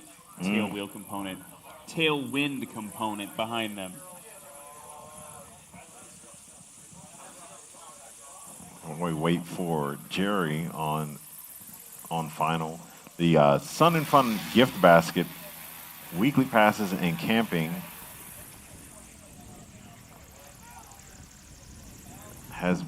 is not only just a one-time offer; it's a package of two. So Jay Garrettson and Chad Hall are the winners for the Sun and Fun gift basket. Jerry Clemens, burst of power over the line. Good, and he got the reverse pitch to work correctly. So thanks to Anitra Goddard for the Bushwell Base Camp Sun and Fun gift basket. Austin Clemens crabbing into the wind, now straightening it out, dragging that tail over the line. High drama from Austin Clemens. He's got to get it stopped. I think he's just happy to have made it successfully over the line. That was cool. You could hear him modulating the throttle, and it carried him over the line. Well, I don't even know what to do with what we just saw, but that was incredible. I cannot wait to bring the results to you folks. We will be back in just a few minutes as we get ready to reveal the winners of the wilderness class, the winners of the backcountry class, and for safety, we're going to be swapping the runway direction, so we're taking off to and landing to the north on runway 36. More to come in just a few minutes. Hang with us. Thanks so much, Sodbusters.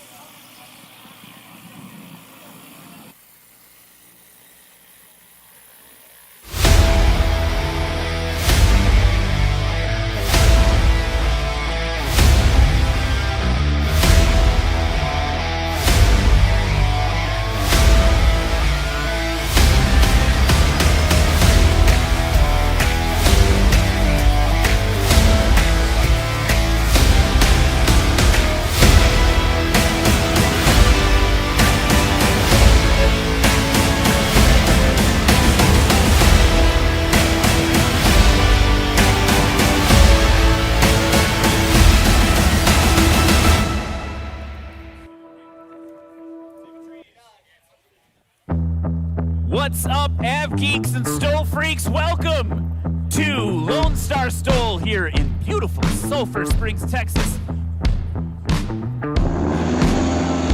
It's Luke's for everybody, 2019 American Legend Aircraft BOAC.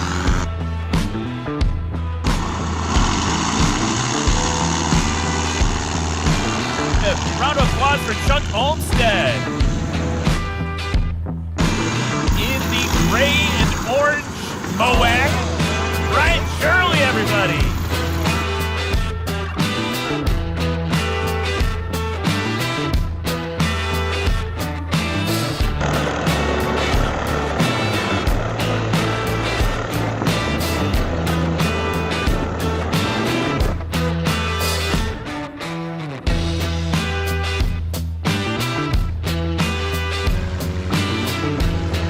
Give a round of applause for Brian Steck.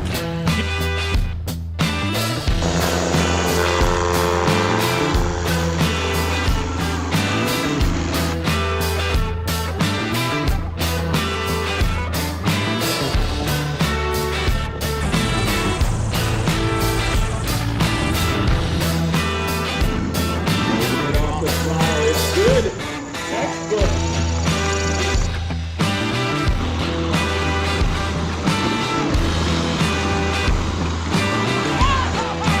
Sub 60 feet on that one. It's an unlimited class. It's what you've been waiting for.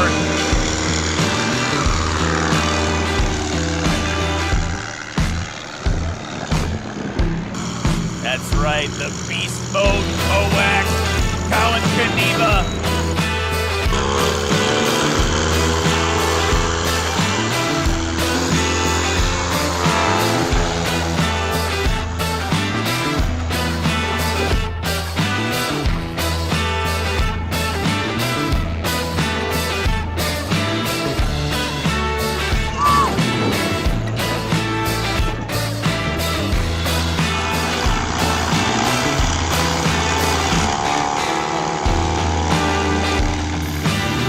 Oh my goodness gracious.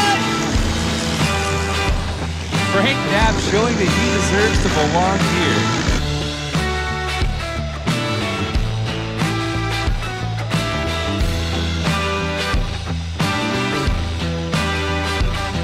Whoa, that was legendary.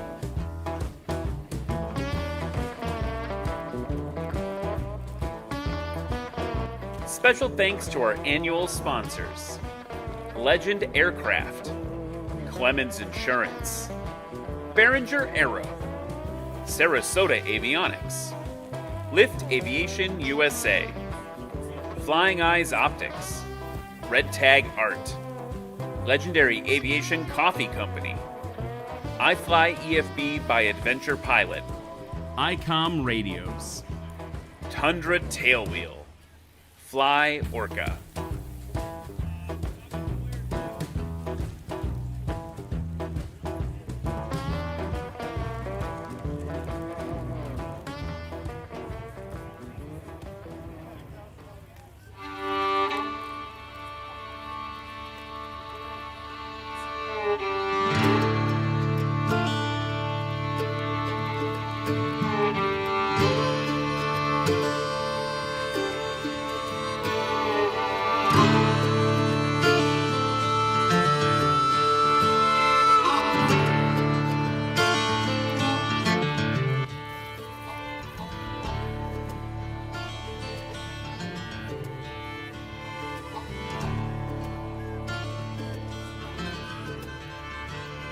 A special thanks to our local sponsors: Arnold's Environmental Services, the official sanitation provider of Sodbusters STOL; Equipment Rentals, the official equipment rental provider of Sodbusters STOL; Neverland Productions, the official sound of Sodbusters; and thanks to Kylie's Cub Air Flight. At Cub Air Flight, we hold that flying a vintage airplane is as much an art as it is a science.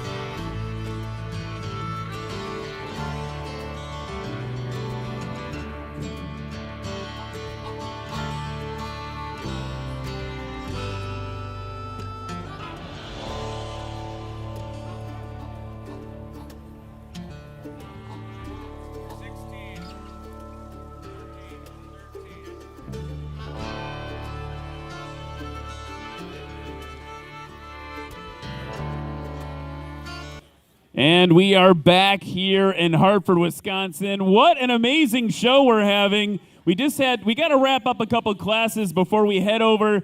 Things are going to get even spicier, folks. Couple notes. First, we got to talk about our wilderness class, bros. Bros, come on over here, wilderness class. Round of applause for the wilderness class, which was really the Backcountry Super Cub boss, Frankenstein.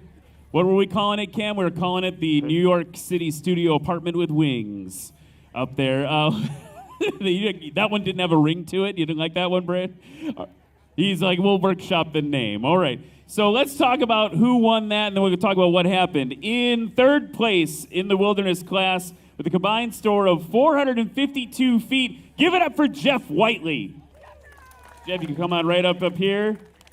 In second place with a combined score of 282 feet, give it up for Brandon Korn. And in first place with a combined score of a lot shorter, combined score of 203 feet, let's hear for Jared Garrettson. And Kyle, I want to talk to you in a second with Jared. You got this thing where you keep flying other different airplanes and you keep winning. What's your secret? Just go out and fly as good as I can. I mean, flying smooth is flying slow.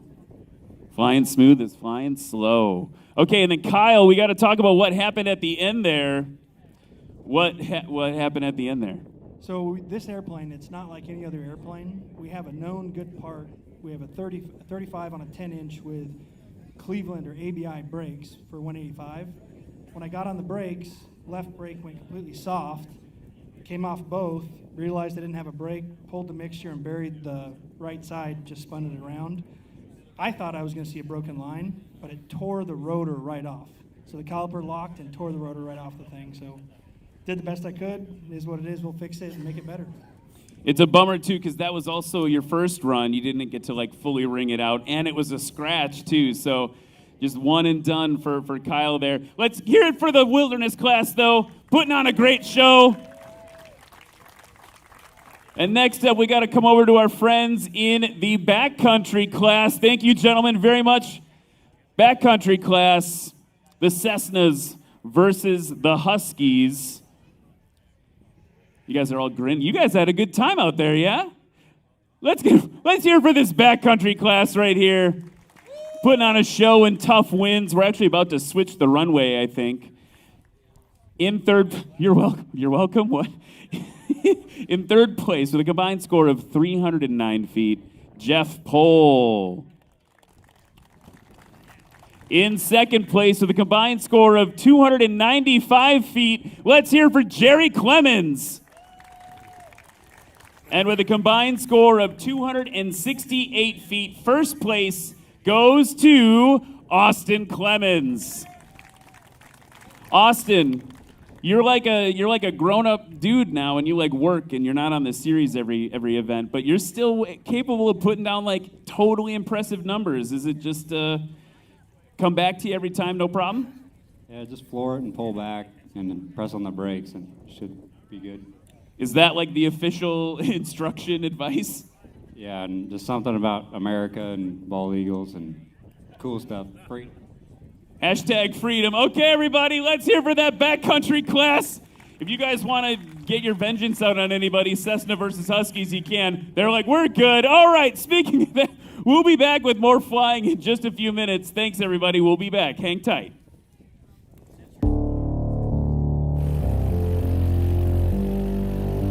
My name is Brian Stack. I'm from Mineola, Texas. This is my 2020 Legend MOAC. Box 1, go.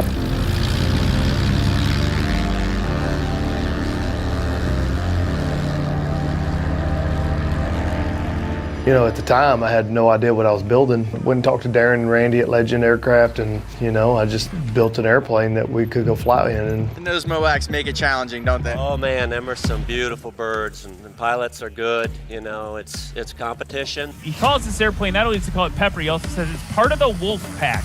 You can tell why he says that beautiful wolf on the front. Schmack. For STOL, it's hard to beat a Super Cub. It's called a Lycoming 0290. It's only 125 horsepower. Being as lightweight as it does, it seems to compete pretty good, especially in the STOL stuff compared to the bigger guys.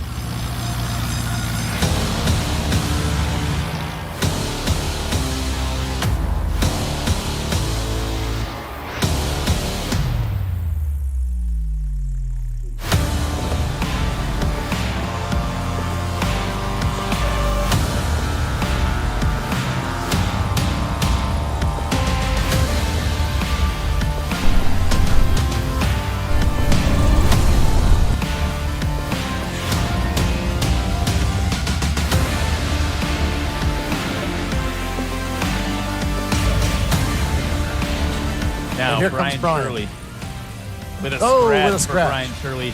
Now I kind of had time to regroup myself, because it does kind of get in your mind a little bit that you got off your routine a little bit, and I was off my routine today altogether. Brand new airplane, just got it done. I've had it in the mountains at my home airport up there is at 8,000. I've had it at Leadville, which is 10,000. Where I'm actually from is Dodge City, Kansas, and I've had it there is 2,600. So yeah, I've had all over the country. It's performing well.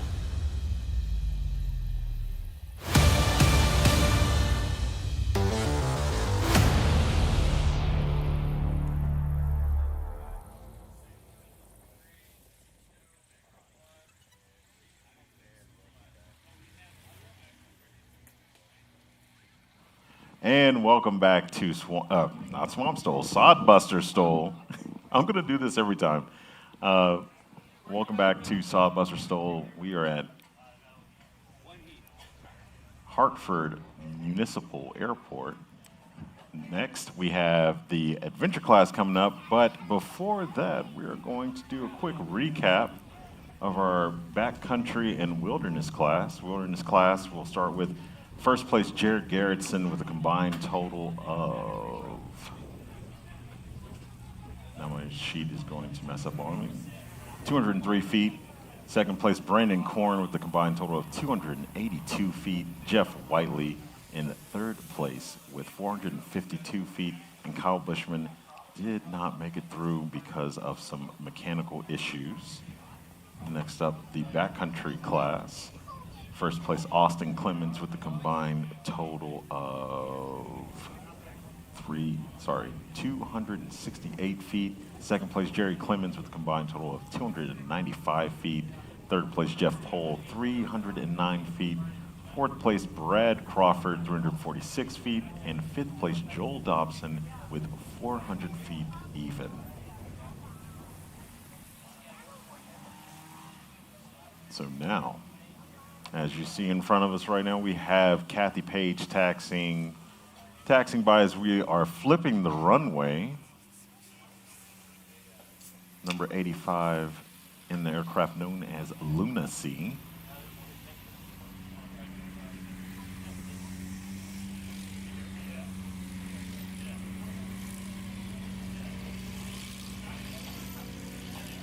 Following her, I believe, is Jody Card.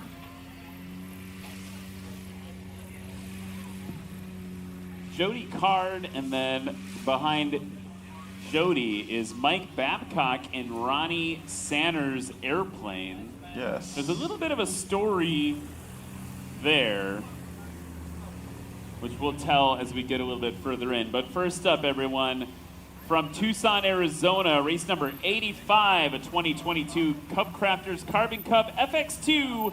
Give it up for Kathy Page. Kathy's competing in STOL Race 85 with Lunacy, flying the beautiful and capable FX2 Carbon Cub from Cub Crafters and Acme Aero. She loves flying and sharing that passion with the general aviation world.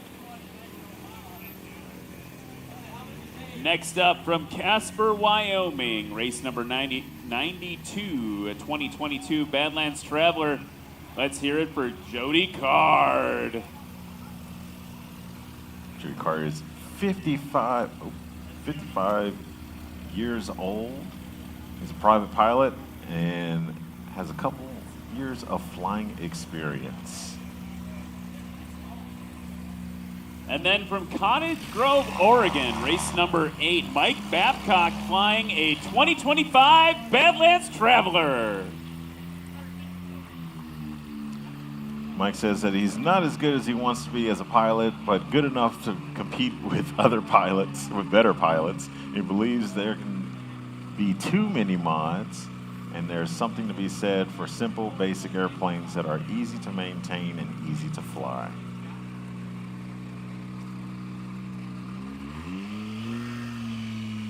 So as they get ready to take off right now, a couple of things to note about this class. We are in a class now that is primarily dominated by this new aircraft design. Came onto the circuit last year, these Badlands Travelers, the blue and the gray and the red and the white and the black one.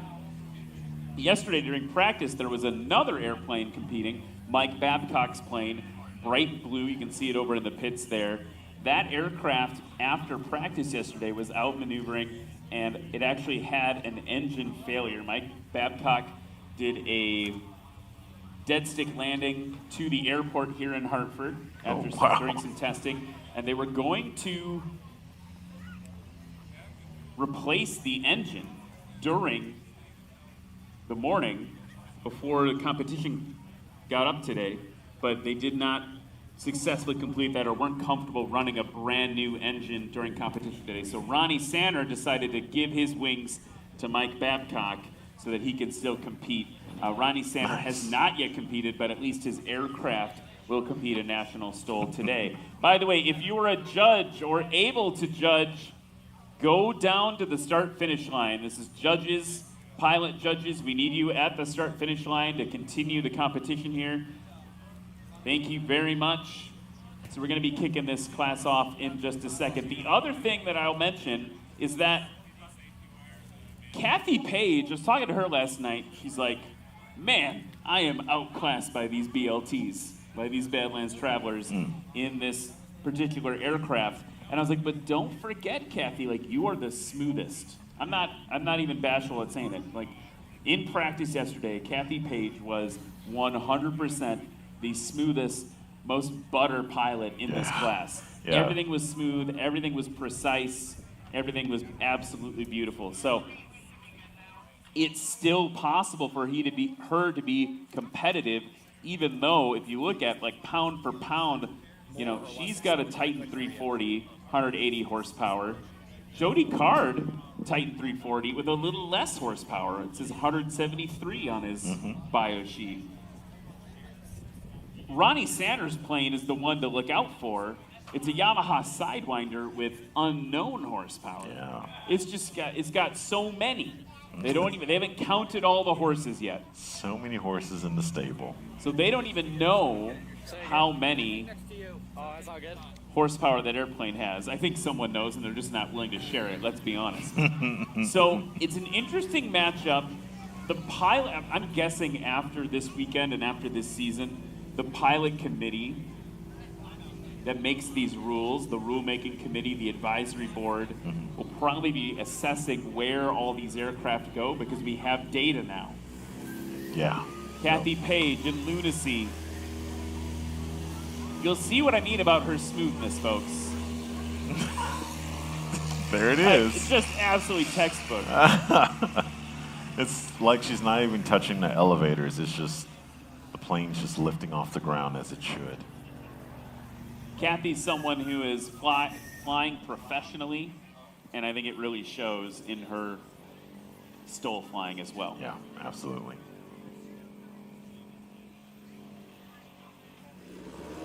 Jody Card.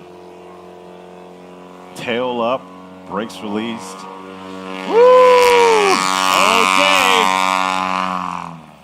Okay. And Jody Card's got so much power, he's like, I've got a lot of power and very loud. I'm quiet.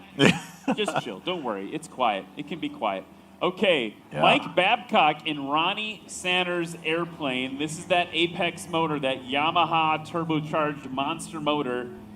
These typically are making somewhere around 400 horsepower. We don't know the specific dyno pull of this one. It is 300 plus for sure.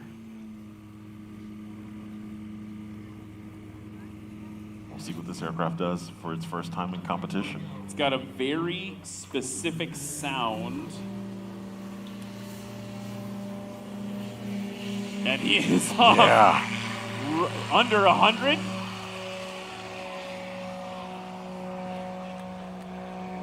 Love the paint job on that aircraft. You're good. I'm zoomed in pretty far. Okay, now we need to talk, friends, about the rest of the silent auction winners. We talked about the Sun and Fun gift basket. In case you didn't hear that, that goes to Jay Garrettson and Chad Hall, where there's two of them. Donated a second one, thanks to Anitra Goddard and the Sun and Fun team. I don't know like what type of Jay Garrettson also wins a custom digital aircraft artwork from artist Michael Garber. Ooh. Very exciting, so Jay, head over for that. Diamond Willow walking stick, that goes to CC Schutz. A flight review with Pat McIntyre, this is kind of funny to me. Jerry Clemens, getting that flight review with Pat McIntyre. Also, Johnny Moore is going to be getting a flight review with Pat McIntyre. Here comes Kathy Page now on short final. Ooh. That is going to be a scratch. I mean, it goes without saying that if she's going to compete against the BLTs, she cannot scratch. Yeah. Sorry, that's like the most obvious thing to say. Well, there's a lot of pressure. It's a great performing airplane. She has awesome stick and rudder skills, as we've seen here before and on the STOL drag circuit. Like, she is a formidable force. And these aircraft are also formidable forces piloted by great airmen. So, Jody Card now. Bringing it in. Look at the way he's going to work these gears. He going to do the same technique? Yeah. Yes. The Jody Card chop, plop, and drop maneuver. yeah, He was working it yesterday. he had it dialed in yesterday. All of the energy from the aircraft was dropping into the ground. Nothing was moving forward. Yeah. Mike Babcock now in Ronnie Sanders' airplane. By the way, Jody Card, that landing, potentially a scratch. It's under review right now. Close to the line was he?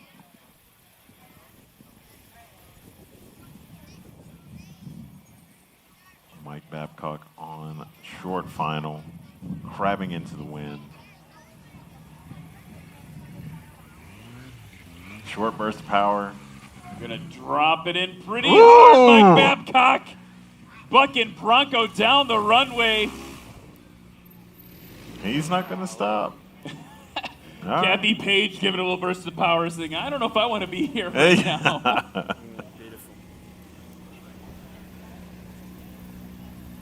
So I'm guessing Mike and Ronnie are really good friends. yes, they have to be. Lend a plane like that. I mean, but does he have titanium gear? Maybe. No, I mean, the plane is built to handle it. He Oh is yeah, of working course. It. Yes, yes. He is working it. I'm just saying. This airplane also, folks, if you look closely, has titanium brakes. And when you hit the brakes real hard, it actually sparks. So that's a fun thing to watch on the landing. Okay, well, they taxi back. A few more silent auction people. We need to alert to their winnings. Again, thank you so much for your support. Anitra Goddard has won the Legendary Aviation Coffee and Flair Bourbon gift basket, as well as an Airbnb stay at Joy in the Winds for Rocky Mountain STOL 2026. Congratulations, Anitra. All right. Richard Fratwick has also won 2 prizes, the Discovery Flight here from Kylie's Cub Air Flight, right here in Hartford, and the Garmin Aviation Watch. That's Richard Fratwick. Get over to the merch tent. Scott Tyree has won Rotax Engine Time with Hal Stockman. Here's Kathy Page on the roll. Again, just buttered. Yeah. Scott's not even here. Scott Tyree, he was a rookie at Swamp STOL. So that's cool. So again, he won Rotax Engine Time with Hal Stockman. Heck yeah. Part of our production team when he's here.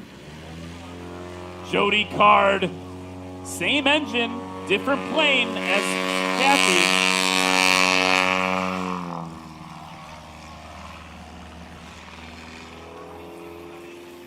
And this is interesting. Race Control just chiming in with an observation. Currently, only person on the board in Adventure Class is Mike Babcock with a landing where he didn't stop with a 999. So he's up at 1,006 feet combined right now. Full power Babcock yanking it back a little too early, floating it off. And he is airborne. Kathy Page on downwind up in the sky there. David Curley has won all of the Red Tag Art valve cover coat hangers. Oh, man. Congratulations, Dave Curley. And the winner of the 35-inch Alaskan bush wheels is Pat McIntyre.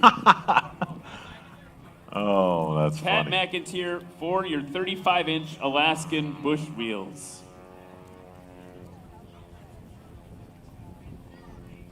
Kathy Page on right base now, getting ready to turn base to final.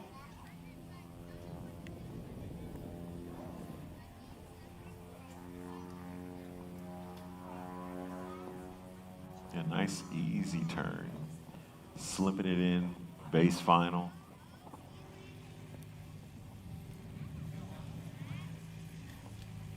Now Here this comes- runway's, oh, go ahead. Runway's gonna be uphill, so it's gonna be in aid for a lot of these short stops and short landings. Nice landing for Kathy Page there. 230-foot takeoff, which is the longest of the bunch this time around. She was previously shorter with 169. That's a 218-foot landing. It's going to put her currently in first place with a combined score of 448. All right.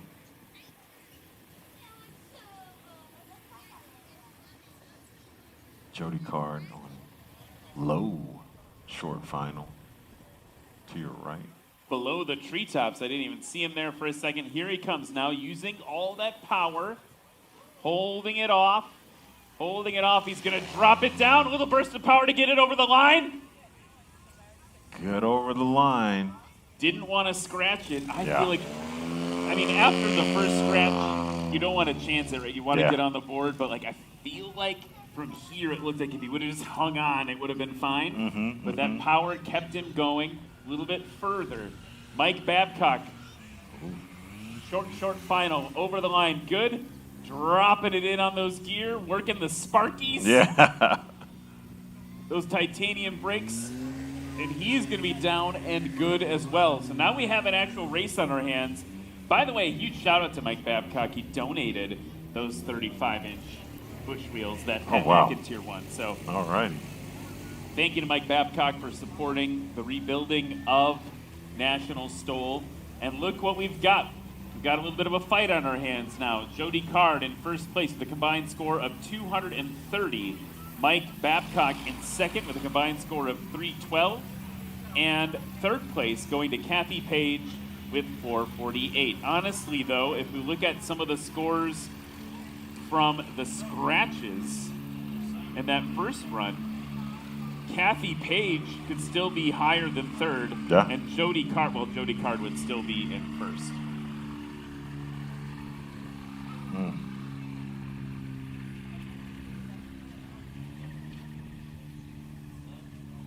So they're going to go around the taxiway and get lined up for another one.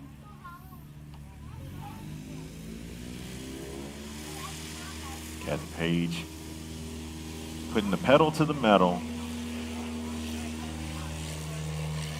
I would, at this point, I don't know what else to say about it. Yeah, I mean, What are other ways we could talk about how smooth she takes off? I want to say it looks like, I know this isn't happening, or I guess it's not happening. It almost looks like she's using the trim tab to take off. It's just so smooth. Jody Card, full throttle, and yanking it off. He really pulled really hard there. And it's interesting because these two airplanes have the same, relatively the same amount of horsepower. Yeah. Different wing. I think it's fair to say maybe the Badlands is a little more purpose-built for competition Yeah. than what Kathy's running. Kathy runs that plane primarily in STOL drag, which is a different type of STOL event. Mike Babcock now revving that Apex snowmobile engine up. Yeah. He's going to be off nice and short. It's looking like 130 maybe.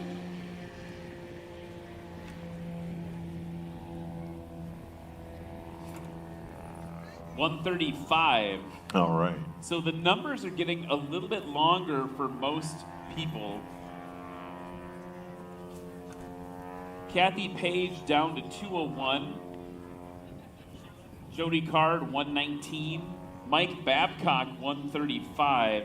The other thing that's interesting that was just pointed out to me by Race Control, they're keeping an eye on Mike Babcock's wheels. The telltale symbol is that it's sparking as he's in his takeoff roll. So he might be dragging the brakes a little bit longer than he intends to on takeoff. Here's Kathy Page now over the line. Good over the line, gave up about 50 feet. She's going to roll it out to about 200 or so. Even then, it was so smooth. Like, all that impact was, there was no impact.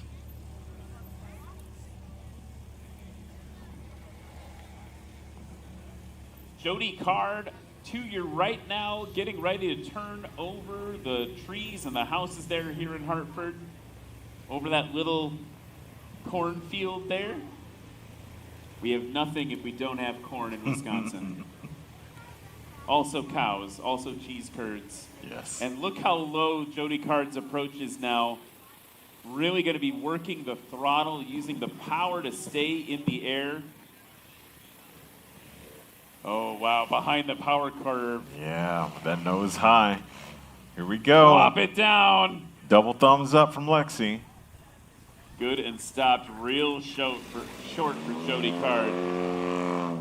I can't tell from where I'm sitting. Was that sub 100 or is that just a little bit over 100?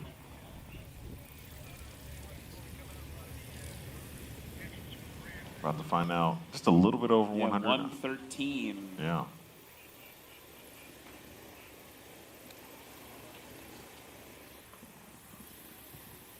Mike Babcock. Low and to your right.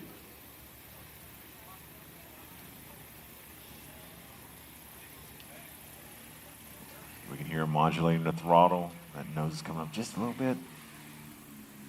And he's good over the line. Woo! That tail came up pretty high. He's got it stopped. I think Lexi is reviewing.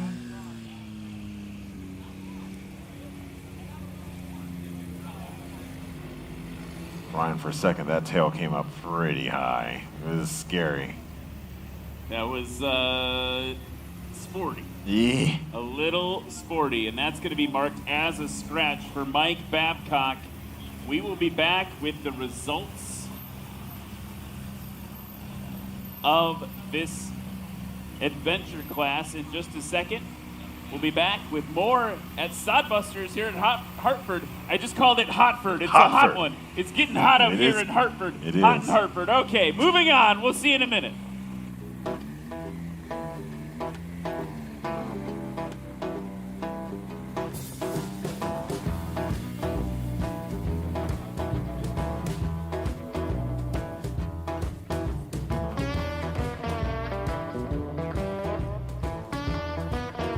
Special thanks to our annual sponsors: Legend Aircraft, Clemens Insurance, Behringer Aero, Sarasota Avionics, Lift Aviation USA, Flying Eyes Optics, Red Tag Art, Legendary Aviation Coffee Company, iFly EFB by Adventure Pilot, ICOM Radios, Tundra Tailwheel, Fly Orca.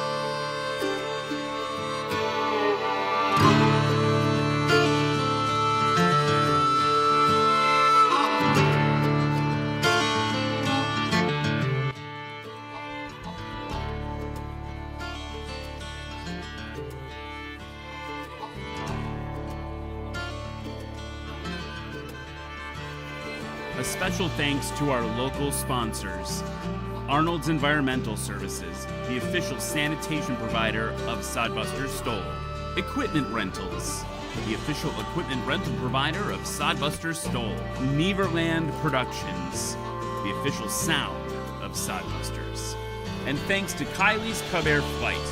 At Cub Air Flight, we hold that flying a vintage airplane is as much an art as it is a science.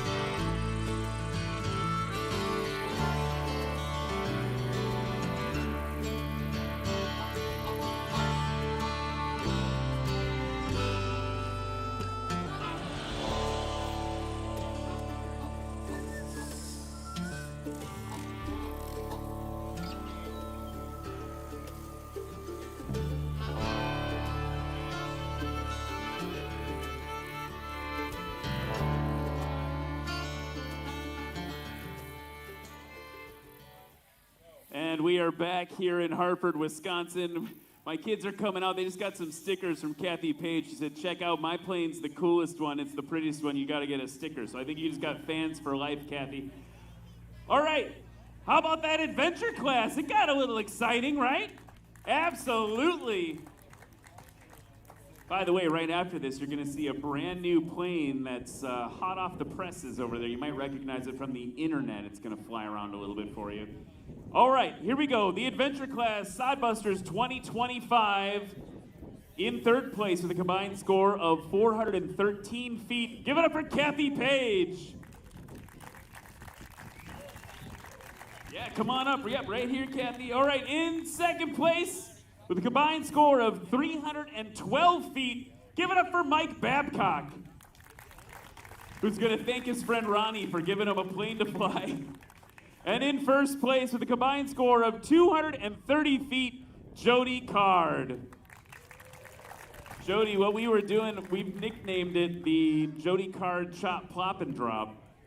I don't know, we could workshop the name, but that technique's really working for you. I think Micah invented that technique. I'm just copying it. Okay, where's Michael Lindstrom? He invented that technique. All right, well, hey, give it up for the adventure class, folks, here at Sodbusters 2025. Here, come over here, girls. Let's let them get their picture. And if you guys are hot, these are supposed to be for the pilots. If you want to go nuts, go nuts. We will be back with, I think I see Trent Palmer over there. We'll be back with Trent Palmer right after this.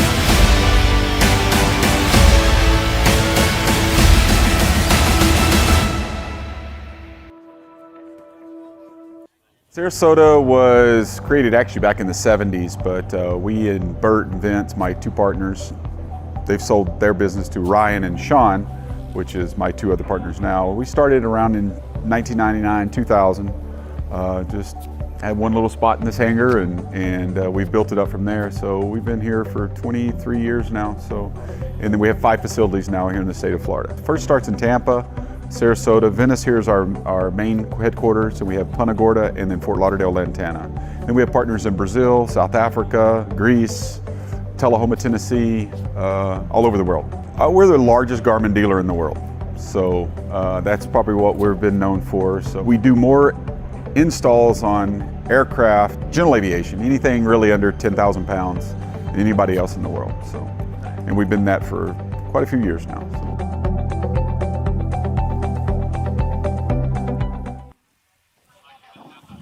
And welcome back, folks, to Hartford, Wisconsin. If you're just joining us, man, you just missed one heck of an adventure class. Yeah. Kathy Page in the Carbon Cub doing her best to totally defend against these Badlands travelers. What an amazing day we're having, and we are going to have even more amazing things to see in just a second. As a recap of that last class,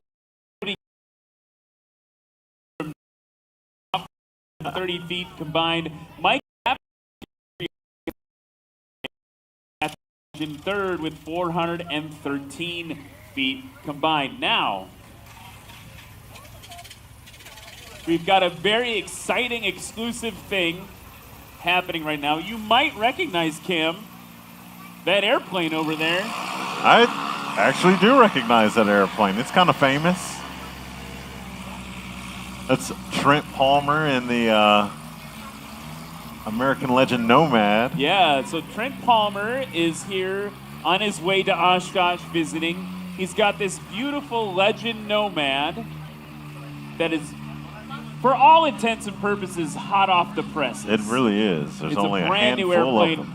He's been putting some miles on it. If you've been keeping tabs online, he's gone all the way up to Alaska with it and back in the last couple of weeks to fly to Oshkosh. An absolutely beautiful bird, a little different than the traditional Legend MOAC. Rotax engine up front. Yep. Somebody who's used to flying behind a Rotax. Yeah. Speaking of Trent, so he is going to be at the Operation Airdrop booth on Tuesday, July 22nd at Oshkosh from 10 to 11 a.m. That's booth 2142 in Exhibit Hangar B. He's going to be out there shaking hands and kissing babies and hanging out with Russ Keith with Operation Airdrop. So Trent's going to be taxiing by right now in the Nomad. And as he taxis by right now,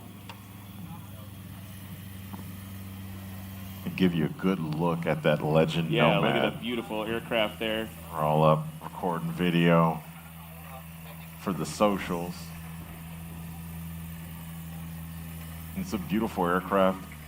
Has a whole bunch of mods on it that, I mean, a filmmaker would absolutely fall in love with. It's got some wiring and some electrical running for cameras out in the wings.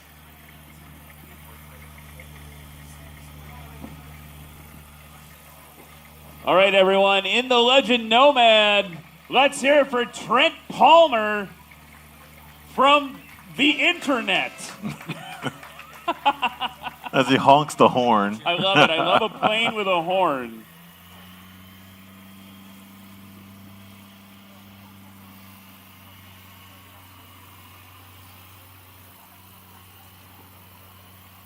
This aircraft, of course, built by our friends at Legend Aircraft. The Legend Cub, now the Legend Nomad, they continue to be the most coveted American manufactured sport aircraft. It is a modern legend, and those who have flown one consider the Legend Cub to be the most gratifying recreational aircraft in the skies today. Today's Legend Cub is an all-new factory-built aircraft designed in the spirit of legendary Piper J3s, P11s, P18 Super Cubs. You saw them at the beginning of the day in the Cub class. Yep. This is taking that idea and extending it even further. Here's Trent Palmer now on the roll, tail up, and taking off very respectably. Here's the thing, this aircraft, if you watch all the videos, it is built to be a comfort cross-country, backcountry plane. Yes. Very comfortable. He's coming around the bend now, already on downwind. You can learn more about the Legend Nomad, obviously on Trent's channel, but you can also learn about it at legend.aero, legend.aero. Coming in now on base.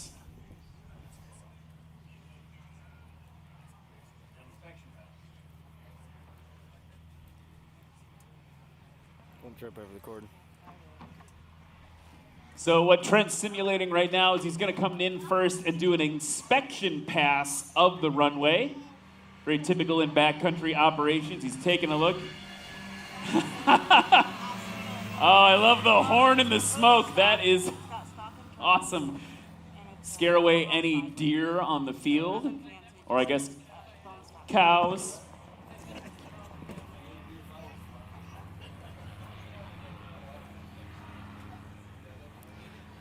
So he's going to come around now. He's inspected the runway. It's looking clear and safe. Right? Use the smoke to figure out where the winds are coming from. Right, yeah, you use that, exactly. That's huge. When you're flying the places that Trent flies, landing on a mountaintop for coffee. Yeah, you don't know what the winds are. You don't know what the winds do. You have a windsock up there. So now he's going to be setting up. Here he is, turning base to final. Flaps drop, setting up for a backcountry landing.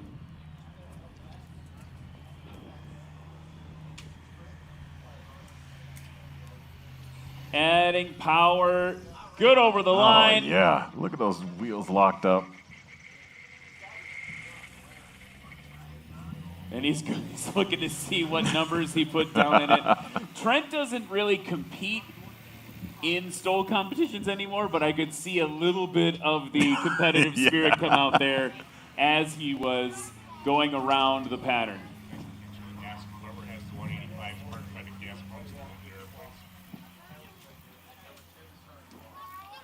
So, as he taxis back around, we want to say a very happy birthday to Randy from Legend Aircraft. Happy Randy's birthday, Randy Hart. So we need everyone in the crowd to say happy birthday, Randy. Happy birthday, Randy. Miss Randy Hart. So here goes Trent again, popping some smoke. I guess the line judge decided to do a backflip because he was so excited There's about a it. lot I don't know what happening. that was about. And look at Trent go off into the distance there, climbing up and to the right. That's the real winner out there, the backflip. So Again, happy birthday, Randy. I don't know if you heard, Trent also said happy birthday, Randy, on the radio. Oh, nice. So, absolutely great. Gonna make another loop around the pattern here in the Legend Nomad. You know what's really cool about this paint job too, right? He was trying to take what people had learned from the Freedom Fox, his former aircraft. It was, you know, a patriotic paint scheme. He wanted to vary on that theme, but what I'm struck by is as it flies through the air, it's definitely very identifiable, right? We have red, white, and black on there. Like, it's, you can definitely see it from a distance. Yeah. Sometimes backcountry planes just blend in, right? And you want to stand out if you need help. Okay, here comes Trent Palmer now, slowing down, dropping those flaps. Let's see. I'm waiting to see if it. Oh, that's a there was scratch. a scratch. A scratch for Trent Palmer. He Lexi, probably touched the line. Not you know? pulling any punches. Oh, yeah. But he probably touched the line. You know, that's against the rules. A newer rule that was introduced not too long ago. Can't touch the line. You have to land beyond the line and not in front of it.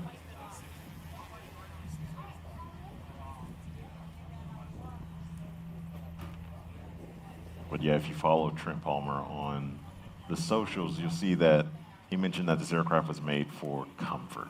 It's for him and Haley to go traveling into the backcountry, and it's not purpose-built for STOL competition or anything like that. And even as a comfort-built aircraft, it's performing very well in front of us because it's still a Super Cub platform. Oh, absolutely. I mean, look at the numbers he's putting down right now. Like that first run, a combined score of 372. Come on. So, still putting in like super good numbers. And we're being told he's got 25 gallons of fuel on right now. So he's loaded up with fuel too. Hal just came on the radio, I guess, and said, it looked good for where I was in terms of the scratch. And there's some chat back and forth between Trent and Hal on the radio. So Trent's going to come back around now, getting ready to turn that base leg. Base to final.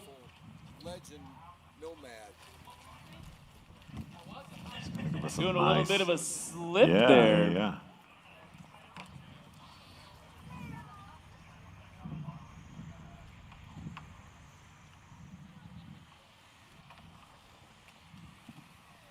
You can see him working the rudder right now, keeping that directional control.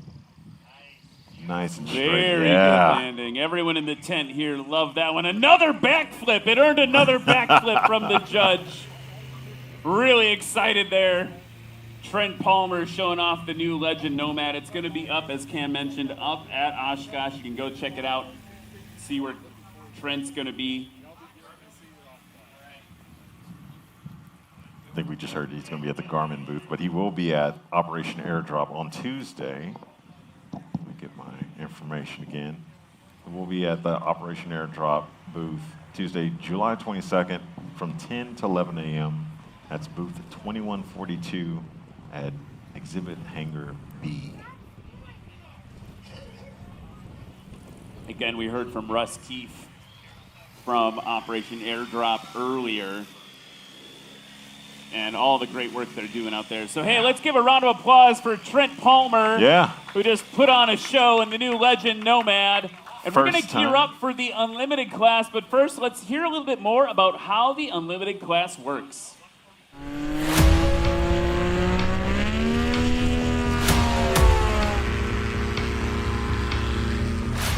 He pushes me and I push him, and same with Hal. We're challenging each other. Everyone's like, whoa, this is gonna be close. I have beat him, but not often. I gotta be really on my game and he's gotta be off his a little bit.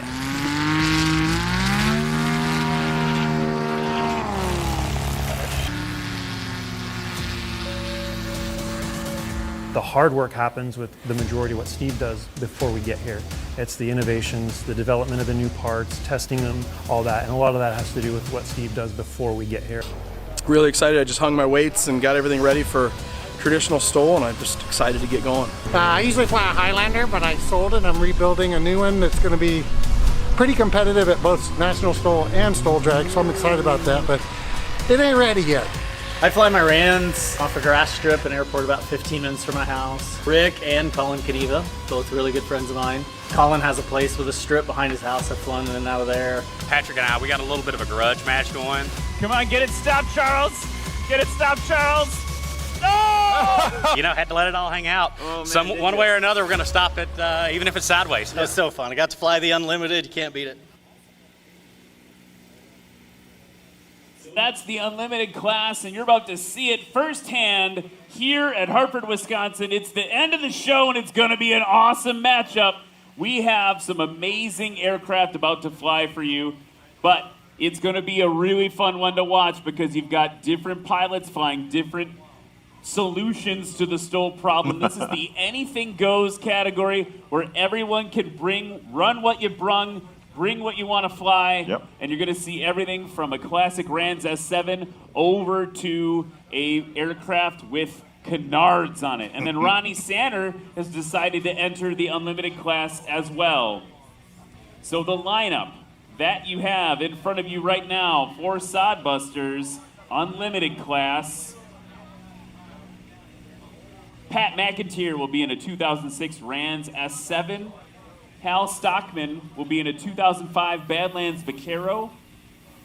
And Jared Garrettson will be in a 2021 Badlands Traveler. And Ronnie Sanner in his 2025 Badlands Traveler. Folks, if you are here in the crowd, we've got the owner of a Cessna one. This is the funniest thing I'm gonna have to say in a while. The owner of a Cessna 185. Cessna 185. If you're parked at the gas pumps here, you've got a Cessna 185 parked at the gas pumps here at Hartford, you gotta move your airplane, okay? If you got a Cessna 185 parked at the gas pumps, it's blocking the gas pumps. You need to move your airplane. I think this is normally what we'd say, or you will be towed, but I don't know if that's true or not. But go move your plane if you got a 185 at the gas pumps. All right, Cam, you ready to kick this thing off? I am so ready. Ready, Freddy.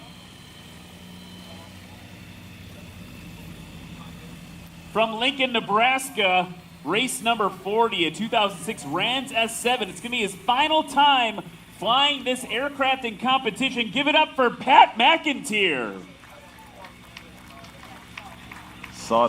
As Ryan mentioned, Sodbusters is going to be the last appearance of this aircraft with Pat McIntyre. It's currently doing a build assist with Jared Garrettson at Garrettson Aviation on a Badlands Traveler. So we'll be flying one of these same aircraft we're about to see here in just a moment. And from Elko, Nevada, race number 3, Mr. Hal Stockman.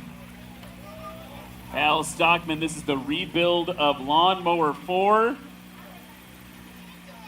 The tail from the original aircraft is still recovered. Added this canard up front to help offset the CG. The canard also improves tail effectiveness and reduces wing loading.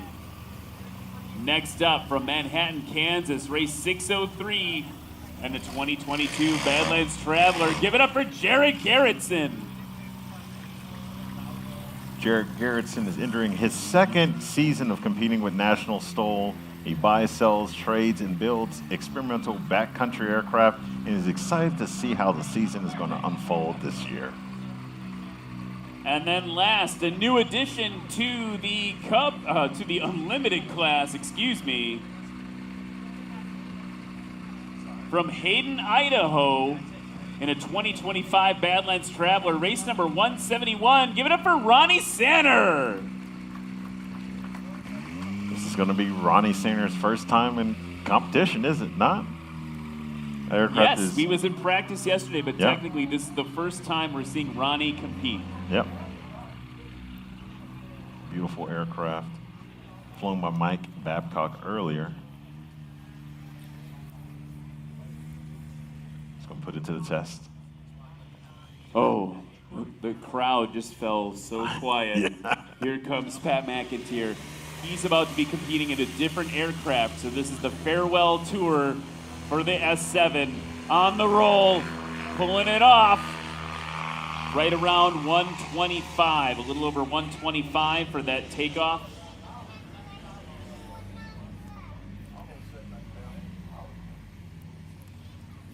Next up, Hal Stockman. Look at the canard on the front. That's a very EAA thing. Yeah, it to really be having is. have performing before AirVenture. He's on the roll now. Oh, Nursing yeah. it off, and look, sub 125. Yeah, yeah. So that canard again makes the tail more effective. You can get a higher angle attack because instead of adding weight on the back, like we talked about earlier with Russ Keith, he's adding lift to the front. It's science, physics. Science. Jared Garrettson.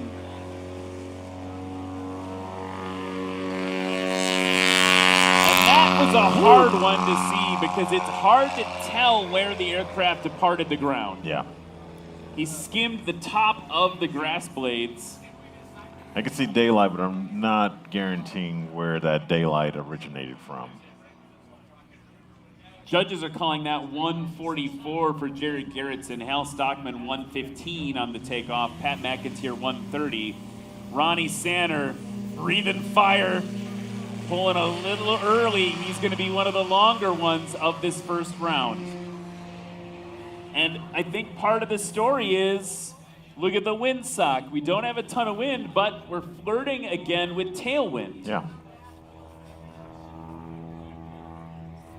And so earlier I was told that Ronnie's engine is bone stock dry. It doesn't have any modifications to it besides it being the Yamaha engine that it is. So Patrick McIntyre plopping it in. Pat McIntyre. Lexi throwing up her hands. Oh, she doesn't know. It was close. Wow. Throwing it all out on the line. That one is under review.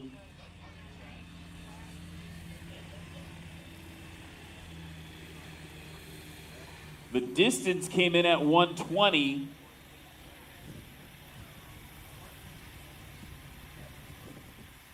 Hal Stockman now running a totally, I mean, it's just weird when you strap a canard. It's not unheard of in STOL. It's unconventional for sure. Ooh, right yeah. on the line. Will it be good? He stopped right around 100 feet. It looked like a disappointing scratch from Lexi.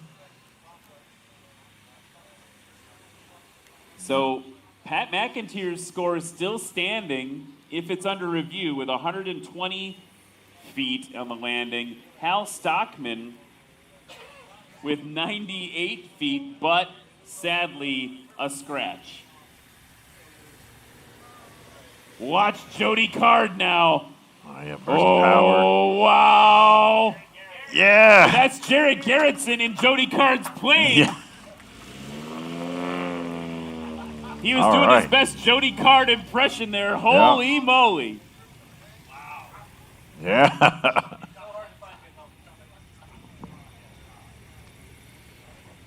It is just the first round. Yeah.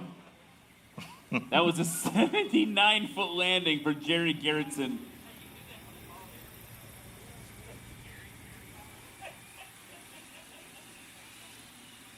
Ronnie Sanner now coming in his Badlands with the Apex engine. Get it stopped. Work those sparkies. Yeah. Drop some embers on the grass. Yeah. A little bit longer than I thought I would see out of him based on practice yesterday.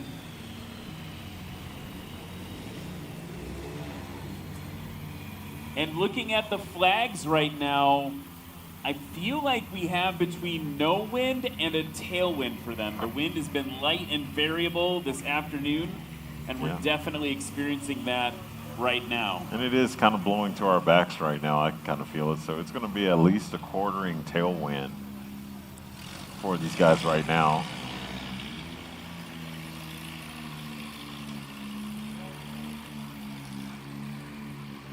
So that will extend takeoff roll and landing roll.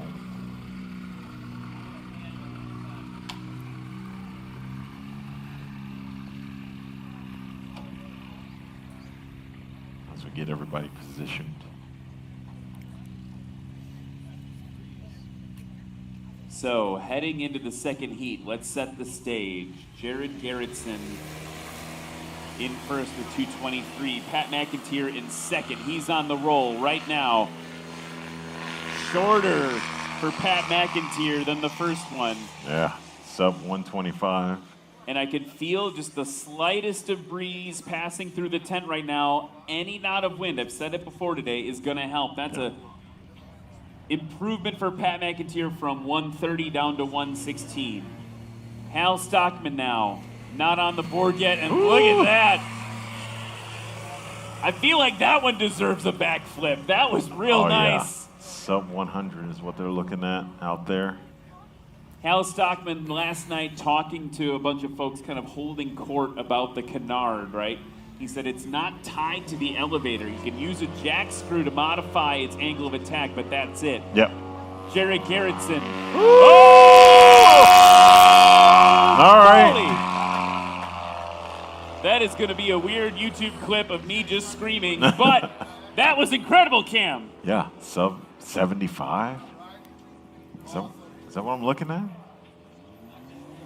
Ronnie Sander ready to go. 62 feet on that from Jared Garrettson. I want to make sure everyone heard what you just said because Ronnie was blowing up the airwaves. 62 feet from Jared Garrettson. Oh, yeah, that is. What is going on? We'll get Ronnie's number in just a moment.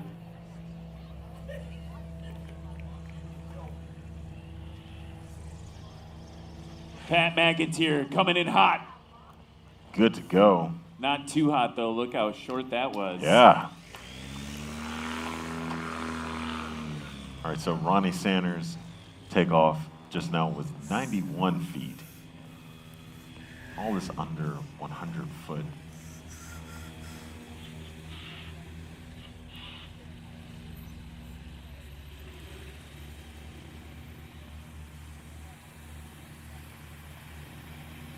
Hal Stockman on short final. So he's got that canard in the optimum position, hopefully, to provide more lift, to help him get the tail down lower, and it stops flying right there. Sub 100 feet again for Hal Stockman. You got to think, I mean, for the longest time, it was the Hal Stockman versus Steve Henry show. Mm-hmm. Steve Henry hasn't been on the circuit as much this year. It hasn't stopped Hal from pushing and innovating, right? He's been pushing so hard, innovating now with the canards. Here's Jared Garrettson. He's going to do the same maneuver, using all the power he can, all the lift of those slats, Perfect hanging it slow out flight. on that tail wheel. Yeah. Just plopped it there. I mean, Kid is an incredible stick. man. He knows how to get into that slow flight regime and just milk it for what it's worth. And we are seeing folks pop around in the score sheet right now. I can't even tell you how often the first place is dancing around. Hal Stockman was briefly in first. Jared Garrettson back in first. Ronnie Sander, good over the line. Watching for those sparks on those brakes. Yeah. Right around the 150 mark. Big improvement for Ronnie Sander on that second run. Everyone is dancing around first, second, third, fourth in this unlimited class here at Sodbusters.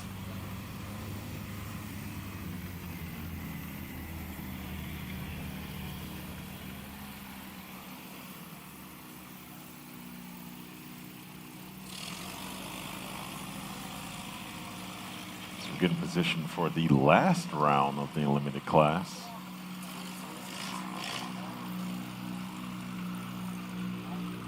We're going to see if Jared Garrettson can hold on to first place in Jody Card's aircraft that was built at Garrettson Aviation. So built by Jared. He's very familiar with it. He's also basically Frankenstein. Oh, yeah. Flying his own monster. Yeah. Oh, man. All right. Normally by now we can kind of call it, but we cannot call this unlimited class at all. We'll get all the phones out. Everyone is like, we got to keep this. We got to record this for posterity. Yeah. Last time you'll see this aircraft piloted by Patrick McIntyre. And I just got the announcing assist from Russ Keith behind us. He's like, hey, do you guys feel that? There's a little bit of a headwind now. And I bet Pat's just waiting, watching those flags, trying to grab that headwind. Yeah.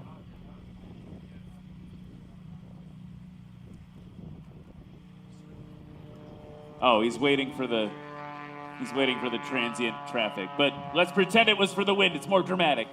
Here we go. In just a second, Pat McIntyre, final takeoff in the Rans S7 of his unlimited career.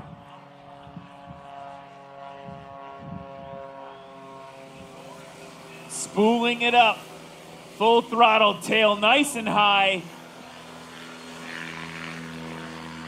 And that was a nice, smooth takeoff for Pat McIntyre. Yeah, sub 125 on that takeoff. Where Pat brings it home in the third and final round is usually the landing. Not too dissimilar. Yeah. Hal Stockman. Whoa, floating it off. That airplane stings like a butterfly. Ooh, doggy. Okay. Jared Garrettson, he's going to grab every ounce of that crosswind he can. Look, he's kind of notorious for this, of literally pushing the edge of exactly how far to the left he can aim that nose right now. Yeah. He's going to spool it up. No way. No way. I don't even know. How do we process that? Yeah. Are they pointing to like 50-something feet, 60-something feet? If you're Ronnie Sander and you just decided to play in the unlimited class, what are you thinking right now? Jeez. And he's putting up respectable numbers. Yeah. Sub 125 for Ronnie Sander. That was 58 feet for Jared Garrettson. Folks, 58 feet on takeoff from a big airplane. Yeah. That's something else. And I'm still feeling that breeze behind us. I'm hoping it maintains. Here comes Pat McIntyre, low and to your right. Got it dialed in kind of perfectly. He's got to get on the brakes. I think that's going to be one of the longer ones for Pat, unfortunately. Yeah.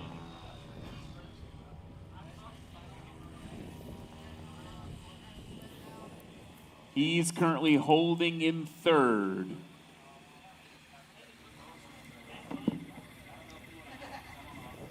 Hal Stockman.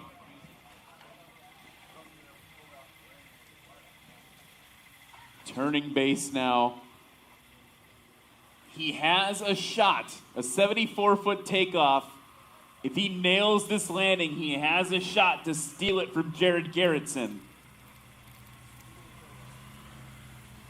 Slow. Yeah. Oh. I believe we have a scratch there for Hal Stockman. Waiting to see. I thought I saw the X from Lex. Yeah, that's an X out there. Oh, he's X 3 times now. Bummer for Hal Stockman on that one with the best takeoff he had. Jared Garrettson now hanging it on the prop, using all the ponies, holding it off. Huge deck angle now, floating it in. Yeah, throw it in there. That's what you came to see, Hartford. What is this kid doing? Holy cow. I can say holy cow because we're in Wisconsin. Get it? Holy cow? Yep. Okay, thanks. Thanks for sticking Holy with me. spotted cow, yes. Spotted cow. Ronnie Sander now coming in his BLT. Intercooler hanging down, flopping it down, losing a little bit of directional control there to the right, but he's got it stopped. We're going to measure from the furthest away tire. Oh, wow. I can't even. Yeah. I can't even. That was the Unlimited class. Let's wrap it up in just a second, folks. Hartford, hang with us. We're ready for the end in just a few minutes.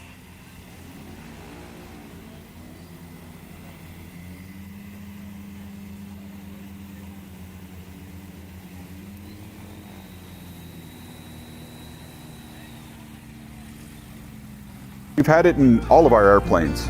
Ever since we started with the Piper Saratoga in the early 2000s. We did the pulse oximeter and CO detector in there. We've upgraded to there. Now we have a Cessna 340 that I actually was talking to him in Germany last year, and he was like, oh, you got to put the cabin altitude thing in the plane. I said, well, send it to me. So we put it in there, and it actually is really nice. This aircraft flies above 18,000, 10,000 feet, so up to 23,000 feet. The other day, the cabin altitude light comes on the manufacturer's panel, and boom, the CO Guardian comes on and says, all right, you're above 10,000, your cabin altitude is above 10,000 feet. So watch out. So it's kind of nice to have that redundancy in the plane. So for a pressurized aircraft, that is so important for me. I get that oxygen mask ready, make sure my oxygen is good.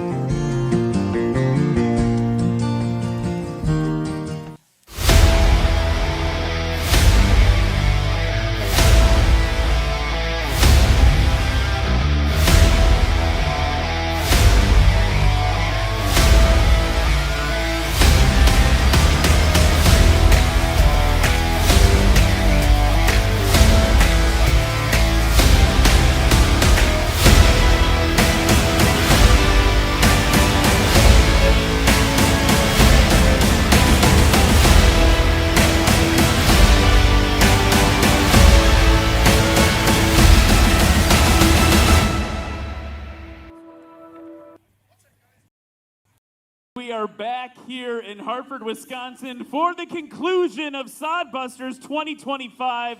It has been an amazing show, everyone. Thank you so much for hanging out in the sun, in the heat. It got humid today. Someone said online you could cut the air with a knife.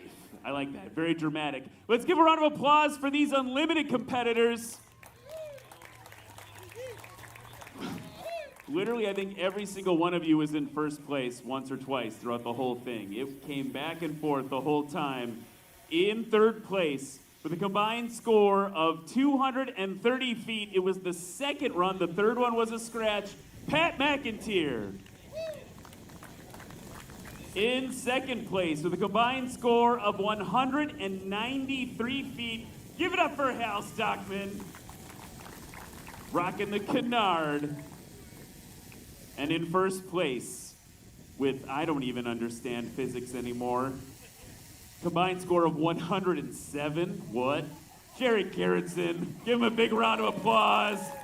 This kid, I keep calling you a kid, you're like a grown man, but like, every time, we've had this conversation once already today.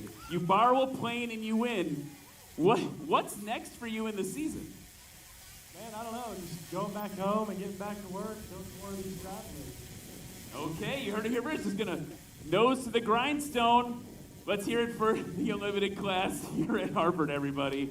What a great show. By the way, folks, thank you again for joining us. It has been a great event. We've got Jared taking home, like, I don't know, half the trophies, apparently. It has been really fun to watch all of you enjoy aviation. We want to remind you, again, of what National STOL is facing, right? We had that trailer fire on the way to this event. We lost literally everything. We've been piecing it together to bring everything to you here in Sodbusters. There is a GoFundMe. If you've been inspired today, we love your support to keep this thing running.